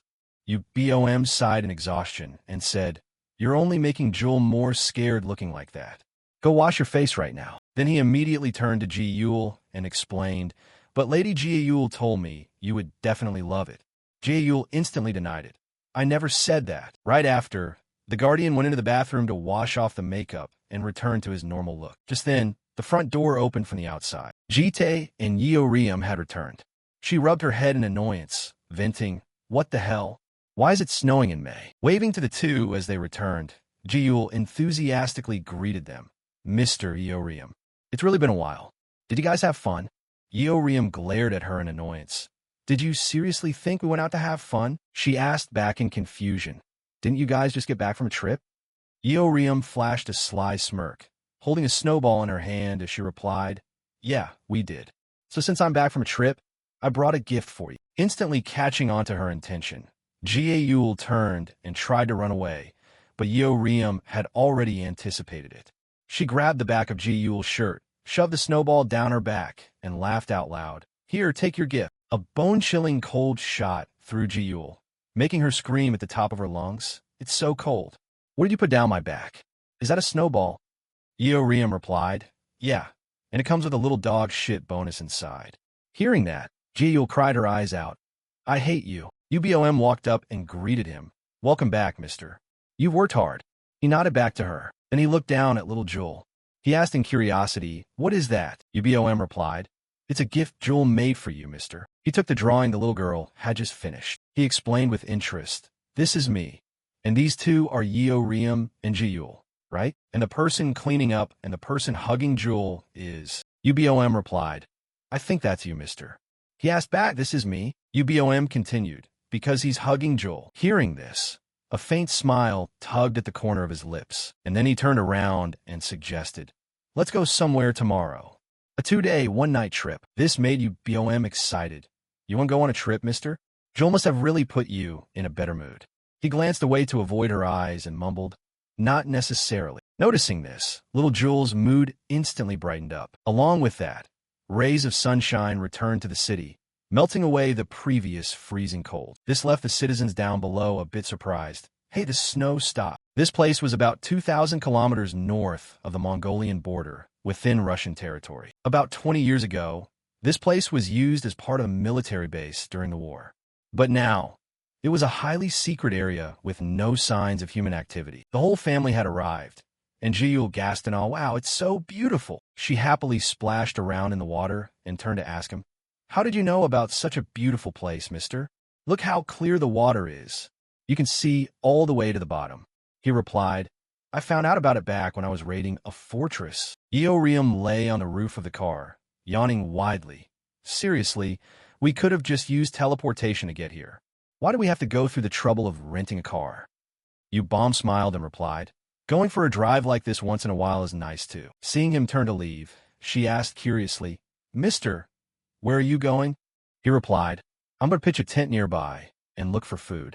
You girls go have fun. She suggested, can I come along? He replied, you're the oldest sister, so you need to look after Juel. Being turned down by him made the little girl a bit sad. And all of these actions were witnessed by Eorium. She pushed up her glasses, watching them with an analytical gaze. After working up a sweat for a while, he finished setting up the tent and was now starting a fire. After finishing the fire, he went to forage for food. Holding a purple mushroom in his hand, he hesitated for a moment, but then he decided to take it anyway. After returning, he told everyone, everything is ready. Come over here, girls. Then his eyes suddenly froze. Ubom replied, is everything ready? We finished playing and we're having snacks right now. What had caught his eye just now was the whole bunch of kids wearing very revealing bikinis. Looking at her swimsuit, he muttered, that's swimsuit. She quickly replied, yeah, it's the swimsuit I wore at the mall before. You still remember, mister? She continued, mister, honestly, you really wanted to see it, didn't you? Me in a bikini. He put on a deadpan expression and replied, go put some clothes on. Eorium walked over to tease him. What's this? Why are you avoiding our eyes? Don't tell me you're shy, mister. Do you actually see us as women now? You said you want to pitch a tent, but I wonder if you pitch something else instead. If I knew it'd be like this, I would have worn a super sexy micro bikini here. He was completely speechless and didn't answer. Afterward, Eorium was thoroughly punished by him and thrown straight into the river. Juel looked at her with delight.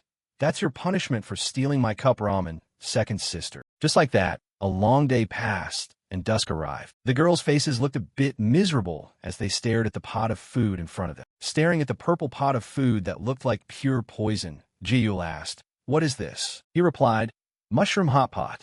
Eorium questioned further, isn't that poisonous mushroom hot pot? Juel added, back when I was in the Amazon, I ate way too many poisonous mushrooms, so I don't want to eat them anymore. Ubom wondered how she even survived in a place like that for months. Just catching a whiff of it made Eorium's face scrunch up like a monkey's, but oh, holy shit. Speaking of poisonous mushrooms, this looks like complete garbage. Even a neighbor's dog wouldn't touch this. He snapped back, and yet you guys wolfed down Ubom's cooking just fine. Ubom pouted. Mister, are you insulting my cooking? Last time you even praised my food, saying it was delicious. Those words caught him off guard, and he could only cough clear his throat to avoid her gaze. Eorium continued, anyway, I'm not eating this crap. Bring out the cup ramen before I flip this table. Juel countered angrily. You ate every single one of them earlier. Ignoring them, Ubom watched Juel step up to the pot of food, scoop up a spoonful, put it in her mouth, and devour it greedily. This drew the attention of everyone else. Seeing this, Juel screamed, Juel, you can't just eat random things like that. Eorium tried to stop her. Hey, spit it out right now, hurry. Standing behind them, he remained calm. It's good for your health. Contrary to what everyone expected, the little girl suddenly showed a purely delighted expression and blurted out, yummy, it's so yummy. This left the rest of the kids completely stunned. Did you just speak? The little girl took another spoonful of food and giggled. Juel asked blankly, Juel can speak? But the moment the words left her mouth, she realized she was being silly. Wait, what am I saying? Of course she can speak. She's been able to speak since she was born. With that, Juel rushed over to hug Juel tightly, laughing as she said, oh my god, so it's not that you couldn't speak all this time, you just didn't want to? You wanted to say so much but held it in until now. Hearing that from the side, Eorium pouted and teased. Isn't it because her blonde sister is so noisy that she told herself she shouldn't be like that? Juel, displeased, shot back. What are you talking about? I'm naturally a quiet person. Jite ignored the bickering duo. He glanced at Ubom and asked, did you know about Juel?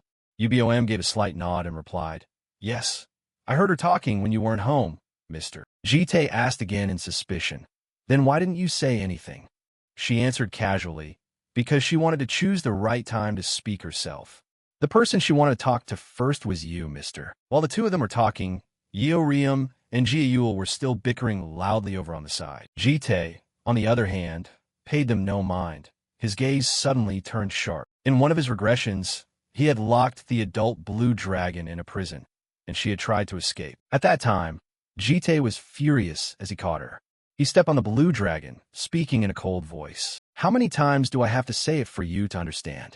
Blue dragon, you can't leave this place. Even though the blue dragon was severely injured at the time and had Jite's foot stepping on her face, she still kept muttering, "Please let me go. You're going to need me." As Jite recalled this, he suddenly froze. Yet standing before Jite right now was a very young blue dragon, and she was leaning on him like this. He really didn't know what to do. Juel didn't understand the chaotic thoughts spinning in Jite's mind. She still wore an innocent smile, murmuring, "The food is delicious." That smile was something Jite had never seen in any of his past lives. He shouldn't regret having treated this fragile child so terribly.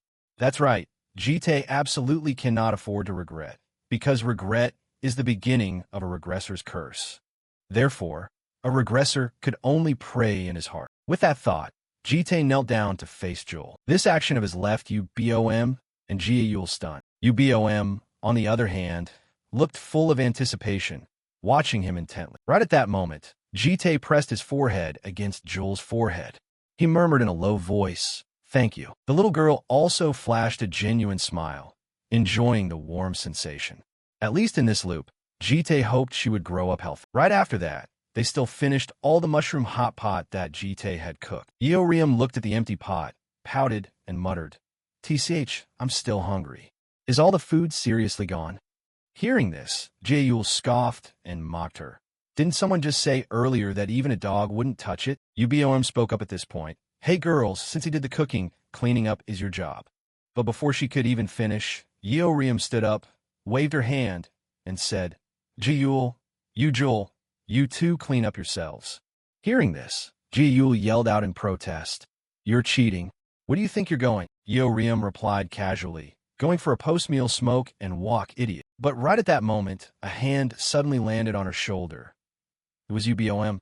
Her tone right now was slightly cold.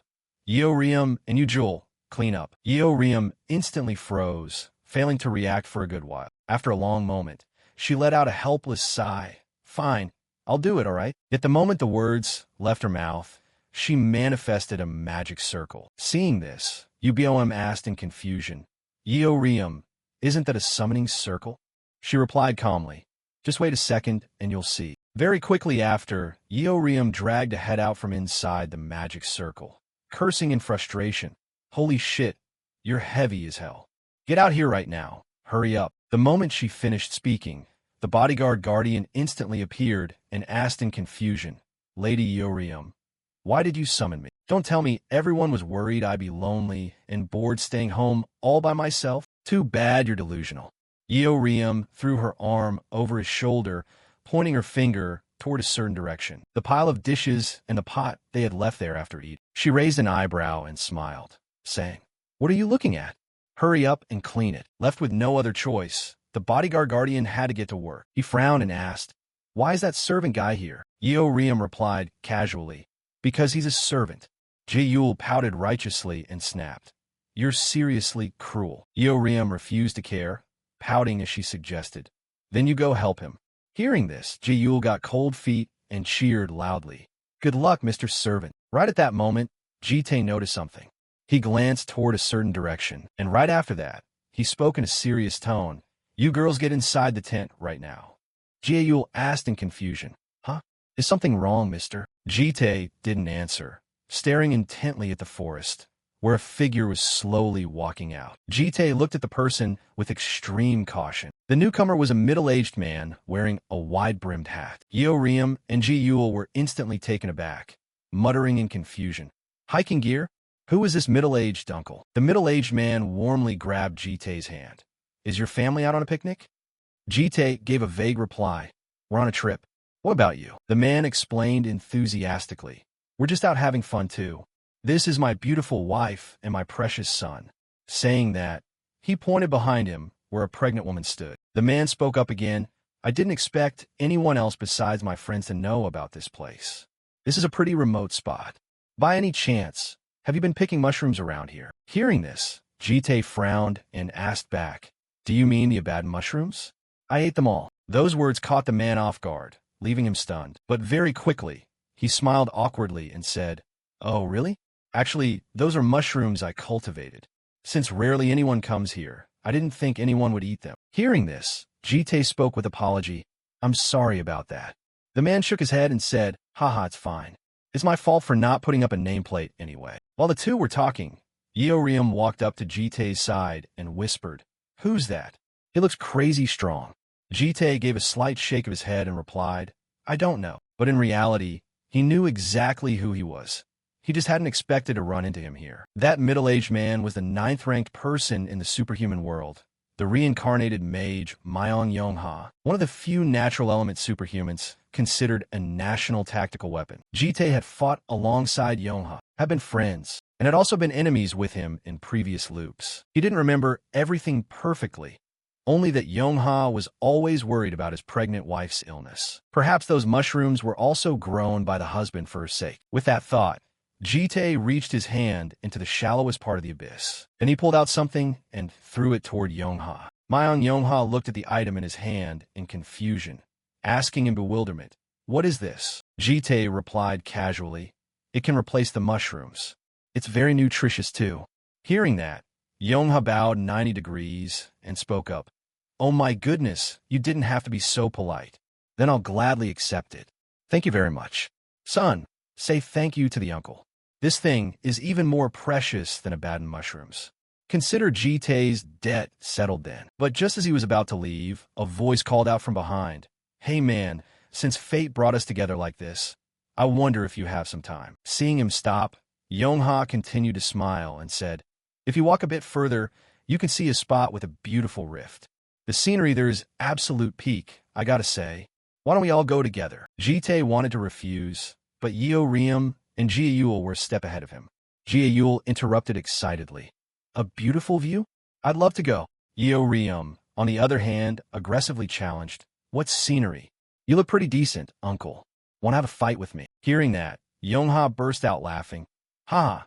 These girls are really straightforward, but uncle doesn't really like fighting. Jite let out a helpless sigh. These two kids were really something. Right at that moment, a plant vine suddenly erupted from the ground. In a flash, they wrapped around Yeoriam and Juel's waists, catching them completely off guard. But before they could do anything, they were lifted high up by Yongha. He laughed cheerfully and said, all right, buckle up your seatbelts.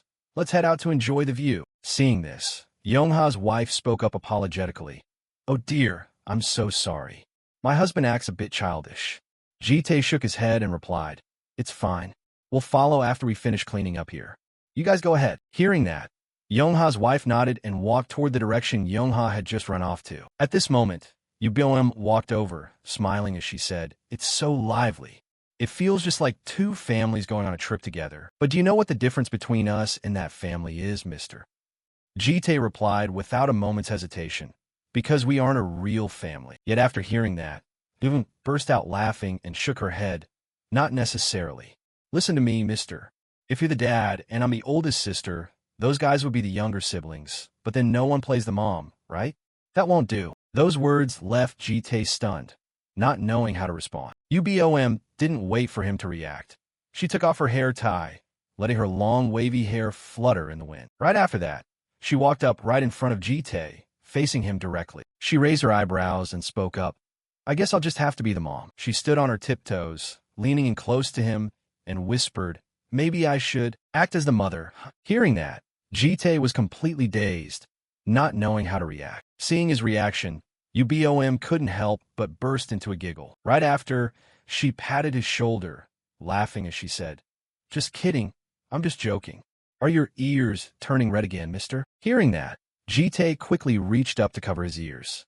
Yubom kept pushing her luck even more. Your ears really are red. Move your hand, let me see. Annoyed, he shooed her away. Enough joking around. Hurry up and catch up with them. Right at that moment, the voice of the Grand Duke's shadow echoed in his ear. Master, I found a clue regarding Prototype X. Hearing that, Jite frowned, a deep thought flashing across his eyes. After a long silence, he finally spoke up. You go ahead. Ubom froze, not knowing what Jite meant. He spoke coldly. I'll go handle some business and come right back. Ubom quickly called after him, Mister, but Jite had already walked straight into a space portal. Ubom watched his retreating figure, muttering in confusion. Where is he going at a time like this? The bodyguard guardian couldn't help but speculate. If he said that, he's probably going to the bathroom, right? Must be an emergency then. Ubom was left completely speechless after hearing that. She glared at him, raising an eyebrow as she asked, Since you're completely done cleaning, you have time to goof around, don't you? The bodyguard guardian nodded and replied, Ah, yes, I'm completely finished cleaning. On another front, in Moscow, Russia, a figure stood quietly on the rooftop of a skyscraper. It was the Grand Duke's shadow, currently disguised as a woman within the demon humanoid organization. Not long after, Jite emerged from a space teleportation portal. The Grand Duke's shadow immediately bowed. You have arrived, Master? Jite spoke casually. I'm just dropping by briefly. I have to head right back. Hearing that, the Grand Duke's shadow hesitantly suggested, If you're busy, you could have just called. Jite looked up at the dark night sky, speaking gloomily. I just wanted to catch a breath of air. Those words caught it off guard. But Jite didn't care. He asked seriously, What is X's whereabouts? The Grand Duke's shadow stopped overthinking, handed him a file, and spoke up, Please look over this. Jite reached out to take it, frowning as he muttered.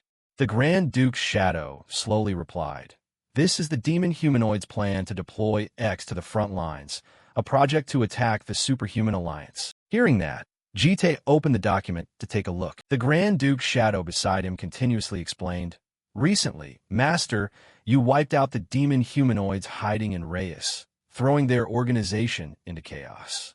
They have started to realize that something is standing in their way. Hearing up to this point, Jite nodded in understanding, so they decided to make the first move. The Grand Duke's shadow nodded and replied, The target is a 70-man strike team.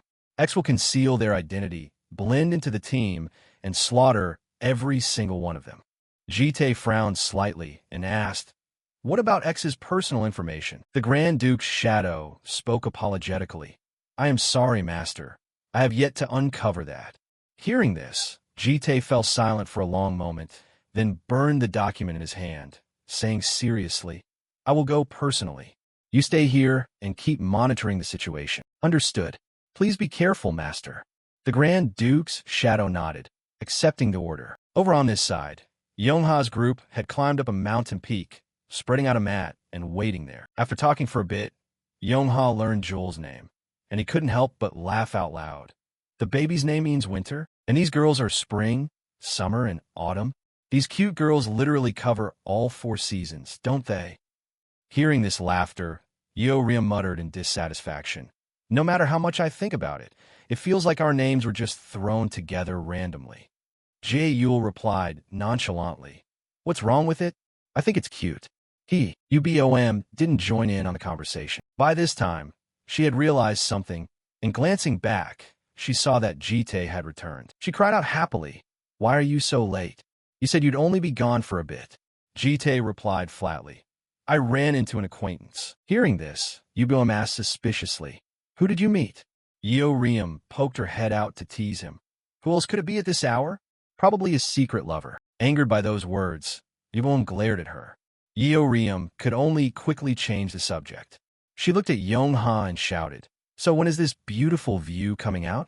It's almost morning. Yongha hurriedly replied, Oh, it's about to start. Everyone, look up at the sky. Following his suggestion, everyone looked up and saw a crack forming in the dark night. Juel cried out in surprise, Oh, there's a crack in the sky. Right after that, her eyes widened in pure delight. Inside the crack was another sky, full of vibrant colors and beautiful little stars that were incredibly pleasing to the eye. Seeing that everyone was enjoying it, Yongha laughed excitedly and said, Ha, what do you kids think? Pretty epic, right? Yubom stared blankly at the sky and mumbled in disbelief, Oh my god, I actually have goosebumps. Juel quickly recorded it, saying excitedly, This is insane. It's not an illusion, is it? Ubom glanced at Jite and asked, Mister, have you ever seen a view like this before? Jite shook his head slightly and replied, I'm not sure either. With that, he stayed silent, his eyes fixed on the starry sky. Right at that moment, A blurry vision suddenly flashed across Yubom's eyes. She bit her lip and mumbled, "Mister, don't tell me you." But before she could finish her sentence, she was interrupted by Gul's sudden, breathless cry. "Wow, a shooting star." Just as she said, shooting stars really did appear across the sky. Ubom, however, didn't pay any attention to them and just stared intently at Jite. Over here, Gul and Yeorium watched on with pure excitement. Yongha's family was no exception. A gorgeous scene like this was perfect to watch together as a family. At the same time, Yongha's son suddenly glanced over at Juel, who was in Jite's arms. His cheeks instantly flushed red, but Juel didn't notice. She was watching the shooting stars intently, her large eyes sparkling like water, clearly overjoyed. They had this breathtakingly beautiful scenery all to themselves today, making for a truly romantic chance encounter. After a memorable night, a new day began, and everyone woke up to get ready to say their goodbyes. Yongha shook Jite's hand, laughing as he said, "Ha, it was short, but I really had a great time." Jite nodded in response. "Thanks to you, we got to see something amazing." Yongha suddenly winked and whispered, "That place is really beautiful, right? I actually proposed to my wife there." His wife mumbled, half annoyed from behind him, "I can't hear you, babe. Why are you bringing that up here?" Jite hesitated for a long moment before speaking up. "That's romantic." Those words left Yongha stunned. Seeing his reaction, Jite asked, a bit confused, "What's wrong?" Yongha scratched his head sheepishly. "Oh, it's just that I didn't expect you to say something like that. Do you have someone special in your heart, too?" These words threw Jite into a heavy silence. He suddenly glanced over toward the riverbank, where Ubom and Juel were standing. Jite suddenly remembered a girl from the past, wearing a white dress, with hair reaching down to her waist, who used to play by that same riverbank. Her smile had been so beautiful it could make anyone's heart skip a beat. A flash of pain crossed Jite's face, and he mumbled quietly, "Not right now." Yongha wanted to say something more, but his wife suddenly coughed and spat out a mouthful of blood. Yongha cried out in panic, "Honey, are you okay? You haven't had any symptoms lately.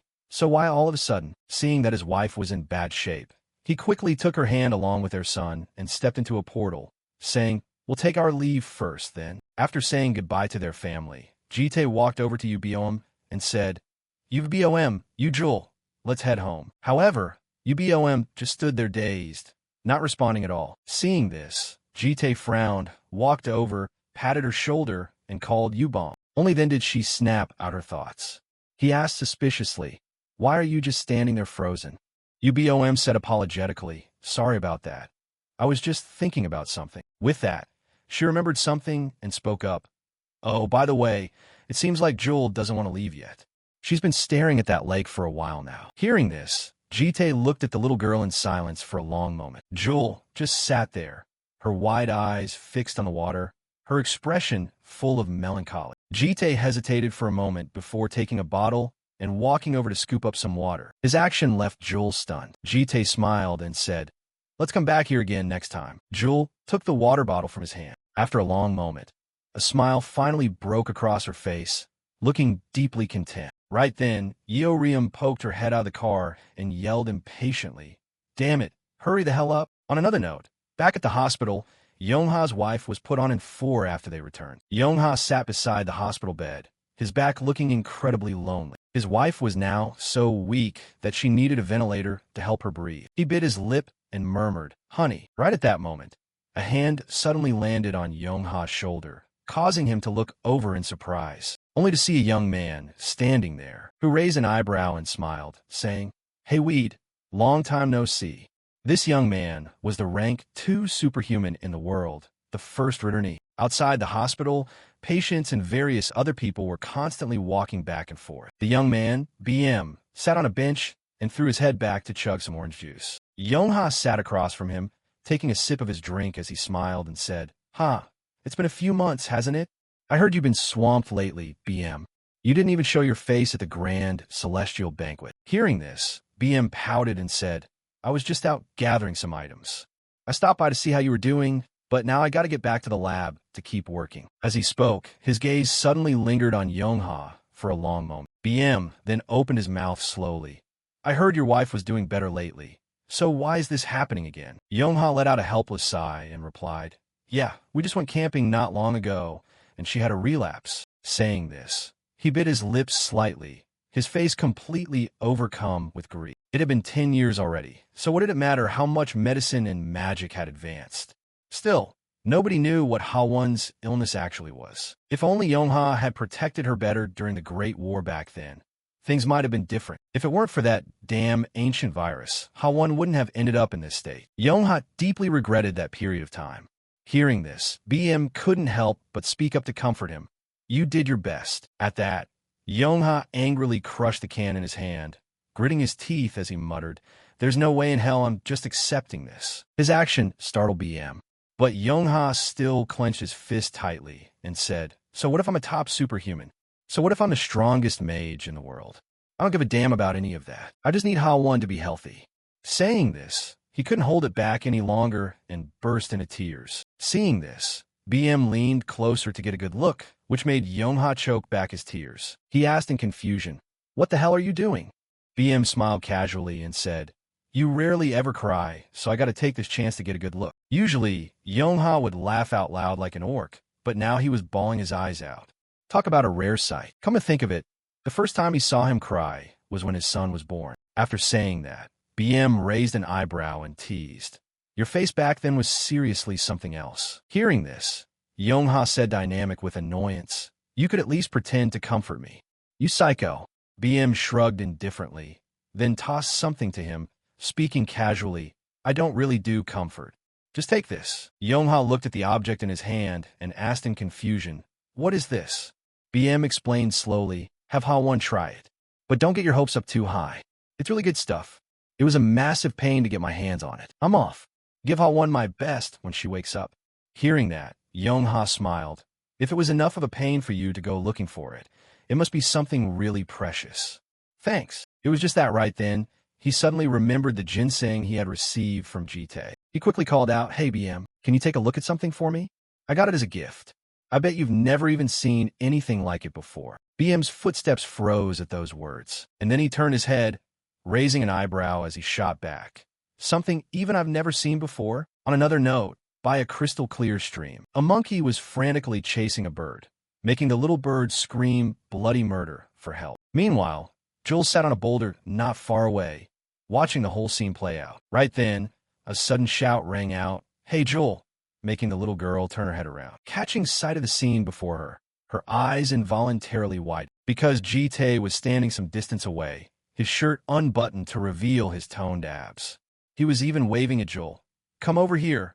Let's play in the water." The sight was so incredibly striking that Juel stared at it completely mesmerized. Right after that, she leaped down from the boulder, gliding smoothly across the surface of the water. As she drew close to Jite, Juel launched herself into the air. Just like that, her body was suspended in midair. But before long, she fell right into Jite's arms. He laughed happily and said, "Ha, gotcha. Our Juel is really good at jumping. And you look so cool too." Hearing this, Juel was taken aback. "Cool?" Jite spun her around in the air a few times, laughing heartily as he replied, "Of course. Juel is the prettiest and the coolest, after all." It turned out that all those beautiful scenes just now were nothing but Juel's dream. From the outside, Jite poked his head in, and seeing that Juel was fast asleep, he quietly closed the door and left. It was already late at night. The moon had reached its peak, and the manager was already fast asleep. Yeoriam was the same. She had long since been sleeping soundly on the large bed. Jite silently walked outside, but right at that moment, he suddenly froze. Yubom had appeared behind Jite before he even noticed. He frowned and asked, "What are you doing? Why aren't you asleep at this hour?" Yubom spoke slowly. "Let me come with you, mister." Jite replied coldly, "I'll be back in a bit. Go to sleep." Yet, Yubom still stood there, saying seriously, "The urgent matter you need to go out for is related to why you left yesterday, isn't it?" Hearing this, Jite was taken aback, but he quickly asked in a stern voice, "Did you see something through the providence?" Yubom opened her mouth slowly. "You know that whatever is seen through providence cannot be spoken of. What I can say right now is that you need me." Jite didn't change his mind, his voice ringing out coldly. "This isn't your business, so?" Before he could even finish his sentence, Jite abruptly froze. Because Yubom had lunged forward and wrapped her arms tightly around him. She whispered softly, Do you think I'm just a child who needs protection? Hiding the ugly things, staying away from the filthy things. Do you really think that as long as you stuff us full of good things, we'll be happy? As she spoke, she clenched her fists, gripping the fabric of Jite's clothes tight. Yubom murmured in a low voice. If I were like other kids and only saw the good things, I wouldn't have cared. But I belong to the Green Dragon clan. Hearing this, Jite frowned and fell into a heavy silence. After a long moment, he stepped out of Yubom's embrace. Jite spoke flatly. I'm leaving. Yubom couldn't sway him. A flash of disappointment washed over her heart. She lowered her head and murmured, I'm sorry, but if it's something very painful and very unpleasant, yet it absolutely must be done, what should one do? Jite paused in his tracks, but he didn't turn around as he replied flatly, then it still must be done. Yubom bit her lips slightly and said, even if people hate it, even if someone has to suffer? Jite just gave a casual nod, and then continued walking toward the door, only to see a massive greatsword placed right in front of the entrance. Yubom explained slowly, I borrowed it from the manager. The time to use it will come, but I hope you won't have to use that sword. Jite couldn't help but look at her in stunned silence, murmuring under his breath, Yubom. But before he could finish, Yubom smiled and cut him off. Have a safe trip, mister. On another front, at the International Superhuman Association headquarters in Tokyo, in preparation for today's large-scale raid, the big-name powerhouses within the Superhuman Alliance had gathered. The 70-man strike team of the International Hunter Alliance had assembled, and, of course, there was one other person. The captain of the Superhuman Alliance sat in the room, looking rather displeased at the moment. Jite stood before him, raising an eyebrow as he proposed. Are you the captain here? Make an extra spot for me on the team. The proposal caused the captain's face to turn pitch black. He gritted his teeth and muttered, What? The 70-man strike team of the International Superhuman Alliance was fully assembled. The target of this raid was the giant boss appearing in the S-rank dungeon, the Hatiya Sea Kraken. The high danger level of this raid was plain to see. Because of this, the Alliance had only gathered superhumans who were in the top 0.5% or higher. To put it simply, this level of power was equivalent to the military firepower of a developing nation. And the captain who summoned them was an executive of the International Superhuman Association, the rank 90 powerhouse in the world. Shiraishi Ryanoso. He asked, Are you Japanese? He replied, I just live nearby. He continued, In other words, you want a spot on this 70-man raid team?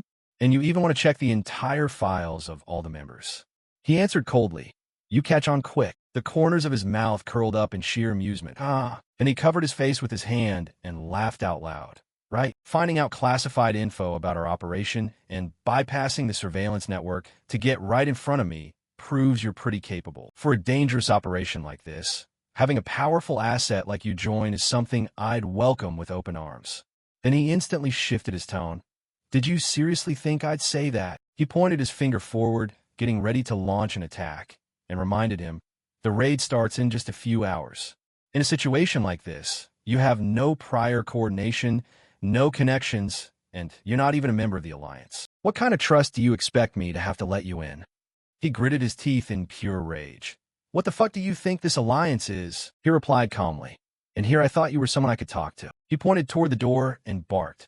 Now get the hell into a holding cell right now. If you resist, I'll consider you an enemy of the Alliance and kill you without hesitation. In the face of these threats, his gaze didn't betray a single hint of fear. This made Shiraishi a bit angry. He immediately fired a blast of energy directly at him, but he easily leaned to the side and dodged the attack. Seeing this, he slammed his body down onto his chair, using his leg to kick the desk in front of him with massive force, sending it flying toward him. Without a moment's hesitation, he thrust both hands forward again, unleashing a barrage of mana bullets that riddled the desk with countless holes. In a split second, the desk was blasted into tiny pieces, but this still wasn't enough to satisfy him. So normal attacks weren't working, because all of these strikes were being countered by him in an incredibly simple manner. His expression darkened completely.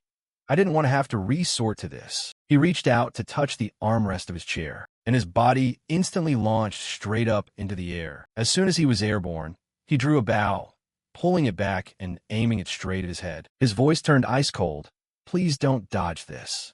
I really don't want to blast a hole through the basement of this building. Once he was set, he activated the skill, Judgment. An arrow tore through the wind, flying straight at him from behind. Maintaining his calm composure, he reached his hand out and caught the arrow with absolute precision. This made Shiraishi's lips twitch in pure terror. He caught the heavenly bow of judgment, and so damn easily too. While he was still in a daze, his own arrow was thrown right back at him. The heavy impact slammed his entire body hard into the wall behind him, causing it to shatter into pieces. His body collapsed onto the ground, letting out a painful groan. He walked over and stepped right in front of him. By this time, his face still managed to look composed. He stepped forward and asked, "So, change your mind yet?" He replied, "Hard to say. What are you going to do to me if I keep refusing?" He continued, "I guess I'll just skin you alive and wear it." His entire body erupted with a surge of green mana. Laughing through the pain, "Haha, I might look young, but I've got some years on me. An old man's skin is tough. Trying to wear it is going to be a massive pain." Without a single moment of hesitation, he activated the skill, Brilliant Sprint. His body launched from the spot, quickly spinning around to bolt outside. As he ran, he gritted his teeth and thought to himself, "Calm down. Outrunning that monster is out of the question anyway. The only way out right now is the emergency teleportation device in the room right next to the office.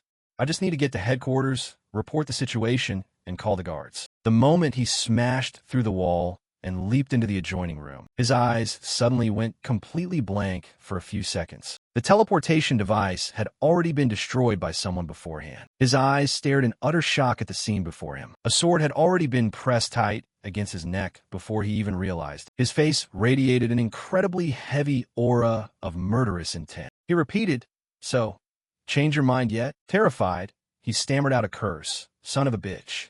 After a few seconds of thought, he spoke up, "Welcome to the raid team." Back in the office, he was now sitting in a chair, reviewing the profiles of the raid team participants. Meanwhile, Shiraishi was currently kneeling on the floor, his eyes filled with a trace of pure dread. Just who the hell is that monster? He's definitely not a demon. Could he be a Ritter Knee from another world like BM? No. If he were a Ritter Knee, there's no way the Alliance wouldn't have any information on him. And why do he want to join our operation in the first place? It's impossible to guess what he's planning. After finishing his review, he turned to question him, "Is this all the information on the raid team?" He startled and replied, "Yes. Out of the 70 people, the information for one person is still missing." He asked back in confusion, "What is the meaning of this?" He explained, "The old operator couldn't be reached, so we rushed to find a replacement. That's why the name isn't in the files yet. But since they were sent directly by headquarters, there's no need to worry." He immediately made a request. "Can I meet that operator right now?" He complied at once, speaking through his communication bracelet. "Operator waiting over there. Come to my office immediately. Don't ask questions, just hurry." Suddenly, the voice inside his head rang out. "Master, could we speak for a moment?" He replied, "What is it?" The voice continued, "I have obtained information regarding Prototype X." He went on, "Now that you've found it, transmit the memories over immediately." The voice stammered, "I'm sorry, the thing is..." Hearing those words, he was taken aback. "Is it someone I knew from my past life?" The voice answered, "Yes, that is correct." From the outside, a pair of petite feet stepped into the room. Scanning the surroundings, this person gasped in shock. "Huh? Why is the office in such a mess? Why is the captain kneeling over there? And he's injured too." Shiraishi replied immediately, It's nothing. I just tripped." The other person continued, "Are you getting scolded?" He snapped angrily, "That doesn't matter. He wants to meet you." This left the girl startled. "Me?" He stared intently at the girl, thinking to himself, even if X's identity turns out to be an acquaintance of mine, it doesn't matter. Whoever it is, they must die. But the moment this person took off her mask, his eyes widened in utter disbelief. She spoke up to ask, "Were you looking for me?" Oh. He muttered to himself, "Ha, say bile. She is the returnee's ex-girlfriend." This moment was after Jite began his second regression. 3 years had passed since the war with the Demonkin broke out at Severobakelsk. Humanity had set up camp here to rest. Some were busy tending fires and cooking, and Jite was also present among them. He was 32 then, in his second regression cycle. As Jite was taking in the view, someone suddenly came up behind him and tapped his shoulder. Jite glanced back and felt a finger touch his cheek. The newcomer was a girl. She laughed cheerfully. "Ha ha, you fell for it again, Captain." Jite looked down and asked suspiciously, What's with that outfit? The girl's face strongly resembled Ha Sapion's, but was somewhat more youthful. She smiled and replied, "We rarely get to rest, so I try to create a vacation vibe. What do you think? Does it suit me?" Jite said nothing but avoided her gaze. Seeing this, Ha Sapion teased, "You're blushing." Jite shook his head in denial. "No, I'm not." Ha Sapion didn't think much of it. She suddenly proposed, "Captain, do you want to go up that hill tonight?" Jite frowned slightly and asked, "The hill?" Ha Sapion nodded softly. "Yes, I have something I want to show you." They stood there talking. Those at the camp couldn't help whispering, "The captain and Ha Sapion. What's going on between those two? It seems they've known each other for a long time. Love still blooms, even on the battlefield, huh?" Meanwhile, someone suddenly asked suspiciously, "Why did Ha Sapien join our mercenary unit?" It felt too grim to have such a young, pretty woman here. Unaware that others were gossiping about them, Jite and Ha Sapien happily played by the lakeshore. Jite lifted Ha Sapien horizontally, making her scream with excitement. Someone at the shore exclaimed in surprise, "Don't tell me she fell in love with the captain at first sight and joined because of him." Hearing that, another shook his head. "No, she originally worked at an orphanage. And as everyone knows, that was when the war broke out. The orphanage was destroyed. The children all died. Ha Sapien was devastated at the time. Then she awakened as an operative class superhuman and was inevitably pulled into this grim world." Hearing this, the other nodded in understanding. "I see. She's always so cheerful. I didn't expect that kind of past." That evening on the hill, Jite and Ha Sapien actually arrived. She waved excitedly at him. "Come here, come here." Ha Sapien glanced at Jite and smiled. "You remember the promise, huh? I thought you'd forgotten." Jite frowned slightly and asked, "What's here?" Ha Sapien lifted her head to look at the moon in the night sky. She winked and said with a smile, "You really aren't romantic. There's a beautiful night sky here and a pretty girl like me." Jite fell in a thought at her words. The atmosphere turned quiet. Seeing this, Ha Sapien blushed and cleared her throat. "Actually, there's something else here. You know my ability is danger-detecting eyes, right?" Jite immediately grew serious, frowning. "You mean there's something dangerous here?" Startled by his reaction, Ha Sapien cried out, "No, you're taking it too seriously. Close your eyes and just listen to me." Hearing that, Jite puzzledly shut his eyes tight. At that moment, Ha Sapien said, "My ability does detect danger, but once you get used to it, besides danger, it sometimes senses other things as well. If my feeling is right, what I sense this time is a tremor." Hearing this, Jite opened his eyes and asked in a low voice, "Are you trying to say?" Before she could finish, his eyes narrowed involuntarily, because the sky was suddenly streaked with countless shooting stars. Jite looked up in amazement. At the same moment, Ha Sapien suddenly sprang forward, and then leapt straight into Jite's arms. She looked up at him and cheerfully asked, "Do you see? That's the tremor." At her words, Jite seemed to be thinking about something. After a moment, he reached out and touched Ha Sapien's face, and a second later, Jite pressed a deeply romantic kiss in that perfect instant. After a long moment, he released Ha Sapien's lips. After a shy pause, Ha Sapien raised an eyebrow and teased, "The captain's lips are so dry. Let me lend you some lip balm." Jite cleared his throat and nodded, embarrassed. And in the instant a shooting star crossed the sky, Jite proposed to Ha Sapien, "When this local battle is over, will you marry me?" Ha Sapien, surprised, asked back, "You're proposing to me?" Just like that, all of a sudden. Jite frowned and asked, "What's wrong? Don't you like it?" Ha Sapien shook her head. "It's not that I don't like it. If it's an order from the captain, I must follow." Hearing this, Jite gave a rare smile. That night on the starry hill, they shared many plans together. But then disaster struck. In a battle, Ha Sapien was gravely wounded. Someone attacked the unit with a knife. Many fell, blood flowing like a river. Only the one wielding the blade turned out to be Jite. He seemed insane then, repeatedly driving the knife in Ha Sapien's body. But Jite kept shouting, "Stop, please, please stop." It turned out someone was controlling him from behind. That person was the collapse-class superhuman, Hagawa. He chuckled and said, "What a beautiful sound. No melody excites me more than killing the one I love with my own hands. After saying that, Hagawa's tone abruptly sharpened. He ground his teeth and demanded, "Why commit such an outrageous act? Do you know how much damage you've caused us?" He said he had promised Sapien he would let you live, so live, and remember this forever. With that, Hagawa withdrew the strings, controlling his puppet. He turned and left, leaving Jite standing there with a horribly sullen face. He chuckled triumphantly.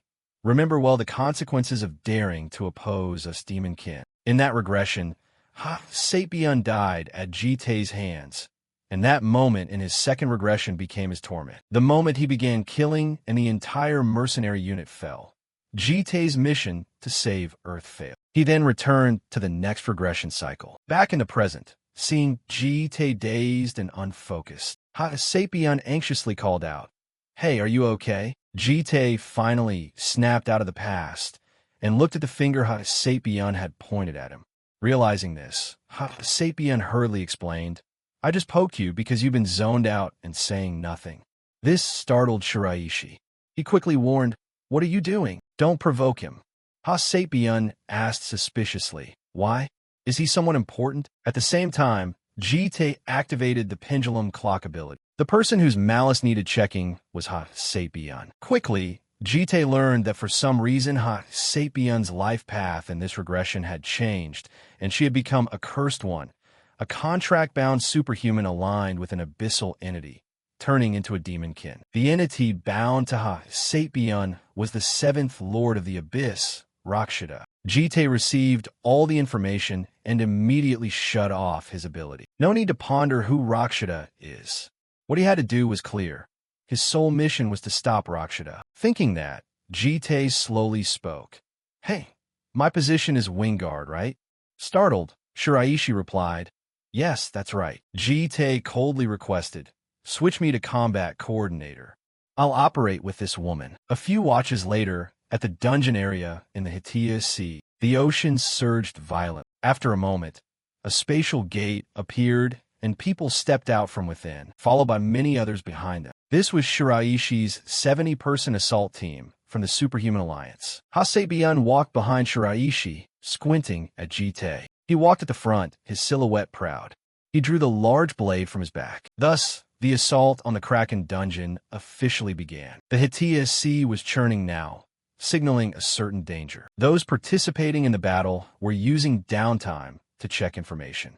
Seeing Jite's name, they whispered in shock. "The combat coordinator?" Someone complained unhappily. Why was someone suddenly added? Is it okay to let an unknown fellow join such a dangerous operation? Not far away, Jite leaned against a cliff to rest. Shiraishi approached him calmly. "I told the team you're an acquaintance of mine. Although a few people seem suspicious, it shouldn't be a major problem. And you won't cause any more trouble, right?" Jite nonchalantly nodded. "Yeah." Hearing that, Shiraishi replied with satisfaction, "All right, finish the job and quietly leave for me. I find this whole thing really troublesome." Sapien, sitting on the ground, couldn't help but speak up. "I think you're putting pressure on them." Captain Ryanosuk looks flustered. "Surely you're someone important?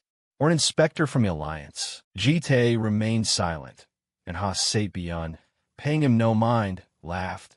"Then you must have a lot of experience with dangerous dungeons." "Actually, I'm very afraid of water, so this is my first time acting as a combat coordinator in an ocean dungeon like this." Saying that, she turned to Jite and winked jokingly. "If I fall in the water, don't leave me behind. I'm heavy, so I'll probably sink." Jite was immediately stunned into silence. Seeing this, Sapien blushed. This is bad. I need to go do something. I'm not usually like this. I'm suddenly so nervous today." With that, she hurried off, and Jite said nothing the whole time, simply watching her leave impassively. This Sapien, you know she's always been a coward like that. She's not only afraid of deep water, she trembles at the sight of blood. But the woman in front of Jite now showed no fear of the water, even though she carried fragmented memories lost from the timeline. Sapien still didn't recognize him. Her core was different, and she merely imitated Hasetbile using the host's memories. Perhaps her true soul had been bound by the seventh lord of the abyss, Rakshita. And the one who engineered this whole situation was an entity outside of time. What he wanted was singular, Jitai's despair. He wanted to make him fall by forcing him to kill his own Hasabian. To be precise, it was pure malice aimed directly at Jitai. But clearly, the seventh lord of the abyss, Rakshita, didn't understand him very well. At that moment, from the deep sea, a massive tentacle writhed up. The faces of everyone there immediately turned ugly. What had appeared was the Kraken, the giant monster. The Kraken crawled ashore, step by step. It was much larger than the reports indicated. Truly, a giant specimen. Just then, someone anxiously went up to Shiraishi and urged, "Captain Ryanosuk, give the order." Shiraishi snapped to attention and hurriedly said, "Ah, right. Deal with it quickly. We still have a celebration to go to." Frontline charge. No sooner had he finished than arrows of light began to appear in his hands. At the same time, the guard units surged forward. Immediately, countless beams of energy launched at the Kraken. At that moment, several silhouettes flashed and then vanished. When they reappeared, they were right in front of the Kraken. They attacked it frantically. Swords and blades kept striking it, but the Kraken's outer hide was like iron. It was basically impervious. Of course, they didn't give up and continued to press the attack. Fortune favored them. Someone managed to stab into the Kraken's eye. The pain made the Kraken enraged, and the fighters immediately panicked. Unfortunately, it was too late. A gigantic tentacle lunged forward. With a thunderous crash, the tentacle lashed down. Shiraishi urgently shouted for everyone to brace. Seal its tentacles. Arcane-type superhumans now. He also ordered supports to amplify mana and had the marksmen provide continuous covering fire. Thus, they coordinated smoothly to fight back the Kraken, holding out until the combat coordinator could find a weak spot. But before long, the chains binding the Kraken began to show signs of snap. The priest controlling the chains immediately murmured, trembling, "It's too strong. We can't hold it for much longer." Shiraishi turned and yelled toward Jitai at the rear. "Has the combat coordinator identified the weak point?" Jitai replied slowly, "Its left eye. Aim for that." Shiraishi asked suspiciously, "Is that the core?" Jitai explained matter-of-factly, "Hitting that makes it react in pain." Shiraishi nodded slightly to show he understood. Just then he seemed to realize something. He cried out in alarm, "Hasabian! Where is she?" Jitai answered calmly, "She hasn't returned since she said she was going to the restroom." This made Shiraishi worry and shout, "Damn it, is she crazy? Going to the restroom at a time like this?" He bit his lip aggressively and asked with difficulty, "The left eye? Are you sure?" Jitai didn't answer, but Shiraishi assumed he was confirming. Ready to act, someone anxiously asked, "Captain, what are you going to do?" Shiraishi cried out fiercely, "Hold those tentacles tight. I'm going to strike hard." As soon as he finished speaking, he released his energy. Immediately after, a beam of energy appeared in his hand. In an instant, Shiraishi shaped it into an arrow. He screamed wildly, "O monster of the dark deep, I vow you shall sink into eternal sleep." As his words ended, the arrow was immediately drawn taut. Then Shiraishi slowly released his grip, and the arrow tore through the air. The arrow flew straight for the Kraken's left eye. With a boom, the arrow detonated on impact. The Kraken began to roar in pain. The others quickly retreated to avoid the blast. They cried out anxiously, "Did Captain Ryanosuk succeed?" At that moment, the Kraken slowly collapsed. After delivering that strike, Shiraishi hurried ashore. But his expression was strained because he realized his power hadn't been enough. If only his shoulder hadn't been injured. This still wasn't enough to kill the Kraken.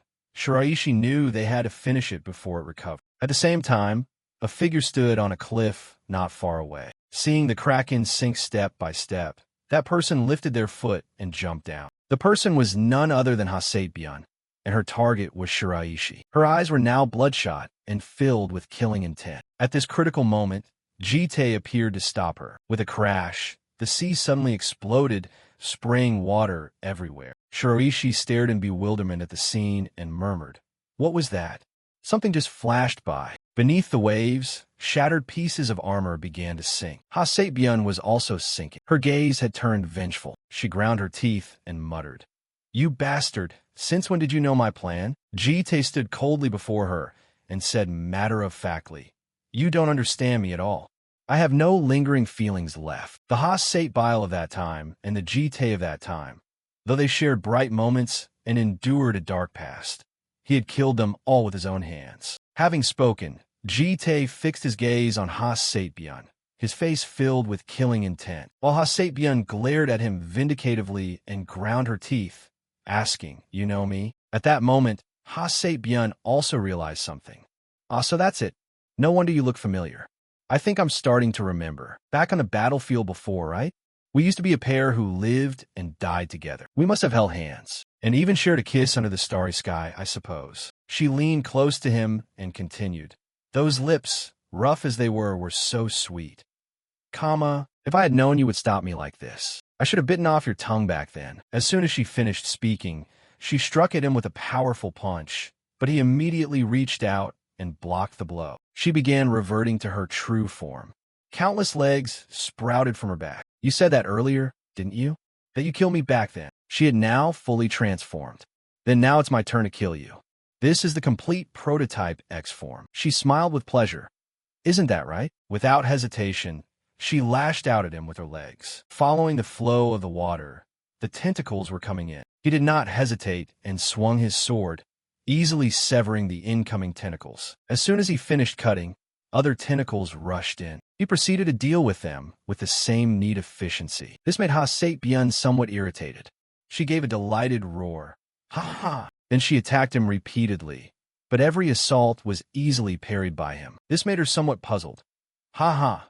Is this really the Jite I knew? Compared to then, you've become overwhelmingly stronger. If you had been this strong back then, you could have protected both me and our comrades. She lunged and grabbed his hand. But I've been wondering since earlier, why do you only block and refuse to attack? Is it out of guilt?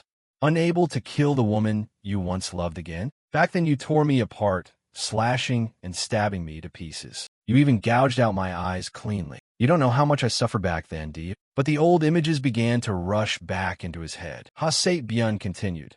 That morning I was truly cold. She smiled as she spoke, but the smile contained an indescribable pain. The image of Jite now appeared in her remaining eye. Then the image of him began to shrink and disappear. At that moment, the system sent a notification. The Pleasure Timepiece EX ability has detected an item displaced from the world's timeline. Target: Arma's Greatsword. Countless slashes began to appear, and the one who created them was none other than Jite. He had now mastered his emotions, and thus did not fall into the illusion again. Subjected to a barrage of strikes, Has-Sate Bian cried out in excruciating pain. The system continued to send a notification. The Pleasure Timepiece EX ability will protect you from the approach of malice. He thought to himself, can I sense the Pleasure Timepiece power on the inner blade of the Guardian's sword? Could it be that when the malice was drawn from the Guardian, some of its power was left on the sword? The image of the sword radiating power appeared in his mind. Along with that came Yubom's words ringing out, I borrowed it from the janitor earlier. Sooner or later you'd need it. He thought to himself, did that girl foresee this situation and give me the sword for that reason? If it's this thing, it can dispel both malice and the demon's power without having to kill Has-Sate Bian.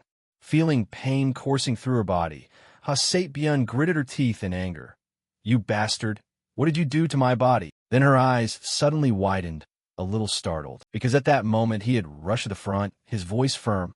Stop playing with that poor girl's body. Come out here now. As he spoke, he delivered another slash to her. Feeling parts of her body as if they were falling apart, she cursed inwardly. Damn it, every time that sword touches me the shedding layer is destroyed. At this rate the demon state will disappear. Is there any better way? Then she turned her gaze to the giant squid lying on the seabed. A smile spread across her lips. That's right. As long as my body doesn't touch it, that's fine, right? As soon as she finished speaking, she lunged straight toward the squid below and landed lightly. Then countless tentacles began to sprout from her body, piercing into each part of the giant squid's body. A source of power exploded forth from her eyes. Immediately, she was able to fully control the squid. Looking down, he marveled. This loop isn't just about the demon.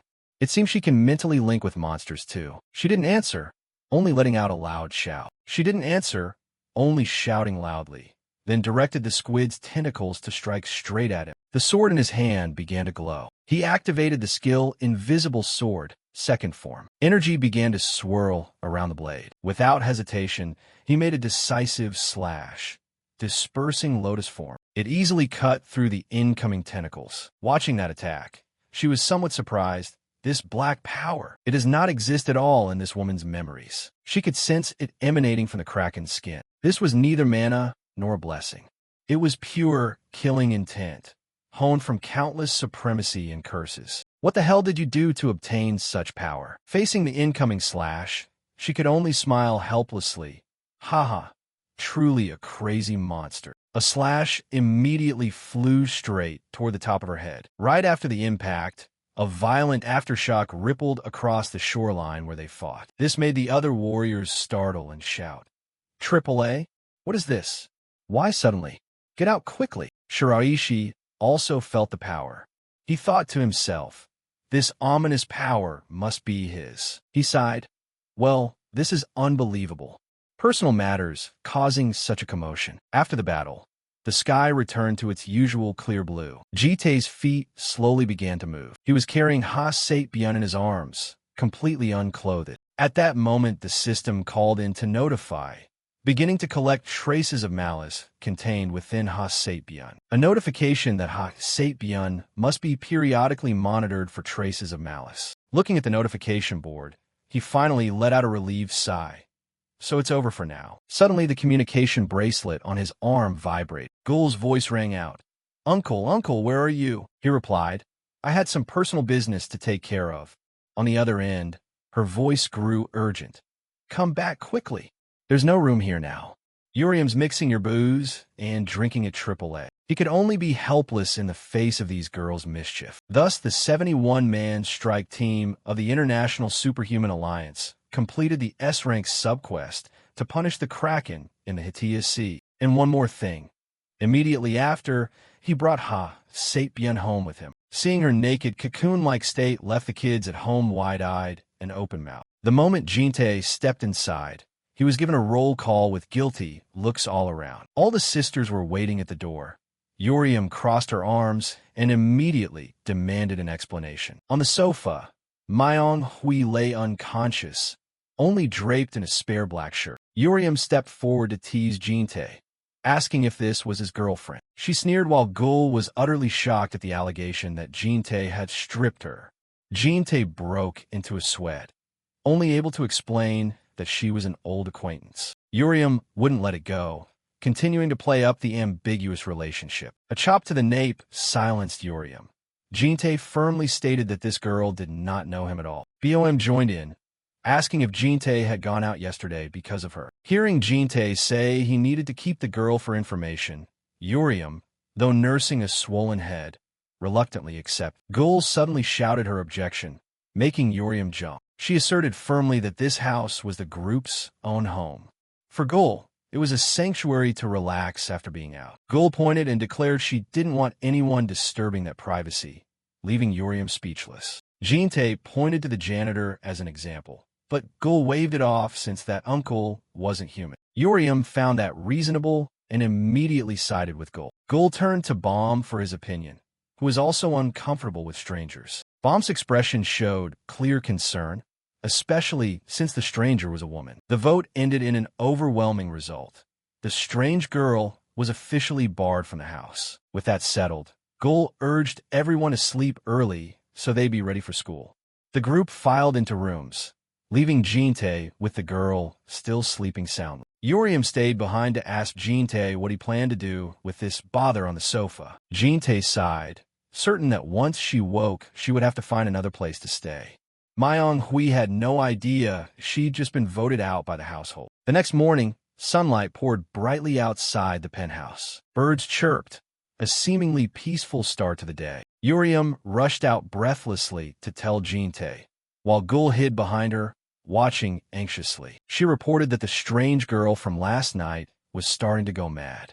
Myong Hui woke up out of control, brandishing a broken bottle as a weapon. She screamed, asking what kind of hellish place she was in. Jin-tae carried Juel in and calmly watched the girl causing a scene. Myung-hui demanded an explanation in a fury, asking why she was in a state of missing clothes. Her face flushed crimson as she imagined the unsavory things Jin-tae might have done. Though small and slight, Myung-hui insisted she had superpowers. Urium stood next to Jin-tae, exasperated at the endless theatrics. Urium's gaze turned cold as Jin-tae noticed something unusual from his sister. Traces of malice had accumulated to 10%, signaling a terrifying transformation. The eternal clock activated, revealing a new truth about Myung-hui's condition. The system confirmed she had been psychically corrupted, making her personality extremely violent. Jin-tae realized this was the dreadful consequence of direct exposure to malice. Myung-hui suddenly lunged with terrifying speed,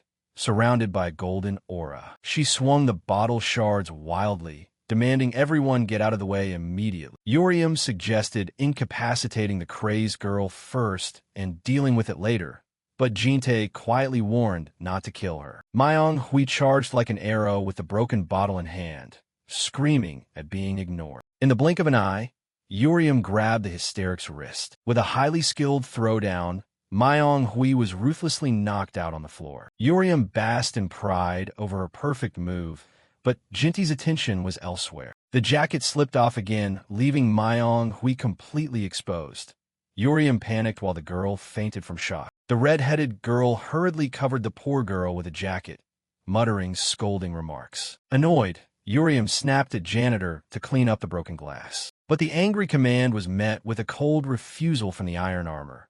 Urium, Jin-tae, and little Juel were stunned by the unexpected defiance. Janitor declared his duty was to protect Bone, not to mop floors, as purple smoke began to pour out ominously. Psychic contamination erupted.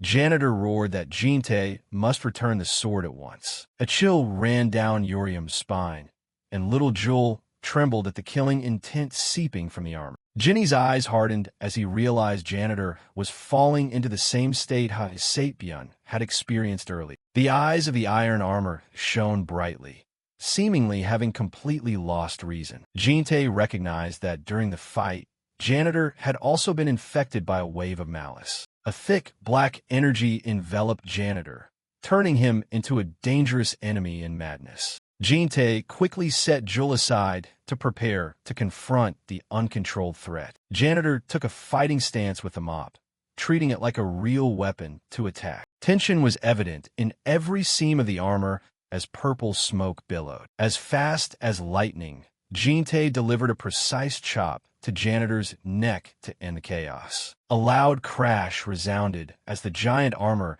collapsed to the floor before the two girls' stunned eyes. The helmet tumbled across the floor, revealing an empty void inside. Urium was horrified to realize both of them had contracted the same terrifying affliction from that evil. Myung-hui and Janitor had both been subdued, lying scattered on the floor. Urium anxiously asked Jin-tae what the next step should be, since they obviously couldn't take them to a hospital. Jin-tae asked an unrelated question instead, whether Urium had finished the alcohol stored in the room. He swept his arm open and produced a shimmering purple portal, preparing to take them all away. The destination was a place that could heal the aftermath of this psychic contamination. The group entered the underground maze, a vast space filled with gloomy, ancient stone architecture. Urium was awed by the grandeur of the place, while Jin-tae treated it merely as a secret refuge. Looking at the rows of iron cages, the red-headed girl felt as if she'd stepped into an underground prison. Jin-tae calmly led the way, indifferent to his sister's utter astonishment.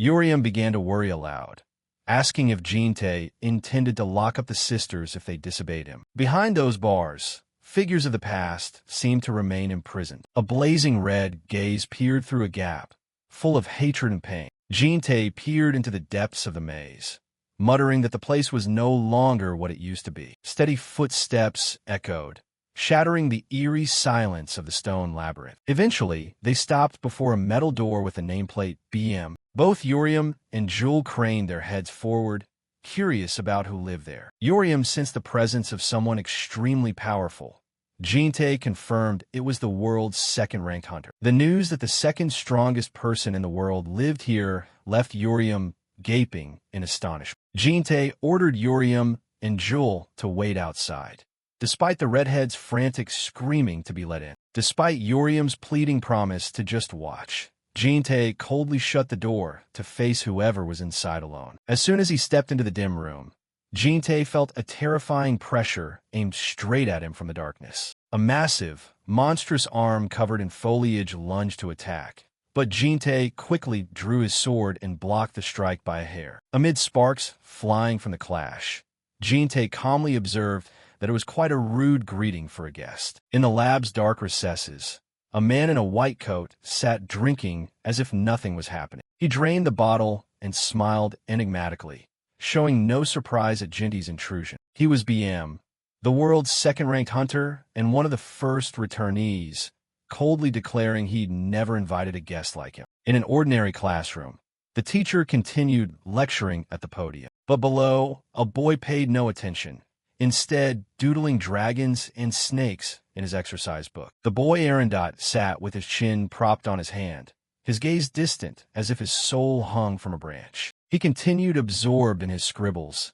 indifferent to the surroundings. Those eyes suddenly flashed a strange light, as if seeing through thick corrective lenses. This happened about 40 years ago, when a horrifying incident suddenly swept the globe. It was called the Great Babylon Disappearance. At that time, thousands of children with extraordinary abilities abruptly vanished in a series of mass disappearances. Before the sudden crisis, armies worldwide searched frantically but found nothing.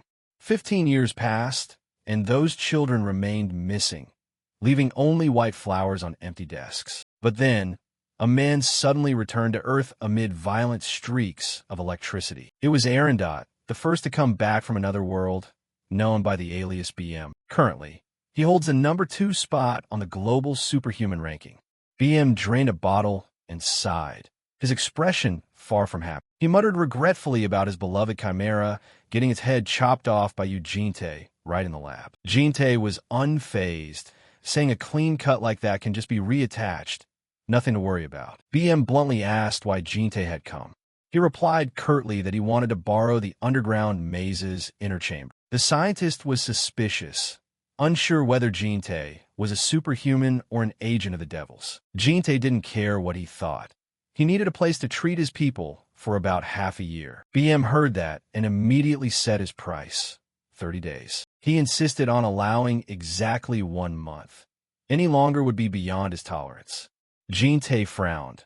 30 days was clearly insufficient for full treatment. He tried to negotiate since he wasn't coming empty-handed, but BM lowered it to 25 days. Then the man kept pushing, dropping the offer to exactly 20 days with a very arrogant attitude. BM smugly declared there was nothing in this world he needed. He pushed up his glasses, saying that Jin-tae barging into his place and getting 30 days was already a great favor. Seeing the other's arrogant tone, Jin-tae snapped back, muttering that he should just shut up. Suddenly, a jet of black killing intent erupted, rending the lab space. Jin-tae began destroying BM's expensive equipment with a single sweep of his hand. BM panicked and shouted what the hell he was doing, but Jin-tae coldly told him to shut up. Jin-tae declared it was now his turn to bargain, lowering the time to 15 or 10 days. BM clenched his teeth in anger, threatening that Jin-tae would regret touching his things. He declared he was no longer interested in using Jin-tae as a test subject and would instead eliminate him. When BM prepared to use the right hand of a Hylia technique, Jin-tae's face remained impassive. BM grinned with murderous intent, ready to deliver the finishing blow. He vowed to wipe Jin-tae from existence without a trace. A massive energy mass covered in glowing red eyes rose up behind BM. That grotesque arm reached out, poised to devour the young man before him. Jin-tae stood there with darkness obscuring half his mysterious face. Immediately, he unleashed the Hylia curse, generating a terrifying pressure that filled the entire room. BM's arm suddenly froze midair, unable to move forward even an inch. BM panicked to find his body completely paralyzed, suspecting it was some high-level illusion. BM broke into a cold sweat, realizing this was neither magic nor trickery. It was a primal fear closing in on him, utterly overwhelming the will of the number 2 superhuman. Even the demonic blood coursing through Ahilia's arm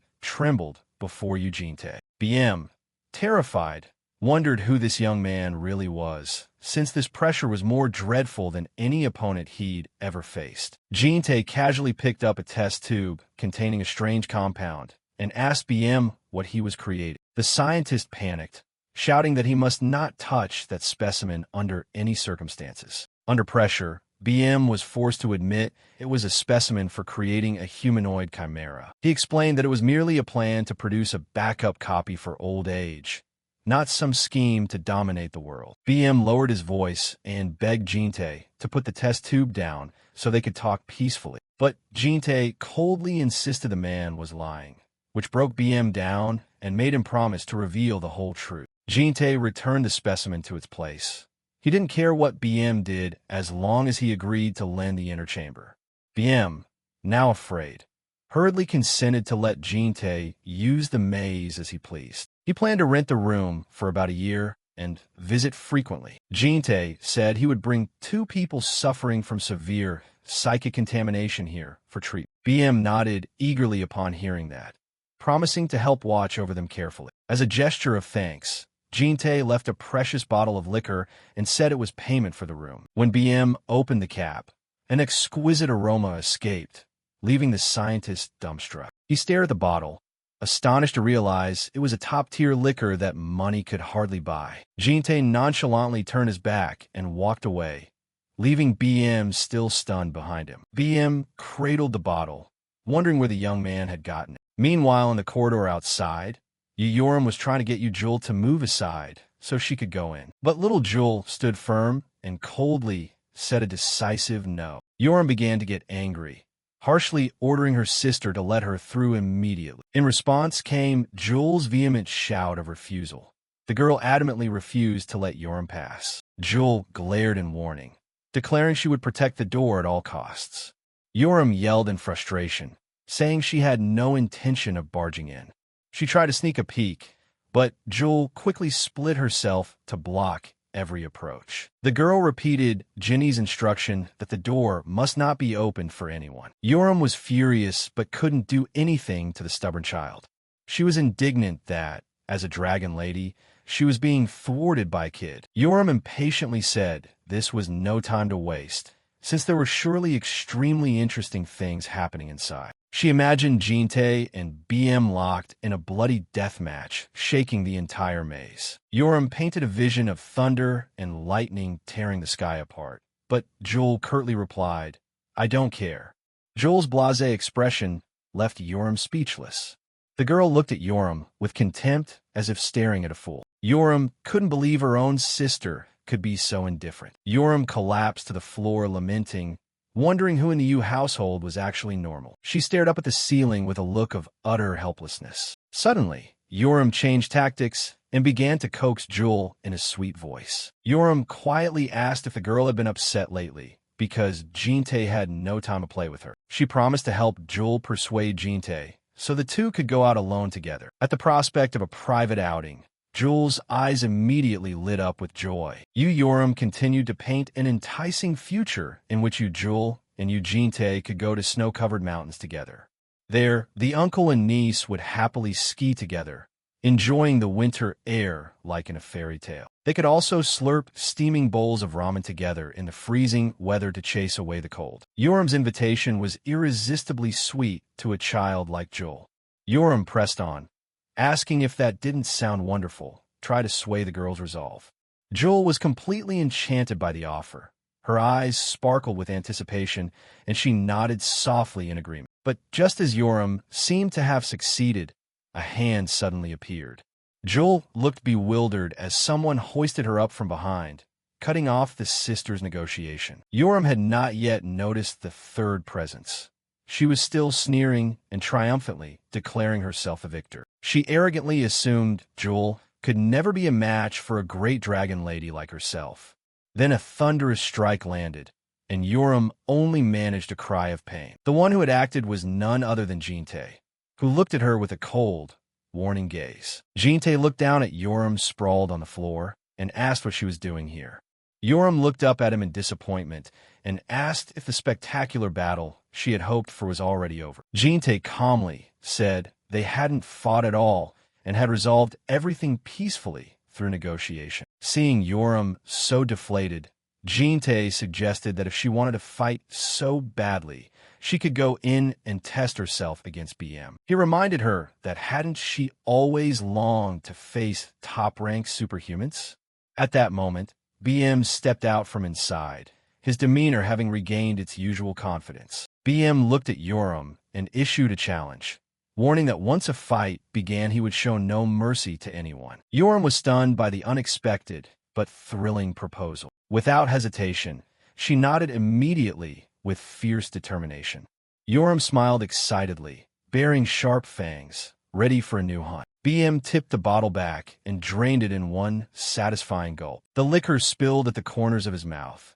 He was so intoxicated his face flushed bright red. Jinte watched calmly as BM praised the superb flavor, something the earth could never produce. BM asserted confidently that this was wine fermented from the world of Arendot. The image of Arendot's magnificent castle appeared, the place BM had been forcibly relocated to 40 years ago. Drinking more, BM wondered aloud where Jinte had gotten this when he had searched the world and found none. BM was ecstatic, saying he'd gladly trade 10 years' use of the inner chamber for it. Jinte turned and called for Yoram to come out, but she flatly refused. Jinte asked BM for one more favor.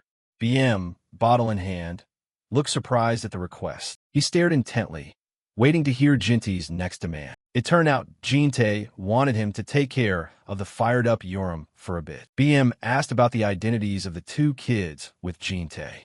Meanwhile, Yoram was in a state of extreme excitement. Juel hugged her stuffed bear close to Jinte, while he handed Yoram over to BM. Juel raised her bright blue eyes and looked around with curiosity. The girl's cuteness even drew a compliment from BM. Yoram asked curiously whether the man before her was truly the world's rank 2. She excitedly said she'd watched videos of him online, but was now seeing him in person for the first time. BM brushed his hair back and asked if he was prettier than she imagined, only to be shot down by Yoram, who said he looked like an unemployed gamer. She then tossed her head and asked whether he was stronger than Javier Karma. BM sneered, saying it had been a long time since he'd heard that name.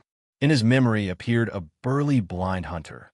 BM wondered how he fared after being possessed by a demon. Yoram felt uneasy, breaking into a cold sweat at those horrific stories. BM walked toward the door, asserting that there were at least 5 people in the world stronger than Javier. And most importantly, he declared that he was stronger than all 5 of them combined. Hearing that, Yoram's eyes lit up.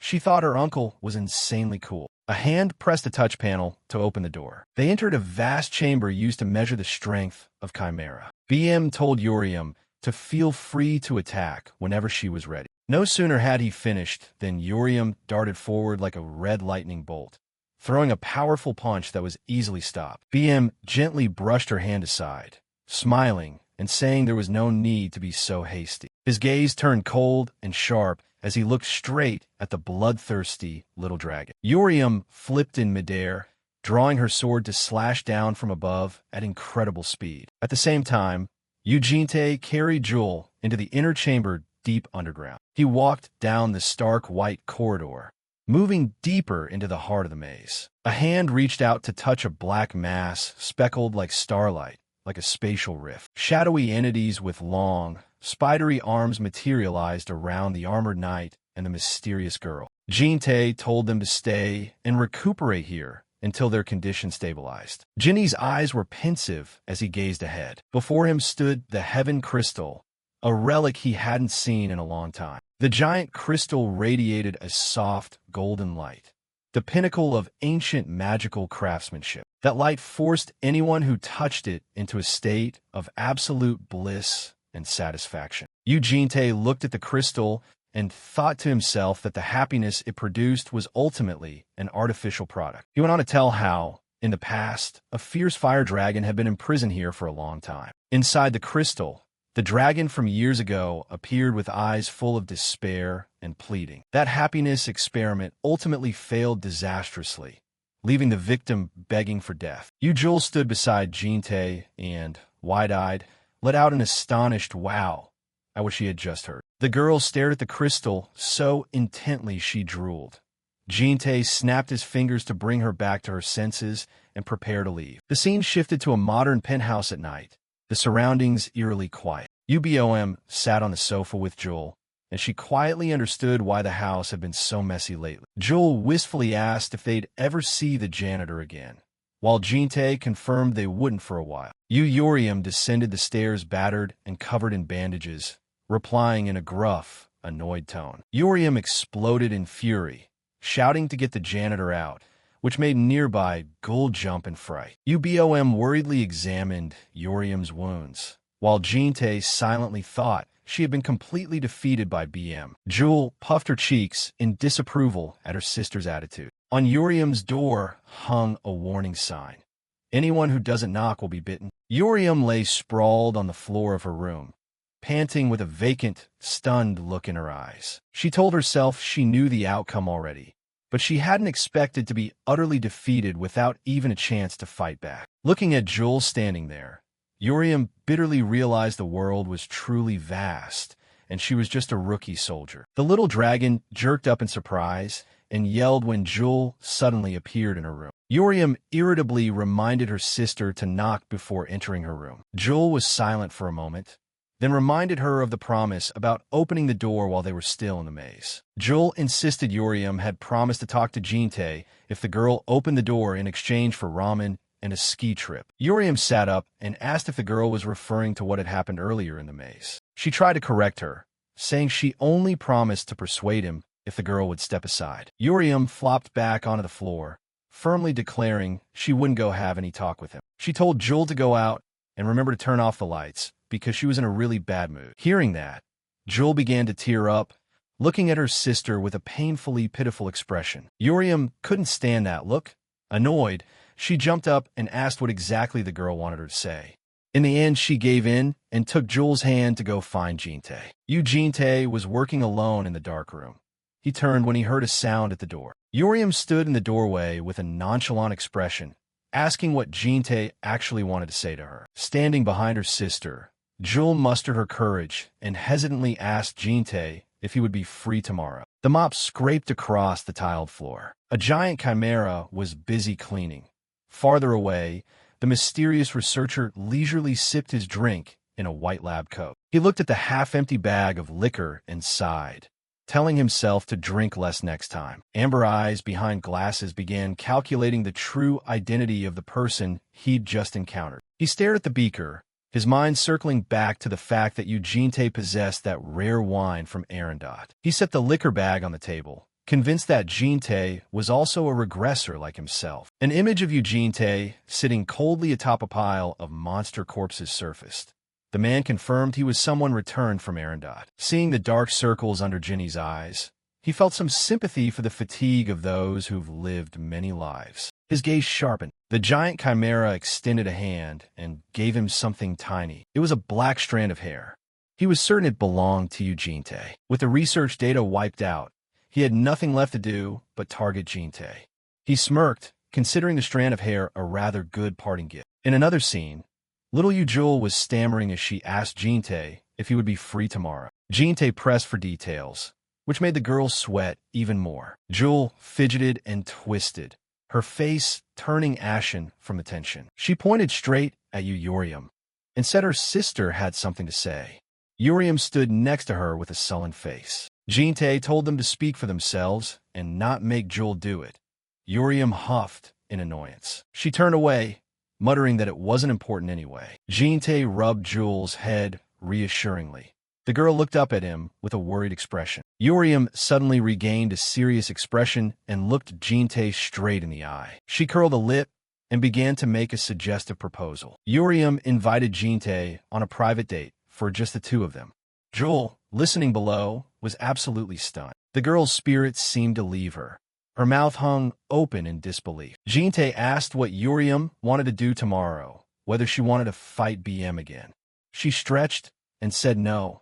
Go hang out with that blue-haired kid instead. Yuriam turned her back and walked out of the room, gripping the doorknob. Before leaving, She softened and told Jin-tae to stop by later because she had something extremely important to discuss. The two of them watched her dragon-like figure go, bewildered. Jin-tae turned to ask Juel where she wanted to go the next day. The girl shyly touched her fingers together and murmured that she wanted to go skiing. And so the two of them found themselves in the high, snowbound Himalayas. Majestic white peaks rose against the clear blue sky. Jin-tae and Juel sat on a sled, hurtling down a steep slope. Juel rode in front, shouting with excitement in Jin-tae's protective arms. The sled skimmed over rocky outcrops, the speed whipping wind across their faces. They sped on through a blizzard of white snow. At one high drop, the sled flew into the air and landed with a silky smooth touchdown. Jin-tae kept a composed expression as he steered the sled down. Juel's eyes lit up. She had never been this happy. The sled tore through the thick snow, leaving long trails across the mountainside. Their speed never slackened. They raced on through the vast expanse. On a flat stretch, Juel was still crawling on the sled, giggling. Jin-tae knelt and asked if she was scared.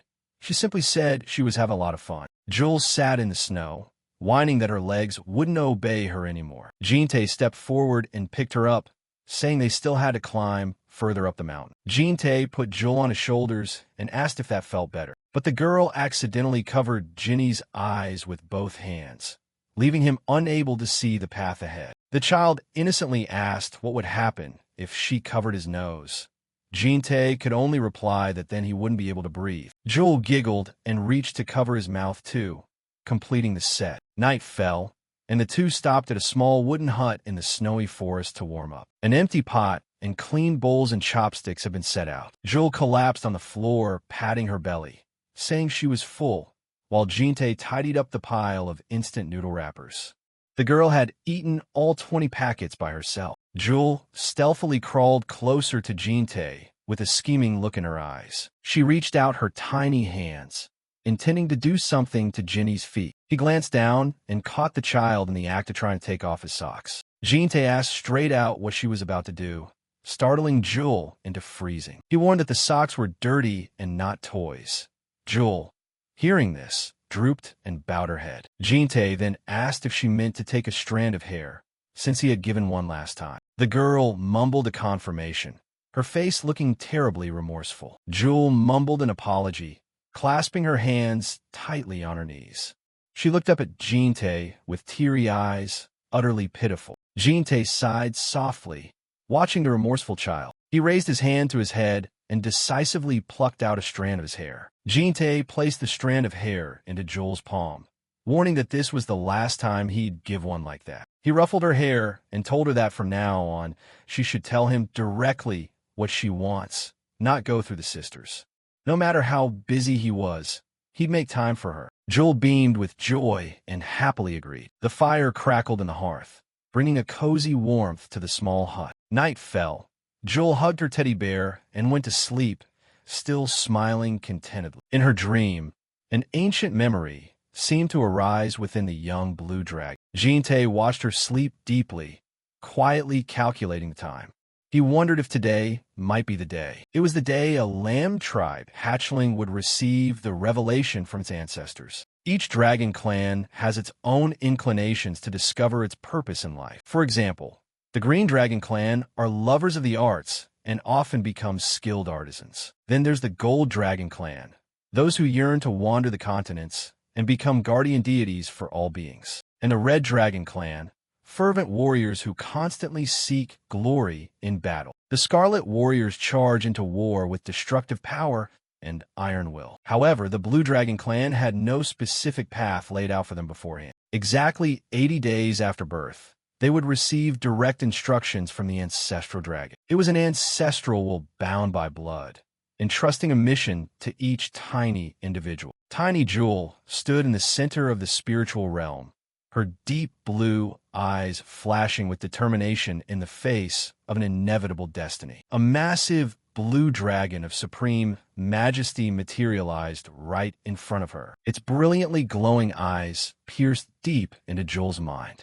The great blue dragon called out, "My daughter," kicking off a mysterious new chapter in the youngest one's life. Juel was floating in a deep, blue watery space when a voice suddenly echoed, calling her his daughter. Even though she was hearing this voice for the first time, it gave the little girl a very warm and familiar feeling. A massive blue dragon appeared, its scales and fins glowing brilliantly in the deep water. Juel stared blankly at the great creature before her, softly muttering, "Grandpa." The great blue dragon looked at his little granddaughter and told her he understood her heart just as she understood his. He noted that Juel seemed to be living a very happy life right now. The little girl smiled and nodded in agreement, admitting that she was indeed feeling very happy at the moment. The great blue dragon gave a gentle smile, saying it was all thanks to someone who sincerely wished for her happiness. Then he turned the question back on her, asking if she wanted to do the same for that person. To do that, he told Juel there was an important task she needed to carry out. The dragon's eyes narrowed with utter seriousness as he warned that a long, dark night was about to fall. In that darkness, some would fall, and they might never be able to pull themselves back up again. He instructed her that when the time came, Juel had to use her own two hands to protect what was most precious. Hearing this, Juel anxiously clutched her hem, worried because she didn't have any strength at all. But the ancestor insisted that didn't matter. The thing that decided everything was the will in her heart. A glowing finger gently touched the little girl's chest as if passing down a sacred message. The great blue dragon manifested in the form of a man with long blue hair, telling her to think carefully about how to protect the one she loved. Only when her determination was great enough to pierce through the darkness would Juel and the people important to her be able to smile. The words, "I know you can do it," faded as his figure dissolved into the deep water. Juel squeezed her tiny fists tight, etching the advice she had just received into her mind. The little girl's eyes blazed with determination as she promised herself that she would absolutely protect what mattered to her. The scenery shifted, returning to the modern city under a clear blue sky. At the cafe, in coffee, Jin-tae was having a meeting to talk about work. Wai Yunju sat across from Jin-tae, apologizing for not being more proactive in the incident involving Prototype X. Jin-tae casually took a sip of his coffee and asked if she had found any more information on the organization Invisibility. Yunju asked him if he remembered anything about the Malaysia's ball, and Jin-tae confirmed that he did. It was an extremely rare, large-scale S+ rank dungeon, whose location was incredibly difficult to detect. Every single room inside this dungeon harbored unpredictable dangers. Its danger level was ranked among the absolute worst, to the point where even top-tier hunters had to wager their lives just to step inside. Yunju announced that the location for Lair's year-end event had been set right at this Malaysia's ball. The Invisibility organization plotted to use the cadets there to create 100 new demons.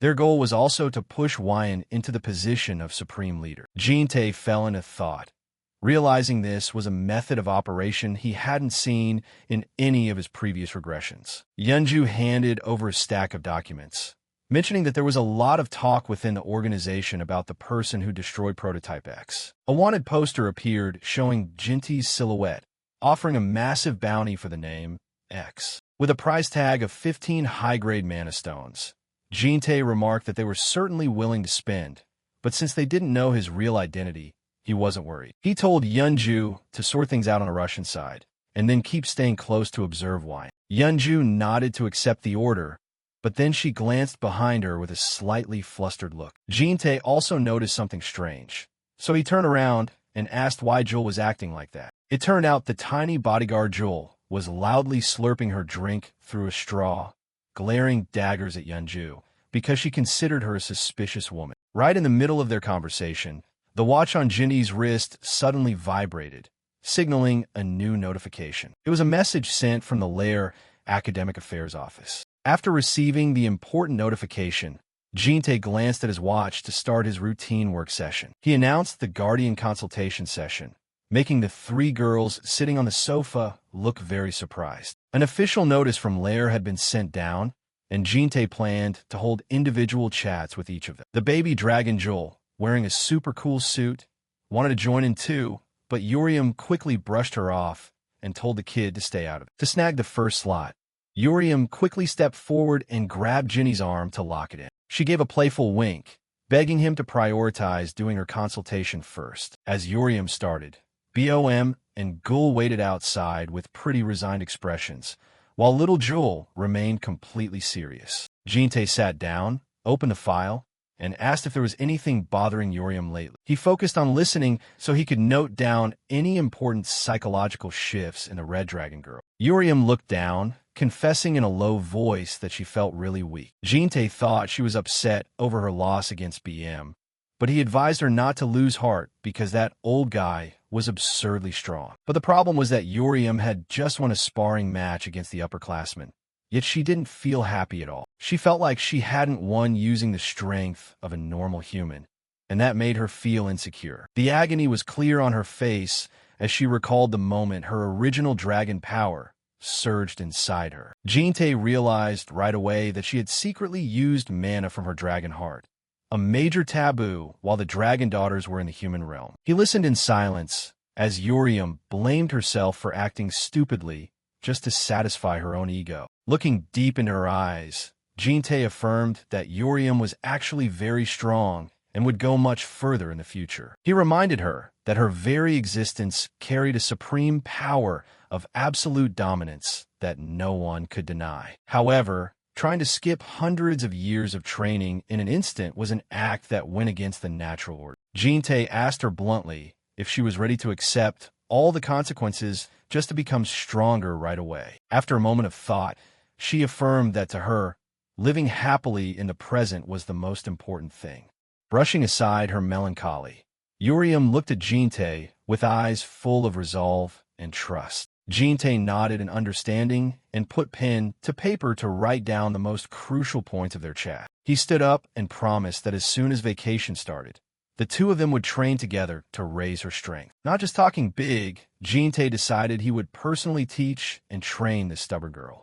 He would show her how to become truly strong without having to break any rules. Jinte's sudden offer left Yuriam stunned for a few seconds out of pure surprise. To hide her embarrassment, she pouted and said she had never asked him to teach her anyway. Yuriam burst out laughing, teasing Jinte by asking if he wanted to take her on as his prized disciple. Jinte silently wrote in the file that Yuriam was the type to always act tough just to hide her lack of self-confidence. The next one to walk in was Gul, who excitedly asked if she needed to prepare anything special. She claimed she was still doing great with her studies and making a lot of new friends, and that her school life was completely fine. Seeing Jinte about to call the next person, Gul quickly said she had something important to ask. The Yellow Dragon Girl expressed her desire to participate in work trips to military bases just like the other cadets. Jinte asked for the reason, and Gul said she wanted to go volunteer to meet more new people and broaden her horizons. In her head,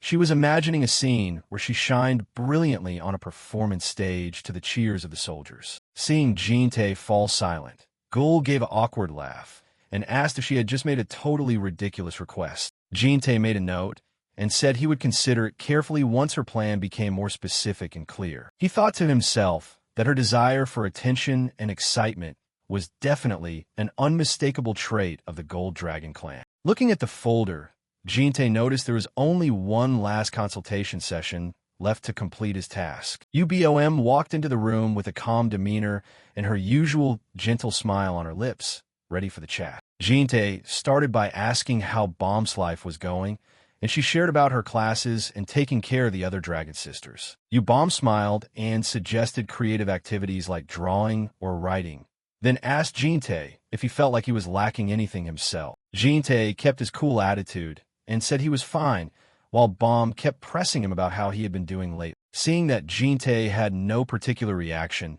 Bom kept digging deeper into the issue by repeating her question about his secret desires. Jinny's eyes showed a brief flash of contemplation when faced with the somewhat excessive concern from the Green Dragon Girl. The words love suddenly surfaced like a loaded hint about what Jinte might actually be missing. Bomb abruptly leaned down close to Jinny's face, using a piece of yellow paper to cover her lips as she looked at him with a deeply teasing gaze. She tilted her head, her emerald eyes sparkling with anticipation for an honest answer from her guardian. The evening sun beamed through the penthouse window, looking peaceful on the outside, but a storm was definitely brewing. Ubom giggled mysteriously, while Jin-tae started to smell trouble and told her she should stop. The guy kept his deadpan expression, but inside he was probably screaming from being pestered by this girl. The pretty lady didn't listen, going right ahead and plopping down onto Jinny's lap, completely ignoring his reminder that they were in the middle of a counseling session. Jin-tae complained about his knees hurting, while Bom sat there casually scribbling on the files like a real professional. She pouted sulkily, saying she only wanted to be close to him like this, and yet she was getting kicked out. In a massive room, the two of them kept wrestling back and forth, one pushing forward while the other kept dodging. Bom even boldly claimed that the two of them should have been this intimate a long time ago. Jin-tae could only look away, trying to keep a cool head against her relentless offensive. Seeing him flustered, she pushed even further, leaning her face in close and making the guy flinch back. But because he backed up too much, the swivel chair suddenly lost its balance and started to tip backward. A sharp thud echoed, signaling a pretty bad ending to this teasing session. The two of them tumbled onto the floor, with Bom landing flat on top of Jin-tae in an incredibly awkward position. Jin-tae lay there frozen, staring at the ceiling, while Bom took the opportunity to ask him straight to his face whether he saw her as a burden or as a woman. But then she suddenly froze, the mischievous smile from earlier vanishing, replaced by utter embarrassment. Bom's face flushed bright red like a tomato, and she looked down because she suddenly realized she had gone a bit too far. In that split second, a dark premonition about the demon Hagawa flashed through her mind like a bad omen. Right at the critical moment, the youngest, Juel, appeared out of nowhere at the door, freezing for a few seconds at the sight before her. The innocent little girl asked what kind of racket the two of them were making down on the floor. Jin-tae quickly tried to clear his name, saying Bom had suddenly jumped on him out of nowhere, that he didn't do anything. Bom quickly slapped a hand over Jinny's mouth and laughed it off, saying she was just playing a little prank on him for fun. Seeing her older sister get counseled that way, Juel's face started to fall because she felt left out. The little kid dropped a line that made both of them want to faint, saying she wanted to do that too. With a determined face and sparkling eyes, Juel demanded that Jin-tae counsel her right this second. Jin-tae was speechless looking at the youngest, while Bom stood to the side giggling, knowing she had accidentally planted a seed of jealousy in the kid's head. Sensing that the situation was getting dicey, Bom quickly slipped away to cook dinner, leaving those two to sort things out themselves. The moment she stepped out of the room, Bom's expression instantly turned gloomy, as if she was terrified of what she had just seen in her vision. Inside the room, Jin-tae could only reluctantly sit down on the floor to begin an unintentional consultation session for the youngest girl. Meanwhile, the media was exploding with news about the S+ ranked dungeon raid event called Malaysia's Ball. Professor Wyan appeared looking powerful on television to announce the plan for this massive campaign.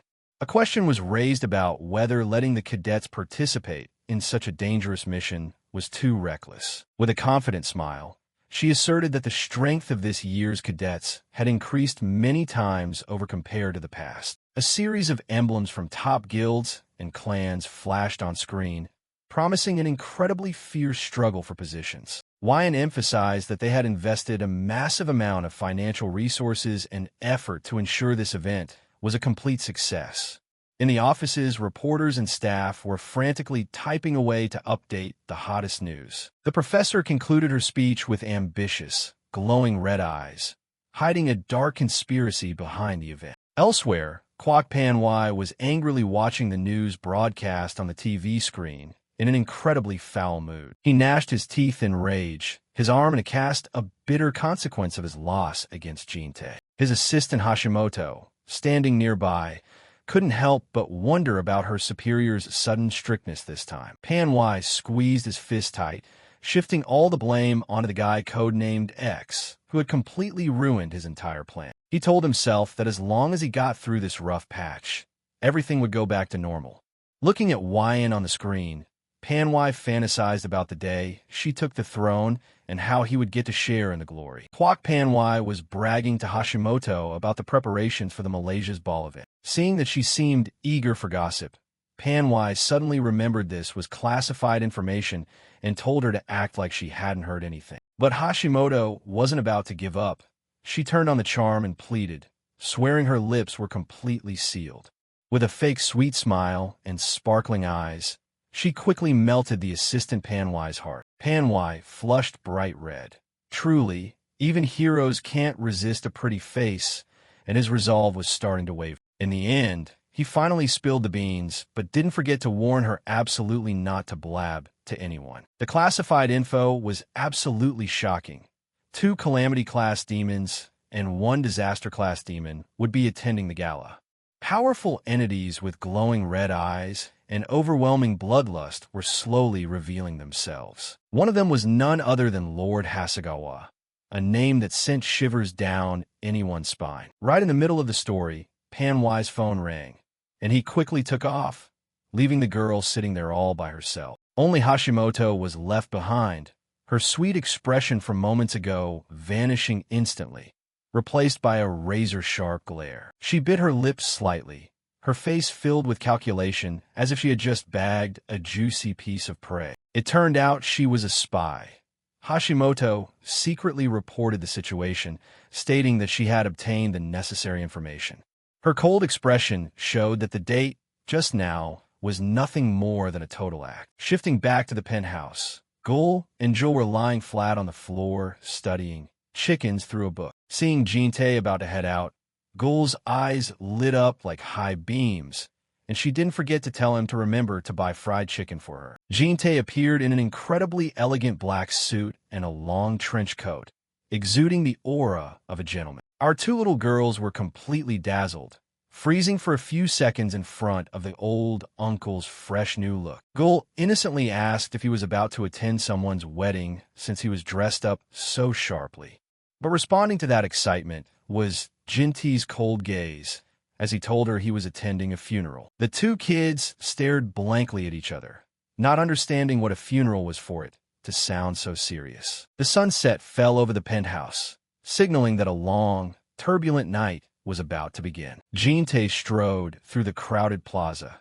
The funeral clothes he wore seemingly separating him from the bustling world around him. Painful memories suddenly rushed back. The image of a girl with a bleeding wound made his heart tighten. He recalled the sight of himself screaming in despair in a pool of blood, a past he never wanted to repeat. And also the disgusting smile of the old man Hagawa, the mastermind behind every tragedy he had to endure. Jin-tae gnashed his teeth, a chilling bloodlust radiating from him as the name Hagawa etched deep into his mind. The surrounding crowd started to buzz with chatter about a beautiful girl who was standing in the middle of the plaza waiting for someone. They wondered out of curiosity what kind of tycoon that absolute stunner named Yubom was waiting for to be dressed so luxuriously.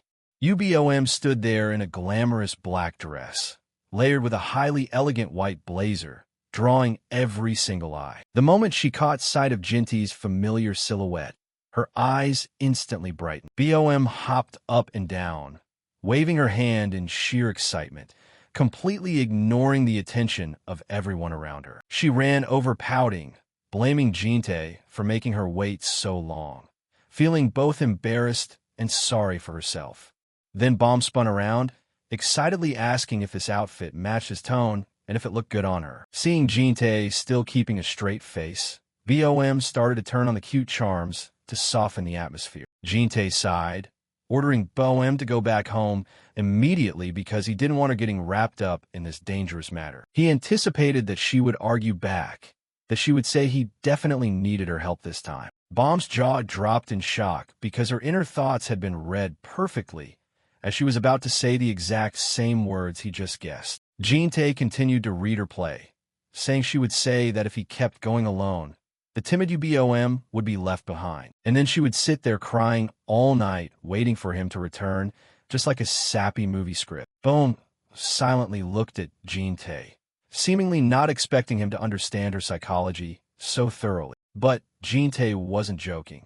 He asserted that he was about to go kill people and that he wasn't some kind of good person. Jin-tae bluntly warned her that everything coming up would be very brutal and far from clean, and he didn't want her to witness those things with her own eyes. He demanded that she quickly go back, but Yubom turned the question back on him, asking if he understood the feeling of living in a clan like hers. Bom explained that living in that clan meant having to see destiny, and the feeling of helplessness when you couldn't do anything to change it was truly horrible. She recounted a heartbreaking destiny she had just seen yesterday. An autistic child killed the mother who had taken care of him for 20 years. It was a cruel tragedy that she could only watch in despair, unable to intervene or save anything. Bom gently placed her hand on Jinny's arm, affirming that no matter what, she still wanted to be by his side and help him. She desperately wanted to support Jin-tae, just like the way he had saved that woman before. Jin-tae let out a weary sigh, seemingly starting to feel swayed by the girl's determination and sincerity. In the end, he finally agreed, but didn't forget to threaten that if she caused even a single bit of trouble, he would kick her back home right away. Hearing that, Bom's face instantly lit up, and she happily replied, "Yes, sir," as if she had just won a major victory. The story paused there and shifted scenes to Kyoto, Japan. The city of Kyoto at night appeared with high-rise buildings packed close together, harboring dark secrets that were slowly coming to light. Inside a luxurious room, a henchman bowed his head and reported to Lord Hagawa that all preparations for the plan were complete. A powerful hand reached out to take a black fedora, exuding a mysterious and highly dangerous vibe. That was Hagawa, a calamity-class demon with glowing red eyes and a horrifying smile, and he was eagerly anticipating the upcoming fun. Kyoto during a late afternoon. The ancient city appeared under a brilliant sunset, but carried an incredibly mysterious feeling. At the center, a modern skyscraper was shining brightly, serving as the venue for a grand event of the high society. Inside the banquet hall, the atmosphere was extremely lively with elegant guests raising their glasses. The sound of the elevator chimed, signaling the arrival of someone new. Jin-tae and Yubom walked out in elegant, pitch-black attire. Bom was a bit struck with awe, her emerald eyes widening at this extravagance. Under the gorgeous chandeliers, couples were guiding each other to the melodious rhythm of a waltz. The surrounding crowd was full of aristocratic faces, completely absorbed in business small talk and multi-billion-won contracts. The two of them casually made their way into the main hall, blending themselves into this vain world to begin their mission. Bom softly whispered to Jin-tae. It turned out this was the place where he would have to engage in a life-or-death battle. Even though she had seen it beforehand through her heavenly destiny ability, she still felt overwhelmed because this place looked nothing like a battlefield. Jin-tae coldly reminded her not to let her guard down, because they were standing right in the middle of the enemy's den. Bom scanned her surroundings, noticing that the guests here seemed to be just normal humans rather than demons. Out of nowhere, a glamorous blonde woman stepped up to strike up a conversation with Jin-tae, recognizing him as a completely fresh face. She curiously asked which prestigious family he belonged to. The woman gave a highly meaningful smile, her gaze unable to hide her interest in Jin-tae's cold exterior. He casually replied that he was from the Konosuk family. Hearing this, she was astonished because that was a highly powerful ninja clan. She laughed delightfully, not expecting that mysterious family to have such a handsome man.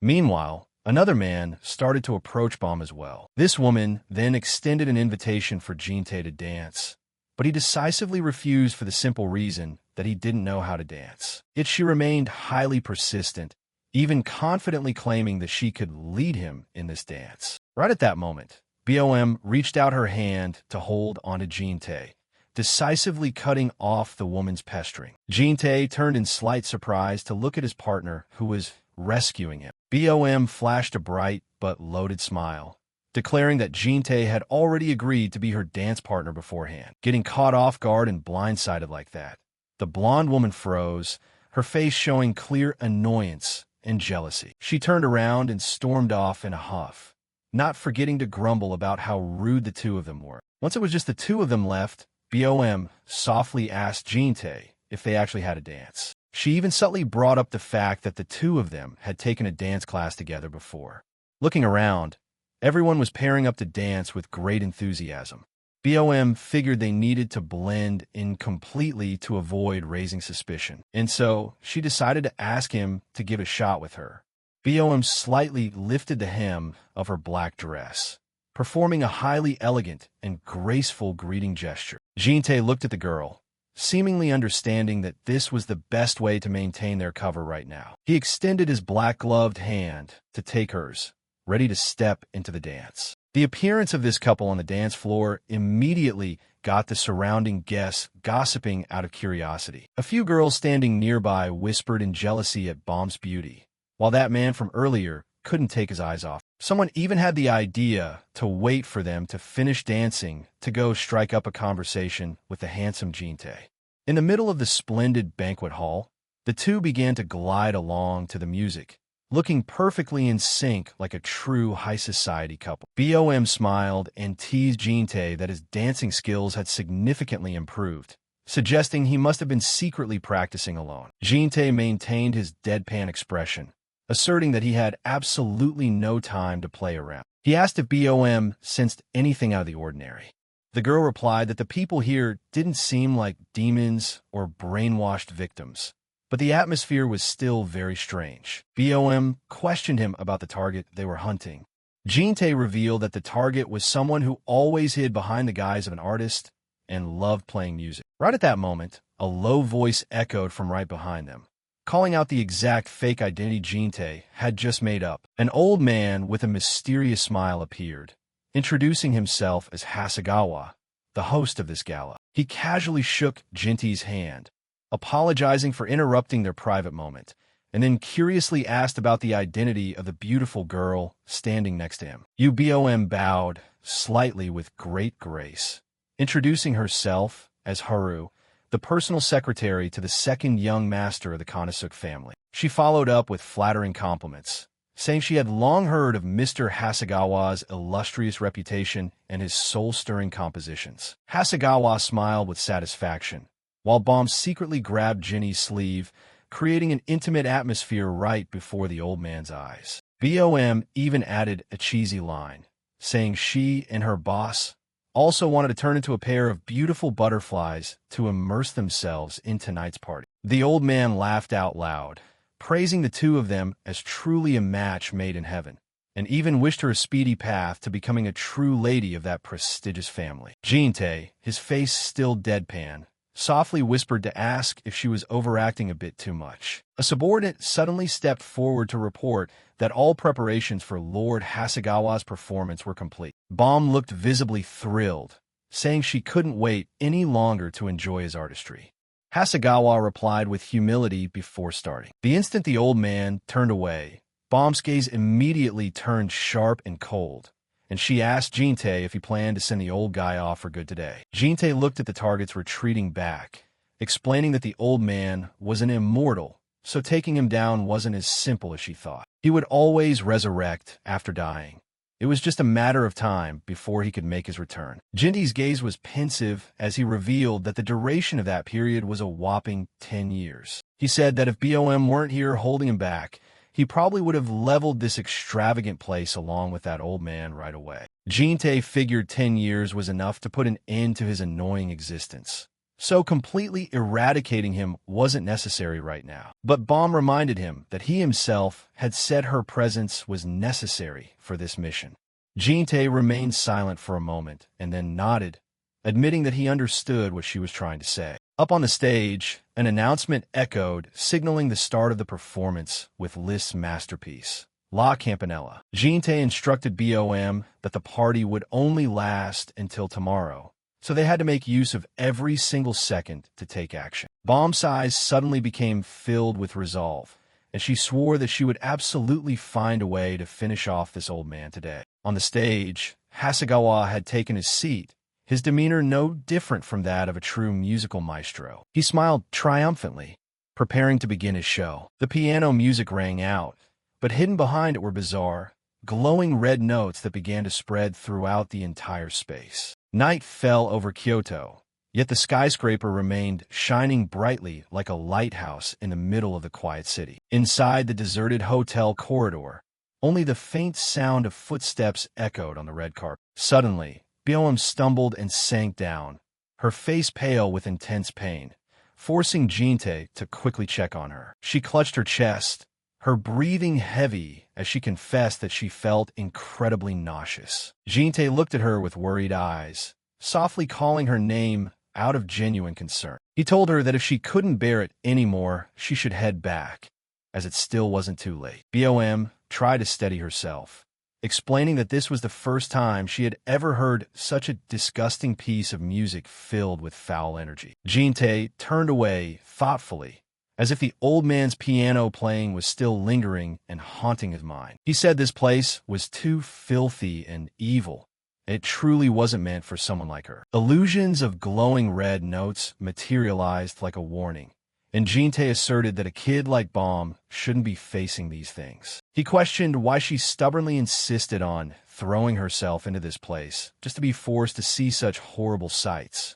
Bom bowed her head in silence, her sorrowful eyes staring into the empty void. She softly said that if she hadn't come, Jinte would probably have to fight all alone in this defiled world forever. Her words left Jinte stunned, as he hadn't expected her to care about him that much. The next morning, the sound of a door opening signaled a new day with highly tense developments ahead. Bom stepped out with a completely fresh look, full of determination as she asserted that she hadn't just sat there shivering all night. She smiled with a bloodthirsty aura, declaring that today would be the final performance of the old man Hagawa's life. Down in the auditorium, the old man was already seated by the piano, preparing to play his enchanting sounds before the crowd.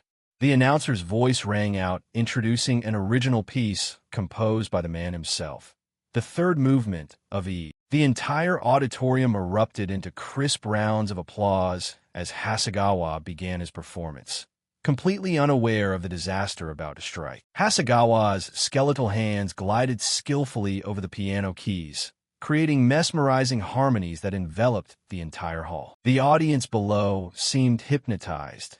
Some burst into tears from pure emotion, marveling that this was a beautiful melody akin to a dream. Jinte stood at a distance watching with an indifferent face, softly asking Bom if she was truly ready for what was coming. He lowered his voice to remind her to brace herself mentally, because the upcoming scene would be more horrifying than anything she could imagine. Jinte casually released his grip, letting the wine glass he was holding fall freely onto the floor. An ear-piercing shatter rang out as glass fragments sprayed everywhere, cutting right through the melodious rhythm of the music. Instantly, the atmosphere turned spine-chilling as the eyes of the entire audience suddenly glowed with a bizarre emerald green light, looking completely possessed. Dozens of soulless, murderous glares simultaneously locked onto the two of them, creating a crushing pressure. Yubom and Jinte stood in the center of the encirclement of human puppets, calmly facing this abnormal transformation. Hagawa roared in sheer fury, his face distorting into a demonic expression with bloodshot eyes as he screamed to know who dared to have the audacity to ruin his cherished performance. The audience began to shriek as the glowing red notes seemed to suffocate the atmosphere. They twisted their bodies in a sickening manner, their mouths gaping open to emit bizarre noises. In the midst of that zombie crowd, Jinte and Yubom still stood tall, facing the madness that was taking over. Looking at the humans around her, Yubom realized a chilling truth. None of them possessed life anymore. Jinte casually confirmed it, stating that these were actually just soulless corpses. He further explained that the entire audience sitting here were merely toys, puppets that Hagawa had constructed from dead bodies. Yubom smiled with complete confidence, asserting that as a dragon daughter, there was no way she could mistake this. It turned out that earlier, the girl had sensed something unusual when touching these elegant guests. A surge of brilliant blue energy radiated from her hand, exposing the truth hidden beneath the human facade. Yubom was certain that an artificial life pulse was operating inside them, and it only became clearly exposed when that artist guy began to play music. The audience laughed and clapped, but their eyes were terrifyingly hollow and vacant. The horrifying truth stood exposed. The only thing truly alive on the bodies of these corpses was the pairs of ears attached to them. Jinte curled his lip in disdain, exposing Hagawa's perverted hobby of collecting real human ears. That mad artist meticulously sewed every pair of ears onto the corpses, creating an ideal audience that knew only how to worship his music. Jin-tae thought to himself that he had been too impatient in his previous lives, killing him before he could discover this secret. Turning back to the discussion, Yubom questioned his immortality and brought up the catalyst used by those who form contracts with demons. The girl drew a picture of a demon on paper to illustrate the law of cause and effect when selling one's soul. According to her, if a demon failed to achieve its purpose after transformation, they would have to undergo a process of molting. Yubom excitedly made a suggestion, her eyes sparkling as if she had found a solution. Jin-tae agreed, but first he needed to force that guy to expose what he was hiding. He fell into thought, calculating as darkness shrouded his cold face. In the end, Jin-tae decided to act according to the plan Yubom had laid out. Back in the auditorium, Hagawa took his hands off the keys, looking disappointed that he couldn't find anyone with ears that knew how to listen. He exposed his true demonic nature with glowing red eyes, howling in rage as his sacred performance was interrupted. He ordered his minions to sever the ears of the ones who dared to disturb him immediately. The living dead lunged forward like starving beasts, while Hagawa stood at a distance, directing the massacre. Surrounded on all sides, Yubom looked at Jin-tae and asked if this was the brutal world he always faced. Jin-tae nodded in confirmation, and the girl gently closed her eyes as if she had made up her mind. A surge of emerald green power began to radiate from Yubom's body.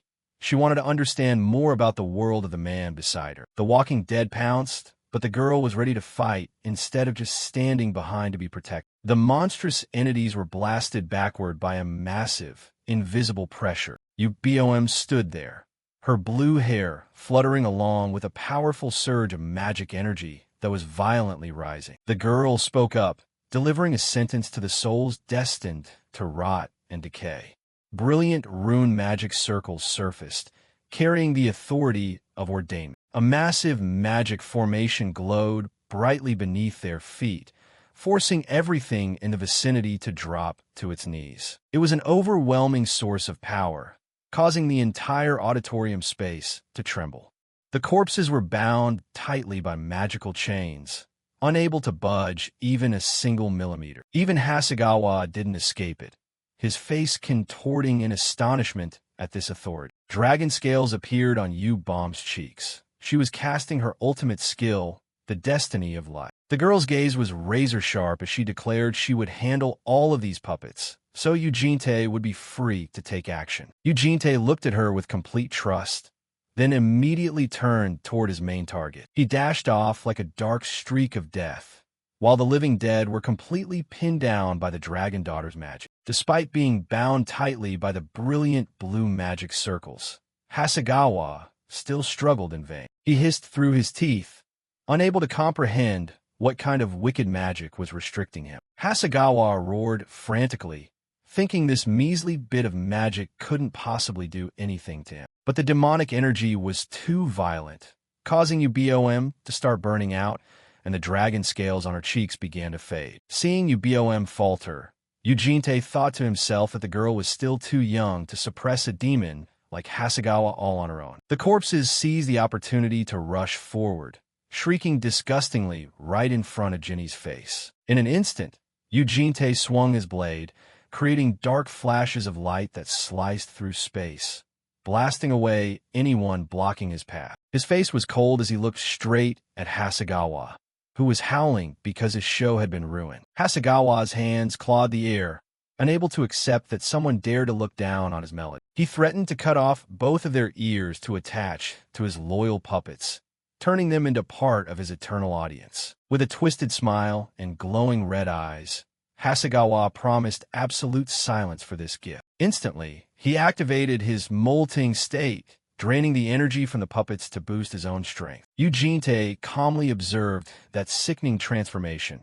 recognizing that this was Hagawa's final trump card. The magic shattered, and Yubom collapsed onto the floor, exhausted in the face of the massive wave of malice. The girl panted, apologizing for being unable to maintain the magic any longer. Eugene gently reassured her that this was already more than enough. Ubom looked up at him with eyes full of absolute trust. He stepped forward, his right hand enveloped in a pitch-black, chilling mist, preparing to end it all. In the middle of the ruined auditorium, Eugene's silhouette radiated a terrifying bloodlust. Hagawa lunged madly, screaming about the arrogance of those who dared to whisper in his presence. He considered their existence nothing but a bunch of useless noise insulting art. Ubom anxiously called out his name as the demon closed in. Hagawa laughed gleefully, gloating because he thought he was about to punish the insolent fool. He bellowed that the performance was sacred and no one had the right to stop it. He brought up the laws of ancient Egypt to justify his brutal act of cutting off ears. He casually grabbed a corpse by the hair, viewing it as proof of the uselessness of ears that didn't know how to listen. Eugene calmly walked through the resurrecting corpses, the pitch-black sword in his hand vibrating slightly. He delivered the bitterest insult, calling his entire performance nothing but absolute garbage. His ego deeply wounded, Hagawa shrieked, cursing Eugene as a true demon. In a flash, a dark streak of light gleamed, and Hagawa's head parted from his neck. The slash was so clean and decisive that the demon's body remained standing upright for a good while afterward. The power from the strike was so immense that it shook the entire high-rise building. Ubom witnessed the brutal scene that had just unfolded before her eyes in utter shock. Hagawa's eyes were still wide open in complete bewilderment as his head tumbled to the floor. The head rolled around in a pool of murky black blood, putting an end to the madness of a self-proclaimed artist. Eugene stood there, looking down at his enemy with a cold gaze that lacked even a single ripple of emotion. He coldly declared that his little playtime ended right here. Hagawa's body collapsed heavily, the headless corpse looking completely pathetic. The white-haired old man's head rolled across the floor, blood splattering everywhere. Eugene casually walked over and stepped on the head as if it were a broken toy. He looked down coldly at the enemy beneath his feet, completely unfazed by the horrific sight. In the distance, Ubom watched in utter shock as the enemy was taken down in a single, clean slash. Her jaw dropped, and cold sweat began to pour down her cheeks from sheer disbelief. The moment Boem called out, "Mr." Eugene immediately reassured her that this kind of freak wouldn't die that easily. The head beneath his foot began to let out weird, raspy chuckles. Hagawa realized that this power went far beyond the understanding of ordinary superhumans. He grinned from ear to ear, claiming that Eugene was the X he had been searching for all this time. Eugene asked him flat out what his goal was. Did he want to slay demons or bring world peace? But he also shut him down right away, saying that the dying usually talked too much, before exposing the fact that the old man had signed a contract with the Abyss as a sick performer. His immortal power was actually a gift from Amarbarka, the Lord of the Abyss. Shocked that Eugene knew his secrets so well, Hagawa asked what his true identity was. He only responded with a cold gaze, telling the old man he was dead wrong about one thing. Hagawa remained stubborn, believing that even if the audience left, his show would go on, as his corpse forced itself to its knees, desperately clinging to his so-called performance art. He laughed maniacally, declaring that he would create a brand new audience with his own hands right here. The moment he finished speaking, countless creepy red threads shot out, surrounding the room. Ubom was suddenly caught off guard as the threads tightly bound her and suspended her in midair. She realized with horror that she couldn't move her body at all. Hagawa admitted Eugene was strong, but the girl with him was simply too weak. He forced Boem to grip a sharp shard of glass, turning her into a murderous puppet in his hands. Eugene stood still and watched as the thick red threads blocked their path, while the old man claimed that no matter how strong humans are, they're always bound by their humanity. Hagawa mockingly called that bondage love. He smirked, threatening that if Eugene touched him, Boem would die, and if he stood still, she would kill him. He gave him a cruel choice, backing Eugene into a corner as the controlled Boem lunged toward Eugene, the glass shard in her hand ready to stab down. Hagawa gloated, waiting for the lovers to finish each other off. Eugene just smirked and criticized the old man's terrible taste, saying it hadn't changed a bit. His face remained terrifyingly calm, even as Bomb's attack rushed toward him. But suddenly, the red threads were shredded to pieces by strange bursts of green light. Hagawa's eyes widened in shock, unable to understand what the hell this light was. The banquet hall suddenly vanished, replaced by a vast, star-filled universe. The old man panicked completely, thinking he had fallen into some kind of illusion. But Bom appeared right after, coldly declaring that he had stepped into her inner world. Brilliant strands of green mana wrapped around her arms, radiating a divine pressure that forced everything to its knees. The old man shuddered as he realized this girl hadn't been human from the very beginning. Hagawa was tightly bound in midair by chains of light, completely helpless. Bom looked down at him with the eyes of a god, stating that her power came from the great azure dragon. Hagawa screamed that even though his current power was weakened, his source would never lose to him. The silhouette of the great azure dragon loomed behind her, a mythical entity holding the power to create life and magic. Controlling the green threads with her hands, Bomb gently reminded him that he had gotten one very important thing wrong. Tied up tightly, Hagawa had presumptuously called Jinte and her a passionate pair of lovers. Bom coldly corrected him on the spot. "Sorry, but we're not lovers." She gave a mysterious little smile and added, "At least, not yet." A bloodshot red, I trembled behind the green threads wrapped tightly around his face. Hagawa choked, his head bound so tightly that he could only let out meaningless groans. He woke up to find himself in an unfamiliar cathedral, facing Jinte and the green-haired girl. Jinte explained that the original hotel had collapsed, so the old man couldn't perform, which was why he had to move them both here, the gloomy yet magnificent cathedral creating the perfect stage for the grand finale. Jinte exposed Hagawa's crimes, revealing him as the one who had indirectly forced countless people to slaughter each other in this place. Horrific memories rushed back into the old man's mind.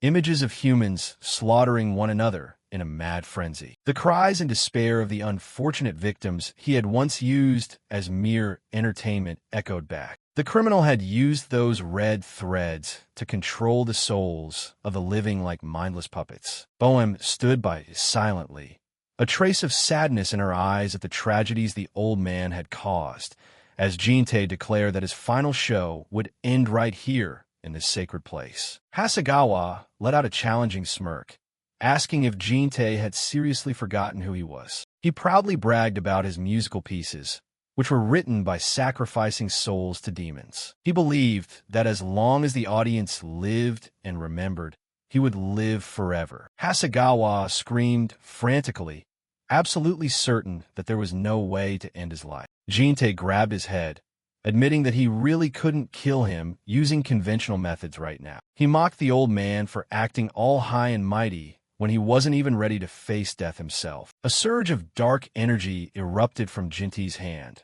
signaling that the old man was about to taste something far worse than death. Jinte's hand tightened, stained with blood and an overwhelming, pitch-black magic. The full view showed the absolute dominance of the regressor over the demon groveling at his feet. Hagawa shrieked in agony as he felt his soul being crushed piece by piece. Jinte stepped on his corpse, explaining that failing to perform was a severe breach of contract. He ordered in a chilling voice, "Perform.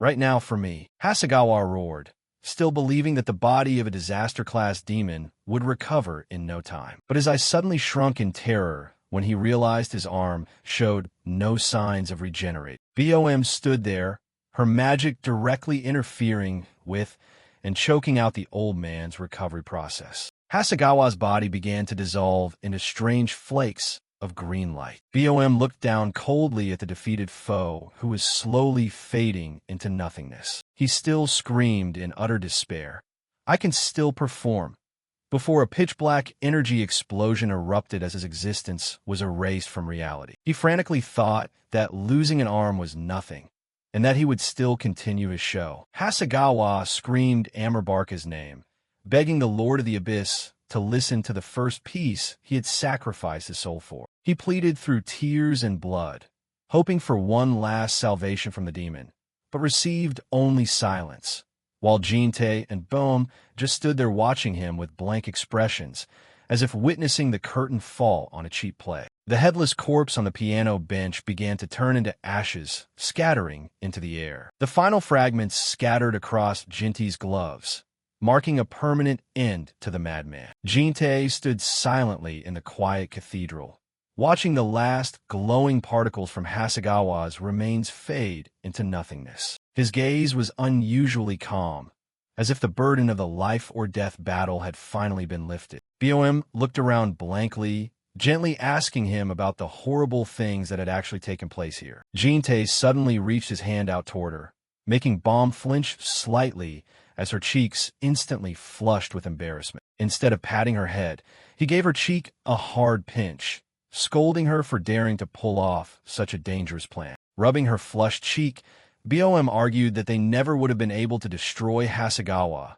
if she hadn't done it that way. His anger fading, Jintae gently placed his hand on her head, a rare gesture of care from the usually cold man. He looked deep in her eyes and gave her his most sincere praise for her efforts. Good job. Yubom's eyes sparkled with happiness upon hearing his acknowledgement, while Jintae suggested they head back. She flashed her brightest, happiest smile yet, softly responding with a sweet, "Okay." The invitation to go home echoed, marking a peaceful end to a long night full of chaos and death, as Jintae and Yubom walked side by side toward the bright light at the end of the road, closing the final chapter on the musical dictator. It was a beautiful sunny day at the family penthouse, and the atmosphere seemed incredibly peaceful. Sunlight streamed through the window, shining directly on the lush green plants in the living room. Juel was sitting on the floor, intently writing something down in a thick notebook on the coffee table. She hummed a tune as she wrote, looking extremely satisfied with her work. It turned out to be the Mr. Observation diary that she was compiling herself. The very first page had a drawing of Mr. Jintae standing on top of the world, along with a statement claiming he was the strongest person on the planet. Juel also noted that he had probably been alone for a very long time, which was why he didn't seem to care about his surroundings. She drew a picture of Jintae looking serious, guessing that he was hiding a lot of untold stories. Below it was a drawing of a suit, with a note saying, "Mr. looks incredibly sharp in a suit." Propping her chin up, Juel smiled to herself, her head completely in the clouds. She was imagining herself in a glamorous dress, dancing with him while he wore a sleek black suit. The more she thought about it, the more her face flushed, and she stuck her tongue out with a slightly goofy grin. Right at that moment, Jintae appeared right behind her, asking what she was smiling at that look so creepy, making Juel jump and let out a loud shriek. She frantically covered the notebook with her hands, insisting it was nothing even though her attitude was completely flustered. Jintae glanced at the cheesy title, Mr. Observation Diary, on the cover. Juel made an excuse that she planned to add more drawings once they got closer. Jintae just gave a cold, "Oh," his face completely expressionless. He turned to leave, not forgetting to remind her to finish writing so she could get to her other chores. Juel breathed a sigh of relief, telling herself she should hide in her room to write next time just to be safe. But then she suddenly noticed something strange. Normally, he never paid attention to what she was doing, yet today he was the one who proactively asked. She crossed out the line, "Doesn't care about his surroundings," thinking that maybe he was slowly changing after all. Juel started daydreaming again, believing that she was the one making him warmer. While she was lost in thought, Juel appeared out of nowhere and read the title of the diary out loud,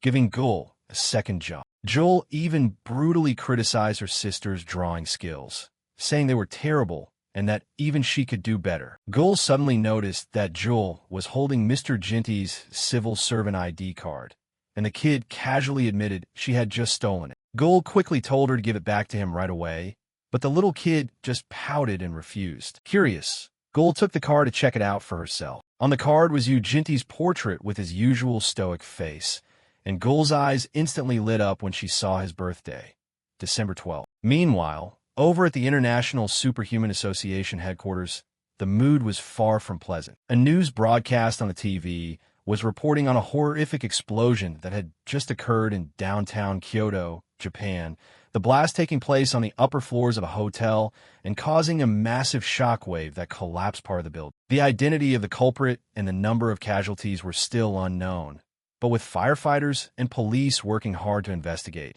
many suspected it was the work of a superhuman. The scene of the explosion looked completely devastated, with thick smoke and dust blanketing the area. A hand pressed a button on the remote, shutting off the TV mid-broadcast. Jefferson Antonio covered his face, letting out a heavy, exhausted, and annoyed sigh. Jefferson, a high-ranking association official, began yelling at his subordinate about the incident that had just occurred. The person standing in front of him was Minamoto AI, the world's 13th-ranked superhuman and a special agent for the Japanese royal family. Jefferson slammed the table and shouted, refusing to accept that they still didn't know who was behind the explosion. He questioned what kind of information the Japanese royal family was hiding about this disaster. Jefferson shouted so loudly that Minamoto AI got a splitting headache, silently cursing that the old guy was being way too loud. Surprisingly, Jefferson had sharp ears,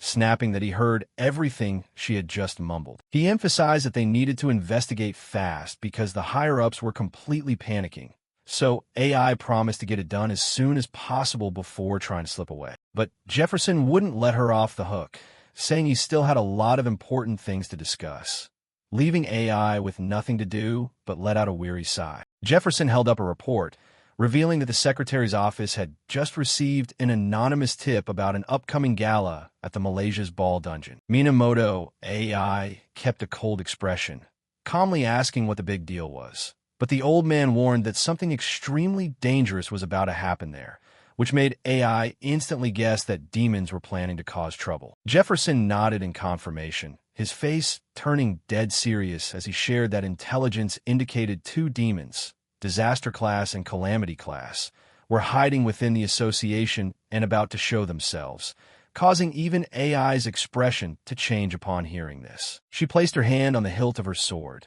and the air in the room suddenly grew incredibly thick. AI asked Jefferson straight out if he was willing to take full responsibility for what he had just said, the two glaring at each other, neither willing to back down in the tense standoff. Jefferson explained that the tip had been sent straight to his desk, proving the informant was skilled enough to bypass all of the association's security layers without leaving a trace. At first, he thought it was just fiction, but after cross-checking, the clues lined up with terrifying accuracy, prompting AI to sarcastically remark that this was no time for him to criticize her family. AI wondered why he was revealing such crucial information to her, so Jefferson reminded her that the dungeon was located right within Japan's territorial waters. A map popped up, showing a demon unit from the Balkans heading straight toward the Malaysia's ball dungeon. Jefferson ordered AI to lead the Japanese royal family's underground special forces unit to quietly eliminate those demons. Meanwhile, the association's own airborne special forces would handle wiping out the rats hiding inside. He emphasized that all of these orders were classified commands coming straight from the top. Everything needed to be handled smoothly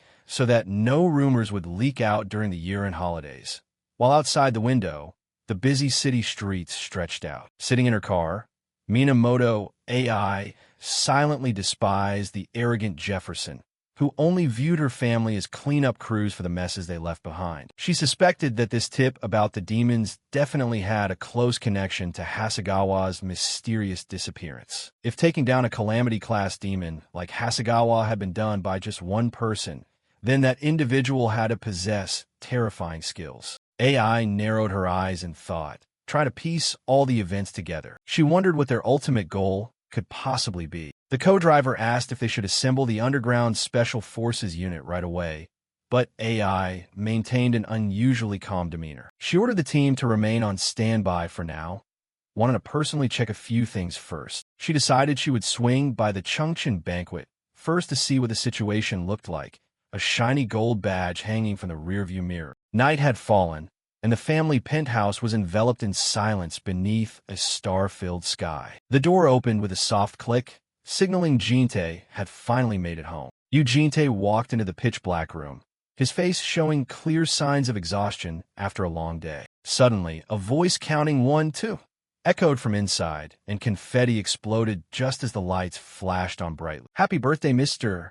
All four dragon girls shouted in unison, freezing Jinte in his tracks for a few seconds as Gul happily stood in the center, holding a strawberry cream cake, surrounded by Yubom, Bom, and little Juel cheering wildly. Jin-tae asked blankly whose birthday it was, completely failing to remember what day it even was. Bom smiled and explained that she had accidentally seen his ID card a few days ago, while Juel confidently asserted that December 12th was definitely Mr. Jinny's birthday and no one else's. Only then did Jin-tae realize that it actually was today, prompting Juel to proudly ask if he was surprised and if this grand entrance wasn't absolutely amazing. The blonde girl excitedly added that this was her very first time throwing a birthday party for someone else, looking so thrilled that one might mistake it for her own birthday. Jin-tae looked over at Juel's glamorous outfit and asked for an explanation, finding himself now wearing a bright red birthday hat. Juel grinned from ear to ear, saying that since it was a birthday party, she had borrowed Sister Bomb's dress to match the fancy vibe. Twirling around, she asked Jin-tae if the outfit suited her, her face full of anticipation. Juel pouted and mentioned that the dress felt a bit tight around the chest, wondering out loud if the tailor had gotten the measurements wrong, leaving Bom standing next to her completely speechless at her younger sister's cluelessness. Right at that moment, Yubom walked in carrying a different cake, which had only a single candle burning brightly on top. Yubom's expression looked incredibly forced, and she grimaced, saying that these cheesy wishes were way too cringe for her. Then she declared that was enough with the congratulations, stepping forward with a mischievous smirk that made even Bom ask worriedly, "Yubom?" Suddenly, a powerful whistling sound cut through the air, signaling an unexpected action. Jin-tae was still holding little Juel in his arms, the red cone hat on his head looking entirely out of place given his highly alert expression. Before anyone could react,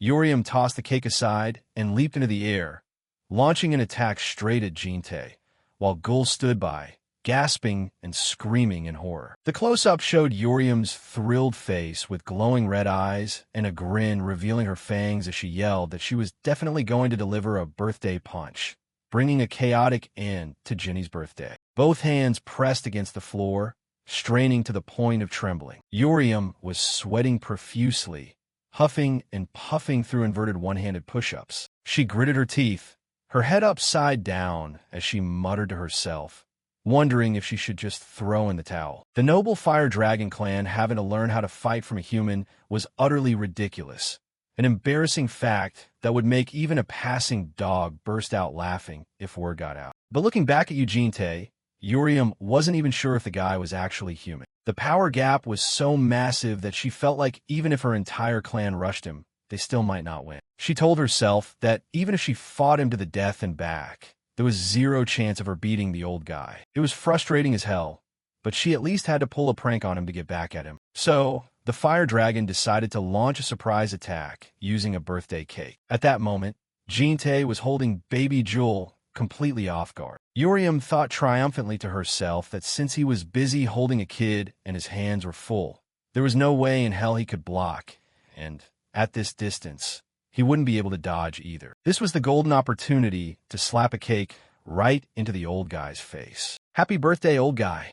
Yubom shouted, charging forward like an arrow. Jin-tae just stood there, calmly watching the kid fly toward him with the cake in her hands. But baby Juel in his arms suddenly sensed that something was wrong. Sweat broke out on the little girl's forehead as she felt the incoming attack. Suddenly, Grandpa's image flashed through Juel's mind along with his teachings about protecting what is precious, recalling how he had told her to hold onto the most important things no matter what. Juel's eyes suddenly flared with a bright green light, her dragon soul awakening with a fierce will to protect. A glowing green magic circle materialized, forming a protective shield around Jin-tae that blasted Yubom backward. Yubom flew backward in panic, while Bom could only stand frozen, watching the accident unfold. The cake sailed through the air, heading straight toward a bewildered Juel. Splat!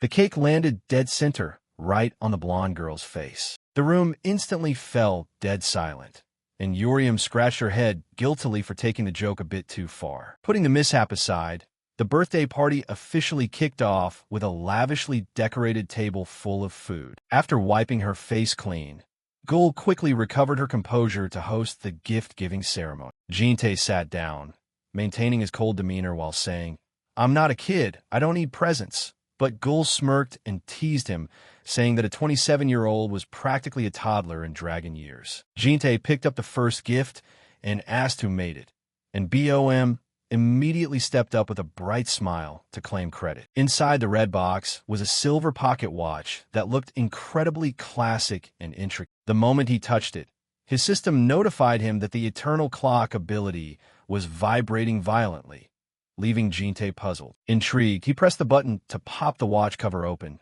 curious to see what was inside. Inside was a photo of the whole little dragon family posing together by a lake, with the words "Happy Memories" written on it. Jinte gazed silently at the photo before softly saying thank you, a rare, gentle moment for him. Seeing that the old guy seemed to like the gift, Bom smiled warmly, brimming with pride. When it was Gul's turn, she held up a pink slip of paper with sheer excitement. "This is a wish voucher." She rambled on and on about how he could make her do absolutely anything he wanted, claiming it was the ultimate gift. But Gul's face suddenly went pale when Jinte asked for cash instead of the wish voucher. Yubom stood next to them, laughing hysterically, mocking her younger sister's gift for being completely insincere. "Look here, this is what you call a practical gift," Yubom said, reaching her hand into a paper bag to pull out her present. And the fire dragon's masterpiece of a gift was a freshly washed old white sock. The entire room went completely speechless. Yubom further explained that it was a sock she wore often, but she had washed it thoroughly using her own special method before gifting it. She even asked Jinte if he felt deeply moved by it. Bom could only watch this in utter silence, telling Yubom to stop doing that, because it just looked incredibly weird.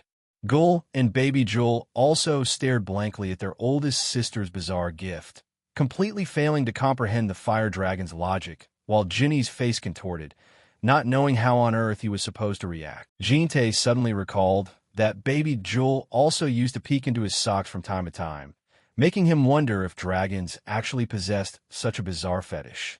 The old guy frowned and asked flat out if socks held some kind of profound spiritual or symbolic meaning for the dragon race. Gul was about to explain something, but Yubom quickly slapped a hand over her younger sister's mouth, saying it was nothing and telling him not to make wild guesses. Putting the sock business aside, Yubom urged baby Juel to hurry up and pull out her own gift to show off. The shy little girl stepped forward in front of Jinte, softly asking him to close his eyes, and Jinte obediently complied, silently wondering what kind of trick the kid was about to pull. Juel strictly instructed him that he wasn't allowed to open his eyes just yet and had to wait until she was completely ready. "All done.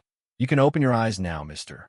The little girl smiled radiantly, holding a very special necklace. Jinte opened his eyes to find a necklace with a tiny glass vial dangling right in front of his chest. Bom explained that this was a gift she and Juel had meticulously prepared together. Inside that little glass vial was one of Juel's dragon scales, and the necklace string itself was woven from the little girl's own hair. Hearing that her hair was used to make the necklace, Jinte paused for a moment and asked if this exchange of hair carried any deep, hidden meaning. Bom waved her hands and said there was no hidden agenda at all, explaining it was simply because Juel adored him so much, before warning him that he absolutely must not lose it. Jinte smiled faintly and nodded, promising that he would take care of this gift with the utmost caution. Standing right next to them, Gul was shocked to her core, unable to believe her own eyes as she witnessed the cold old guy actually crack a smile. Yubom chimed in to tease him as well,